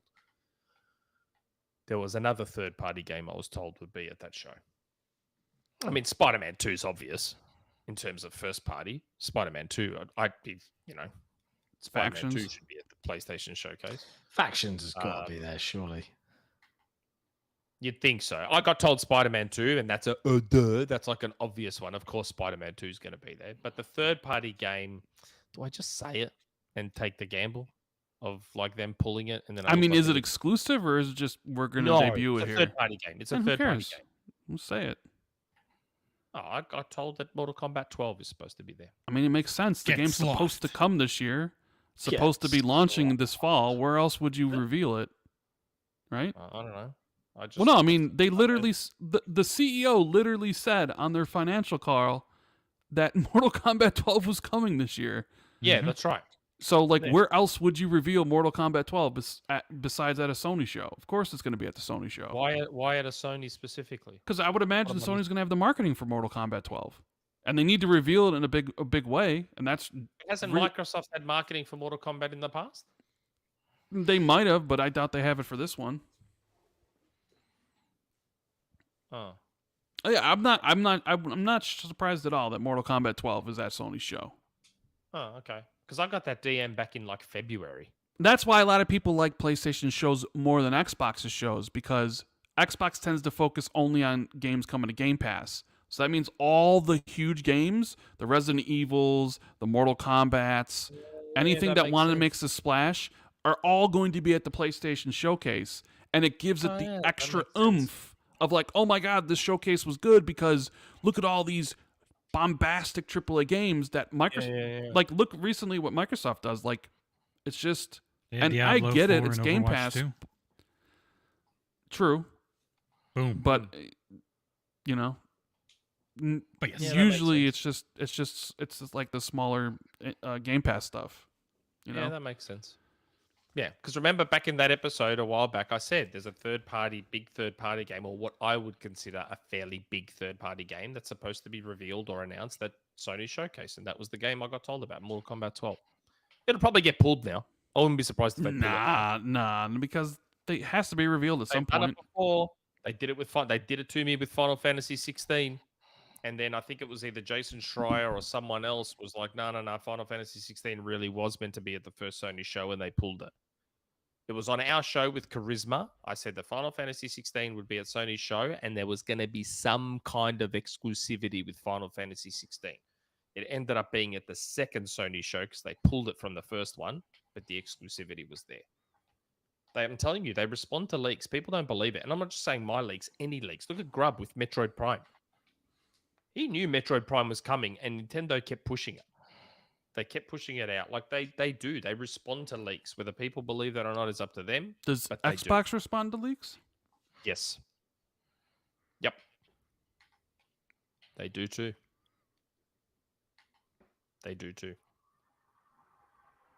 It's part of the digital world. It makes it easier to respond to leaks because they put these videos and stuff together in segments. So right up until the last minute, they can just go yoink and pull whatever they like. So now I fully expect Mortal Kombat 12 won't be there. I fully expect it now to not be there. Just because... That's why I was hesitant to say it back in February when I got told. Because it was so far out from that Sony show. But anyway, it's a rumor. Take it with a grain of salt. I was told that Mortal Kombat 12 should be there. We'll see. Anyway, that was a tangent. The Ashen Cohen 09. Congratulations on your win today. Given the talk around Square and Xbox this week, again, do you think we will ever see Square release a game on Xbox again? It almost feels at this point Square is a bit of a lost cause, hence seeing Microsoft become more cozier with Sega. Perhaps we may even see Persona 6 marketing with Xbox. Secondly, what are you looking forward to seeing more of at the Xbox Showcase in June? And is there anything you are hoping to see? Yeah, that Square, man, that Square thing. Like, there's something going on there. I don't know whether it's Sony behind it. I don't know if it's a falling out somewhere. Jez is looking into it, isn't he? Yeah, he's looking into it. There's something going on there. Look, Pixel remasters, really? Those Pixel remasters would cost so much to port that they wouldn't put them It is on a bit Xbox. weird that they Come just... on. Those Pixel remasters are on like TA82 calculators, for God's sake. Like, they're on everything. You can't tell me that they wouldn't sell on Xbox enough to be worth it. I keep hearing that bullshit excuse, and it pisses me off. I don't even buy JRPGs, but you cannot tell me that big name Square JRPGs don't sell enough on Xbox to justify the port, because that's crap. those pixel remasters would cost nothing to port. Aren't they on like Amazon tablets? Yeah. Like they're on Yeah. everything. Like, come on, man. Oh, they're not on Xbox because they don't sell enough. Bullshit. There's something going on there. And we've already seen contracts that Sony has with other developers and publishers where they pay to keep stuff off Xbox. To me, Sony paying to keep that shit off Xbox makes way more sense than these pixel remasters that cost $15 to make, not releasing because they think it won't sell enough. That's crap. That is crap. I don't believe that for a second. I don't believe it for a second. He doesn't believe it. Or if it's not Sony paying to keep everything off, then Square is doing what we said they might be doing a while back, which is that they're just waiting for a Game Pass payoff. They're waiting for Microsoft to pay for the port and pay for Game Pass. Yeah. Which is what we said. Microsoft is shouldn't into a corner with these Japanese should not devs. buckle on that. Yeah, we said that this was a worry that might happen with all these Japanese developers. It would get to a point where they're like, okay, we just won't make our game for Xbox and we will wait for Microsoft to pay for the port and pay for Game Pass. That's the corner they were going to back themselves into. So it's one of those. It has to be one of those two things. Either they're waiting for the money from Xbox, or Sony is paying to keep this shit off. And it's probably not Sony. Like, it's probably not Sony with a lot of this stuff because a lot of this stuff wouldn't sell a heap on Xbox. So it's not like the pixel remasters releasing on Xbox is going to damage PlayStation in some way. So it's more than likely Square just waiting for this money. Just waiting for Game Pass money and port money. Which is like, come on, man. Microsoft should just say no. Be like, nah, we're done with that. You're muted. I think they are saying no, though. Like, that's why we're seeing this. They need to. They need to because it's ridiculous. It's a stupid philosophy. It's ridiculous. Yeah, once, twice, 3 times, okay. But every single Square release, they want Microsoft to pay for the port and to pay for Game Pass. Come on. Nah. Get lost. Nah. That's bullshit. Okay. Deadly Headley. I think this is their first time posting a community question. Hey, Nick, John, Jesse, and Rand. Hope you're all having a great weekend. Following the resounding success of HBO's The Last of Us, I wanted to know your thoughts on what a successful Halo show might look like. Not what the Paramount one is. I don't think Halo will penetrate the cultural zeitgeist the way Last of Us did. But I hope that Halo can break ground as a successful sci-fi show when it returns for Season 2. Do you think 343 and Paramount will learn from its mistakes? Was Season 1 such a flop with lifelong Halo fans that it'll be considered dead on arrival? The Last of Us was talked about a lot at my place of work and captivated non-gamers in a way that I can only dream of Halo doing. But personally, I'm not sure the Halo IP has the capacity to do the same thing, as much as I wish it would. If you could influence Season 2, what direction would you give to try and appease notoriously hard-to-please Halo fans? Do you think Pablo/Nick's AAA-ness will make another appearance? Thanks for doing what you guys do. You're all awesome. I think Halo had a massive opportunity to be a hugely successful TV show. It just wasn't that good. So Halo has. You can't tell me The Last of Us is a bigger IP than Halo. No, prior here's to that the thing. show It's existing. not, but it's a Prior hell of to a lot that show easier. existing. It's not, but it's a hell of a lot easier to make a TV show based on it. Right? Yeah, Because post-apocalyptic the game's already zombie thing. Yeah. Yeah, but it's human interactions and it's small scale, really, in the grand scheme of things. It's a small scale story, okay? Whereas Halo's trying to deal with intergalactic stakes, huge CG budget, alien It's races. sci-fi. It's sci-fi. The problem that I still think that they did with the Paramount show was 343, ever since they took hold of the franchise, have been obsessed with making Master Chief human. He's one of us, really deep down, and like, fuck off. Yeah. I want to see the badass shit. And they had really good source material with the Reach novels and some of the other stuff, and it could have been flashbacks to training as a kid and you said it at the beginning, right? So Reach is under attack and everything's going to shit, and that's your bombastic thing. And over the 10 episodes of that first season, you're going back in time and you're understanding the world, you're understanding how the Covenant War started, and then the finale is the run with the Pillar of Autumn. What's that? It's called Halo, boom, and then roll on season 2. Could have been amazing. That's what it could have been, but they fucked it. It could have been a mix between Reach and then dabbling into Chief as a kid and what happened to him. But they fucked would have been great. Could have been great, and then season 2 could have been full on all about the Master Chief we know kicking everyone's ass. Yeah, they really screwed the pooch. But they really did. They really did. It's as much as I was ready to fall asleep. Yeah, man, I am knackered. As much as I wanted to like that Halo show, it was difficult. The second half of the season was much better than the first half. The first half was like, oh my god. The second half was much, much better. Season 2, I think it's too late. As in, you say, what would you do for season 2?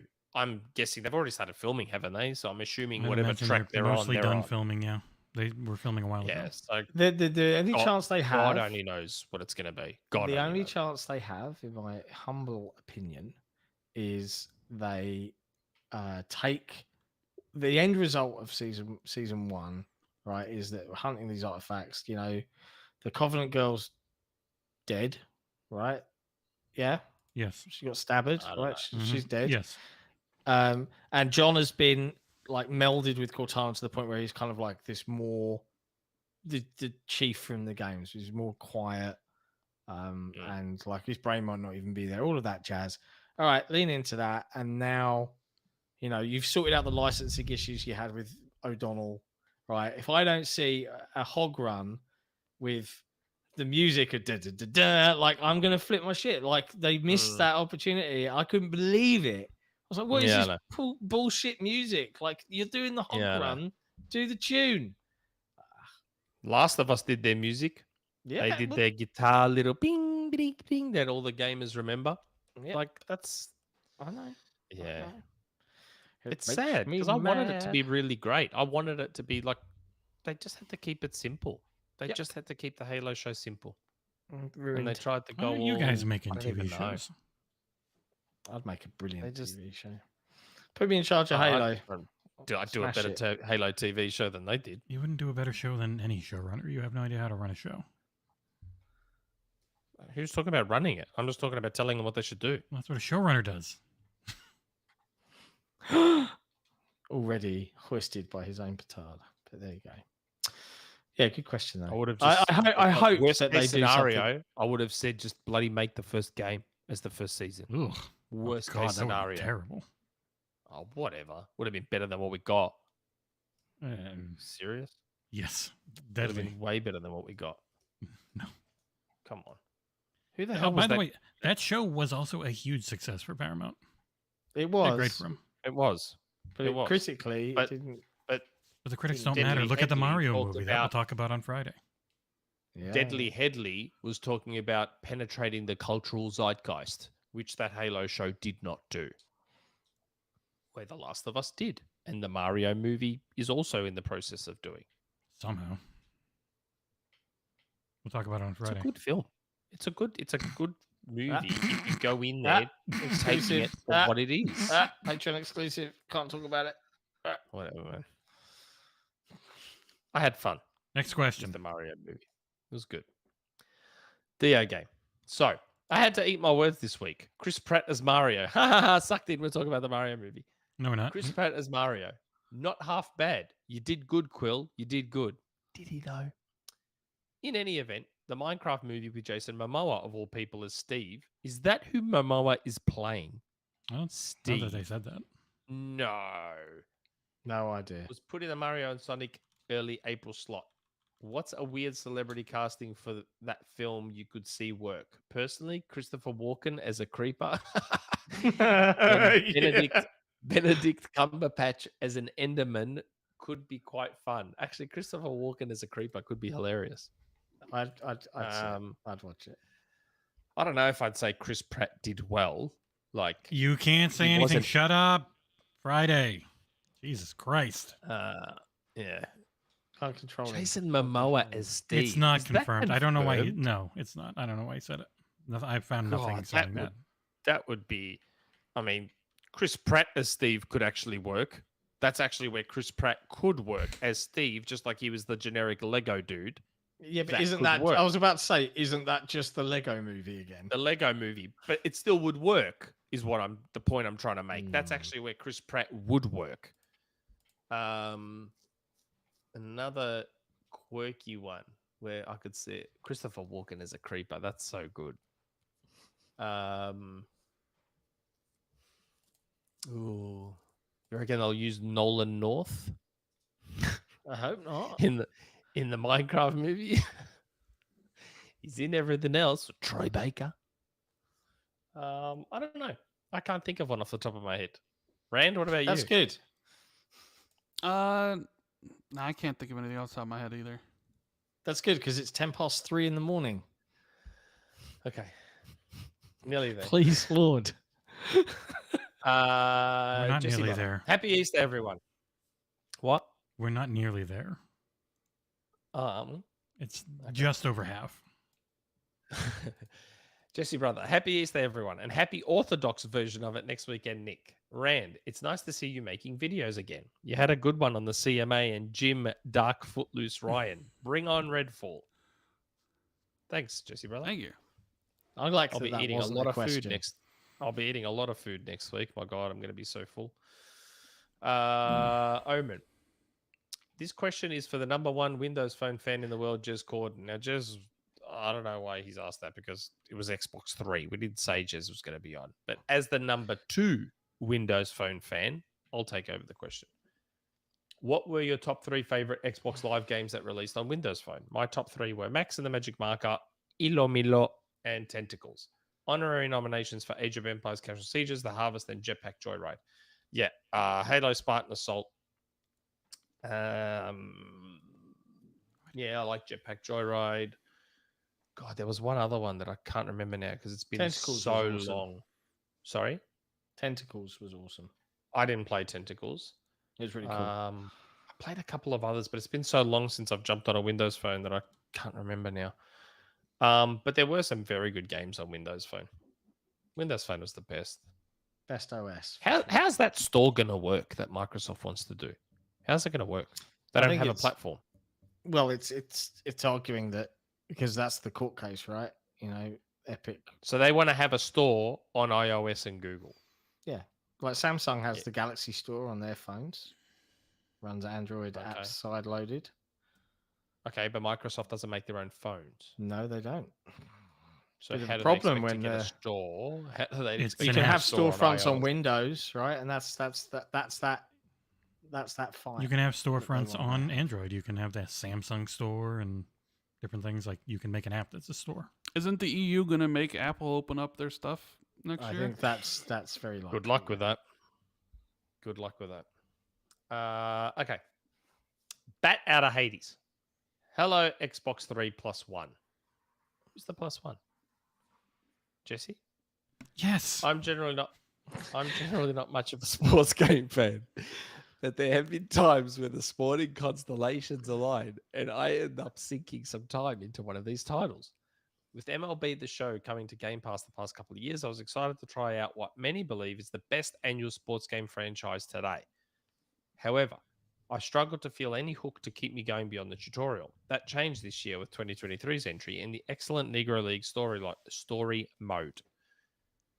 The history is delivered through a compelling combination of storytelling and sporting moments experienced through gameplay. I'm certainly seeing this campaign through to completion and will be interested to see what comes in future seasons. Nick and John, does the appeal of learning about baseball legends, e.g. Satchel Paige, Jackie Robinson, transcend near American borders? If not, No. does any other sports game franchise appeal to your sensibilities? Cheers, Bet Out of Hades. I know some. I know, what's his name? Babe Ruth. Yeah. And I know Jackie Robinson, and I know Derek Jeter, and I know Michael Jordan. he played baseball too.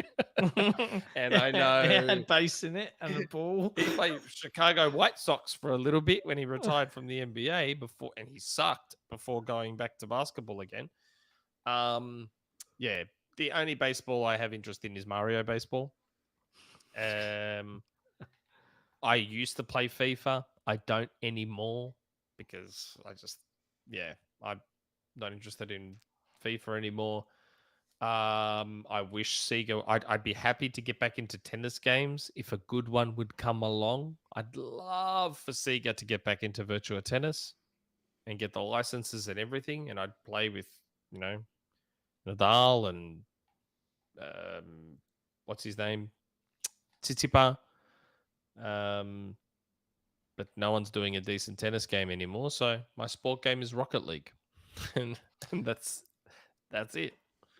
Yeah, I don't do sports games, so I don't do sports games either.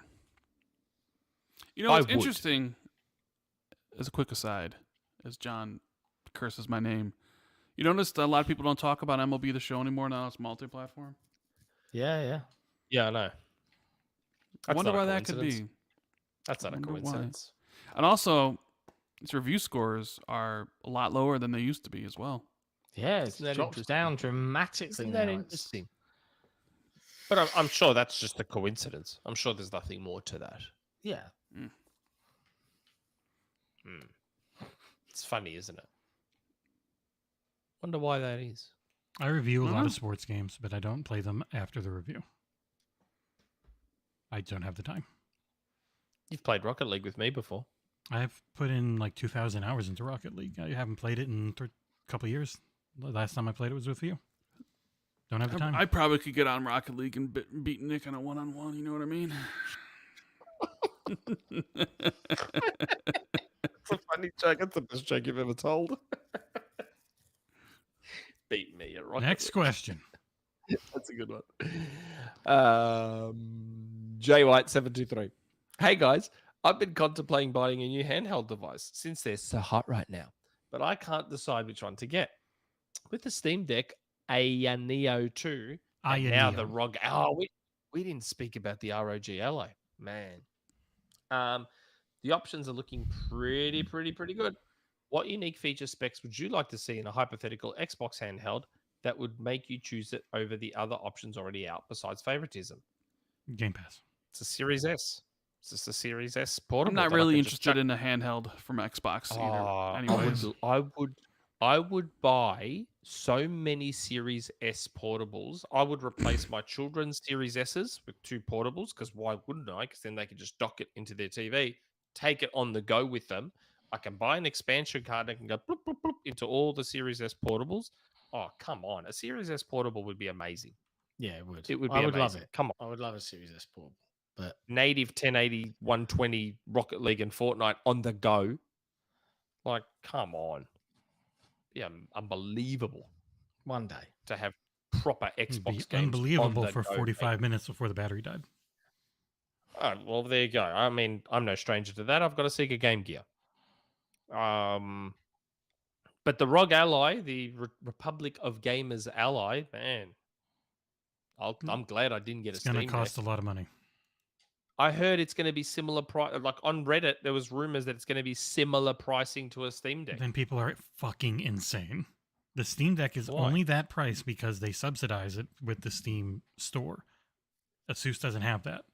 The Neo is $900 because they don't have their own store, and it's nice hardware. And the Ally is even better hardware. It's going to cost more. It's going to be like $2,000 Australian. This thing looks amazing though. Like, and it runs Windows 11, so you can do anything with it. Oh, well, that's also a bit of a downside because you're running the full OS, so you're not dealing with Linus, hardware built. From Linus Tech Tips has been using it and said their solution for it is excellent.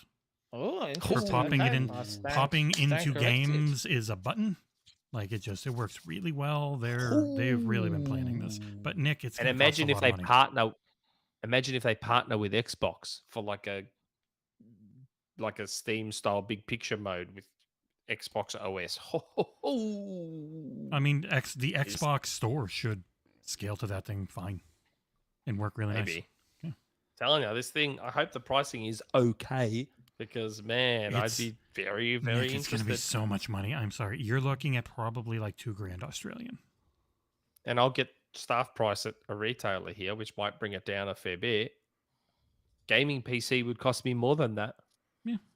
So Those are better. I'm when I saw that ROG Ally and I saw it was announced on April 1st, I was like, oh, great, it's fake. When I heard it was real, I'm like, holy shit. This thing looks awesome. We'll have to wait and see. Oh, man. I'm legit thinking about that thing. It looks great. And it's got the Asus APU in it and all that. So it should be great for the console game. 6800U. What did I say? Oh, You said sorry, Asus, AMD. yeah. Why did I say Asus? Asus is who makes it. Sorry. Mm-hmm. AMD. Yeah, that looks Come on. great. Okay, good old Collingwood. A really Hello, long Jon, one. Nick, and Jesse, and welcome back, Rand. So it seems that we are finally coming to the end of the ABK acquisition. It's only weeks before the EU and CMA release their final conclusion. Meanwhile, I am in Japan for my usual spring holiday. Not that it has been all peachy. It has been drizzly and cold, but worst of all was when I landed. I had to make a connection which I missed, causing a no-show at the hotel I booked for that night. What followed was 2 hours late Thursday looking for a hotel room and being turned away or really expensive. But I finally found one. Pricey, but at least I wouldn't be sleeping in the streets. But that wasn't all. The worst was yet to come. When I got my internet going and checked the news, I found that Collingwood had lost to Brisbane in the match that night. Oh, God, that was the worst. Much cursing and oathing were thrown. Unfortunately, I made a curse that might come true. I went and made a curse that Jon, Jesse, and Rand would have to experience 2 more years of ABK acquisition news. It would be as if it will never have happened. So, what level of evil would it take for someone to curse someone else like that? You can choose from games, books, TV, or movies. Your choice. Good old Collingwood. You may wonder why I didn't include Nick in the cursing. I think that would be obvious. So, yeah. What level of evil would it take I to don't curse understand. someone like that? I don't understand the question. Am I being asked to think about a subject I would curse someone with? Yeah, he said, It's an easy unfortunately, I answer. made a curse It's an that might easy come answer. true. This podcast continuing for 5 more hours. Who would you my curse answer. though? Who would you curse with that? It's That's myself. you being cursed. Yeah, That's me the cursing curse for you me. with this podcast going for 5 more hours. What would I you would curse someone else Nick with not being able to ever go on a tangent nor mention Melbourne, coffee, or AFL ever again. Ever. Or the movie And we're the about to do a world would podcast rejoice. on over and over again.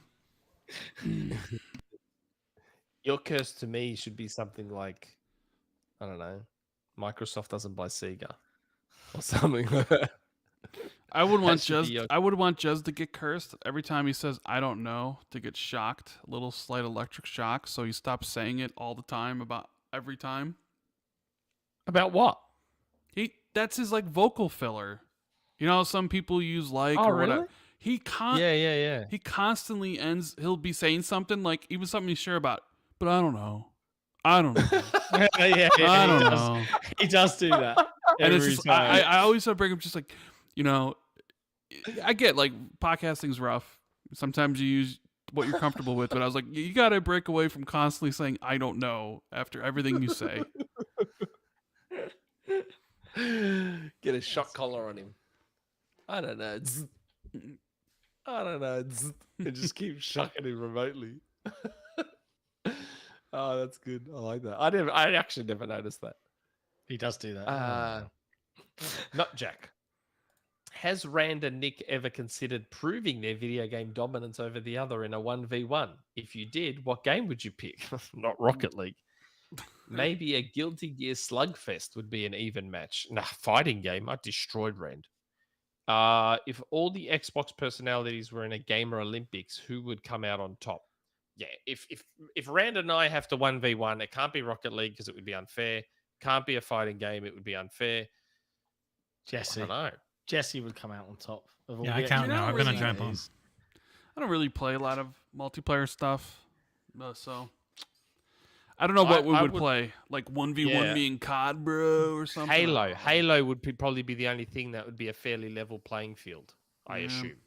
And I haven't really played Could Halo be a single player at all. game that you have a challenge in, and whoever does it faster. I mean, Nick doesn't play, but that's not fair because Nick doesn't finish games. I could challenge Nick to finish the game, but I'll beat him in that You easily. do the first level on easy. Who can do it faster? Because that's the only way Nick has any chance on easy. Halo, to me, Halo seems the fairest. Both Rand and I don't I would play Halo a absolutely great destroy deal. you guys at Halo.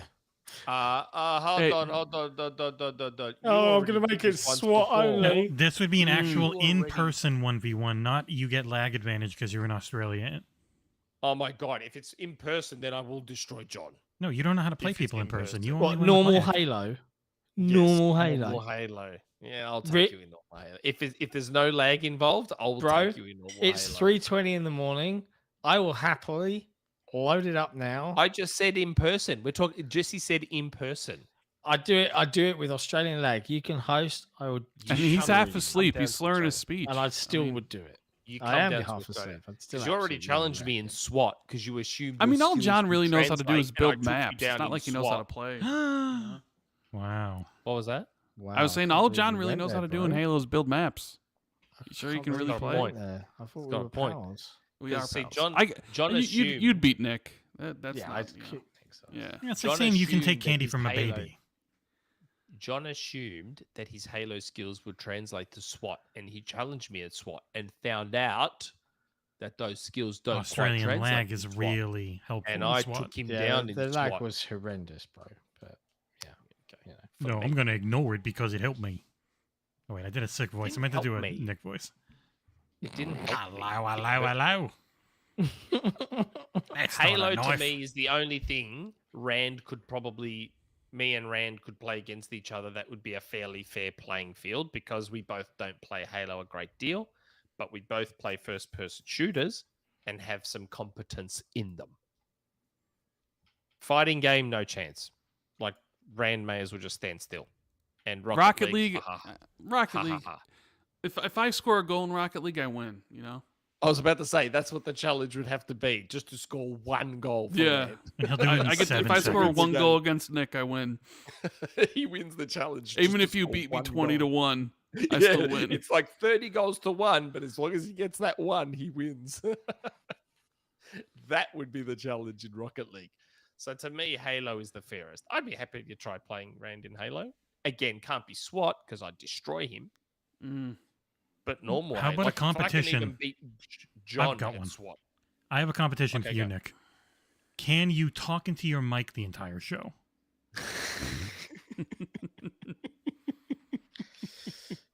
Jesse, I think we both know the answer to that. Yeah, I know. Me constantly changing his level. in What about StreamYard this the entire time. competition? Can you end the podcast before how long Xbox 2 went yesterday? Yeah.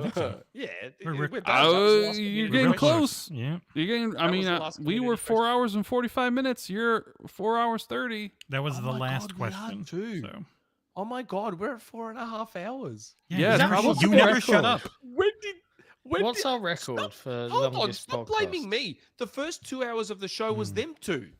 Yeah, and the last Come 2.5 on. have been This you. has you to be your longer. longest show, right, John? I'm tempted to say it's Close. It's Close. very. It's got to be up there. Like There's a super lengthwise. chat from Jonas the Dad, $2 super chat. Great show as always. Loving Rand the guest.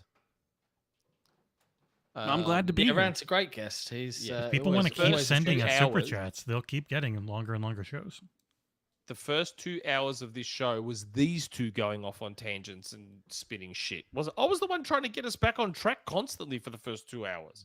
And you failed, and that's Come why it's your on. fault. Don't blame me. Too late, I already did. Whatever, man. How long did the Xbox Anyway. 4 go for? I think that was the previous. That's everything. We're done. 4.5 hours. Yeah, we're done. I'm pretty sure this is our longest. I think one of the ZDocs one might have been close. I don't remember. The ZDocs one was fairly close, but that got broken up by a power outage Yeah. as well. This is longer than when Jez was on, and I think that had been our longest with Rand in the Xbox We'd have to 4. check. This would be up there, top 3. It would have to be top 3 at 4.5 hours. But yeah. John that's is everything. We're not done. Pleased. Could you imagine if Jez was here? It'd be like pleased. it'd be it's not like that he's not 5 in the pleased. morning for Jez or It'd whatever. be 5 a.m. for Jez right now. It's fucking. This is crazy. Like, what the fuck?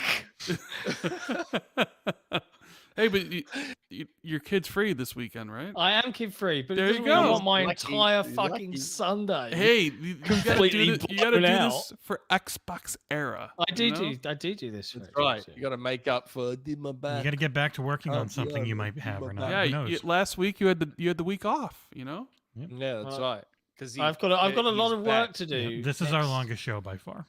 It was translation for going all. It was not even that was code. We've had a His couple of back 4 was hours out, and was 10 minutes. code. This has beat it by quite a bit. Do you remember that one time in Discord when we were all talking about John's dating life and stuff? Yes.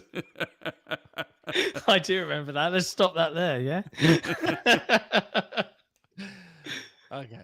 Well, that's everything, guys. Thanks for joining us, everyone. Smash that like button. Yeah, honestly, chat, you guys, the guys that are stuck around, like we were at 400, 500 at one point or something Were crazy. we? Yeah, I we saw were it pretty go to high. It's the 370. rand effect. It's the rand I effect. saw it go true. to 370 or whatever.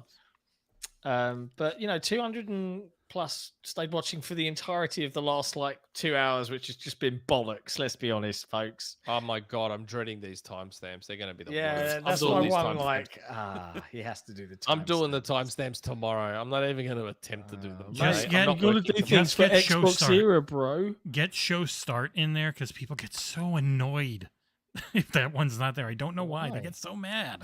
Why? I've deleted 30 or 40 comments of people just flipping out about you not immediately putting in show start time. I'm like, Oh Jesus my god, Christ. give me a break. My timestamps are thorough. They are thorough. Best in the industry. Way more thorough than us. I mean, you get timestamps with us, but Jez does it as blocks. I talk about this stuff here. Our RSS I- feed I have- doesn't get timestamps for most people, though, so they get very mad. My timestamps are so thorough that I often run out of characters and have to make adjustments to the timestamps because I run out of characters. It's full on. I can't help it. My OCD won't let me do it. I have timestamps that are 15 seconds apart because it's a separate topic. It's something else we're talking about. I have to give it a timestamp. I have to. You need help? Yeah. I can't let it lie. I can't just let it be one giant block of ABK. The ABK section is going to be 20 timestamps on its own because I can't just let it be one big ABK timestamp. I can't let that happen. Alright. I just can't. We're going to shill our site and tell the few people left to watch our stuff. Yeah, go for it. I'm not doing it. Yeah. XboxEra.com is pretty cool. Jesse, anything you want to add? I'm going to tomorrow probably make the Ghostwire Tokyo review. You can expect that on the game releases on Monday. That's all I can say. So expect that closer to launch. The game releases at 11 p.m. or 6 p.m. East. I forget. It's a global launch. So It releases on Monday? I thought it releases on the 11th. it releases on, it's technically Tuesday somewhere, but in America, it's going to be late Monday. So, Oh, okay. because they're doing global, it's not per market midnight. So we've got Ghostwire Tokyo review coming. Minecraft Legends is coming out soon. That's it. Dead Island 2 I'm working on right now. We've got a bunch of other stuff being worked on the site. Fairy Empire's catching up to a ton. We've got our second episode of Sik and Nick's Flicks this Friday. It is for the Super Mario Brothers movie. Yay. And Very Bad Things, because Nick really wanted us to watch that. An apt You title. guys made me for watch that. Gross Point Blank. An apt, yeah, A a bona fide fantastic classic. movie, yeah. Very bad Yeah, things. and so is very Very apt Bad Things. title. Very apt title. Nope, spoilers. We got a super chat. Mark What, Hoff. have you watched it? Actually, No comment. Jesse, looking at their Did you watch it or not? Oh, their global thing. Am I off? Am I off? yeah, It's been so long. it's Tuesday night, Oh, Tuesday night. 8 p.m. on Tuesday night on the East Coast, 7 that's so p.m. my stupid. time, and 5 p.m. So it's so it's actually Tuesday night it comes Okay, out. so expect a review Oh. closer to whenever that actual launch time is. And did we spot this super chat? Mark Hot, $2 Just hit. super chat. Yeah, Great, a great challenge for Rand, Pokemon. I was probably asleep Yeah. at that point. No Pokemon. Oh shit! No Pokemon. Thank God nobody brought up Scalebound today. Okay, stop. Right. Okay, that's I it. thought We're the out. 11th We're was going- Monday. That's Close why it the was show. in my head. What? How's it Thank going? you, chat. Hi. Thank you, Rand, as always, for jumping on. Yeah. Screw it. Let's go Thanks very 5 much. hours. Let's go. We don't got that much longer to go, So this one can always be the longest show. If people are cool, Beauty I of can just bring StreamYard up. is- Yeah. John can just jump out. That's Yeah, the beauty and of I streaming. can. I'll bring up and say in John's place. I'll just start playing Dead Island 2. Just nobody say anything. Don't spoil it. Yeah. I won't do that. They get mad. Okay. I guess you got to say ciao for now. He has. Yeah, everyone. Thanks for joining us, everyone. We'll see Yeah, it's been you. fun. We'll Thanks, see our Rand. patrons and YouTube members on Sik and Nick's Flicks.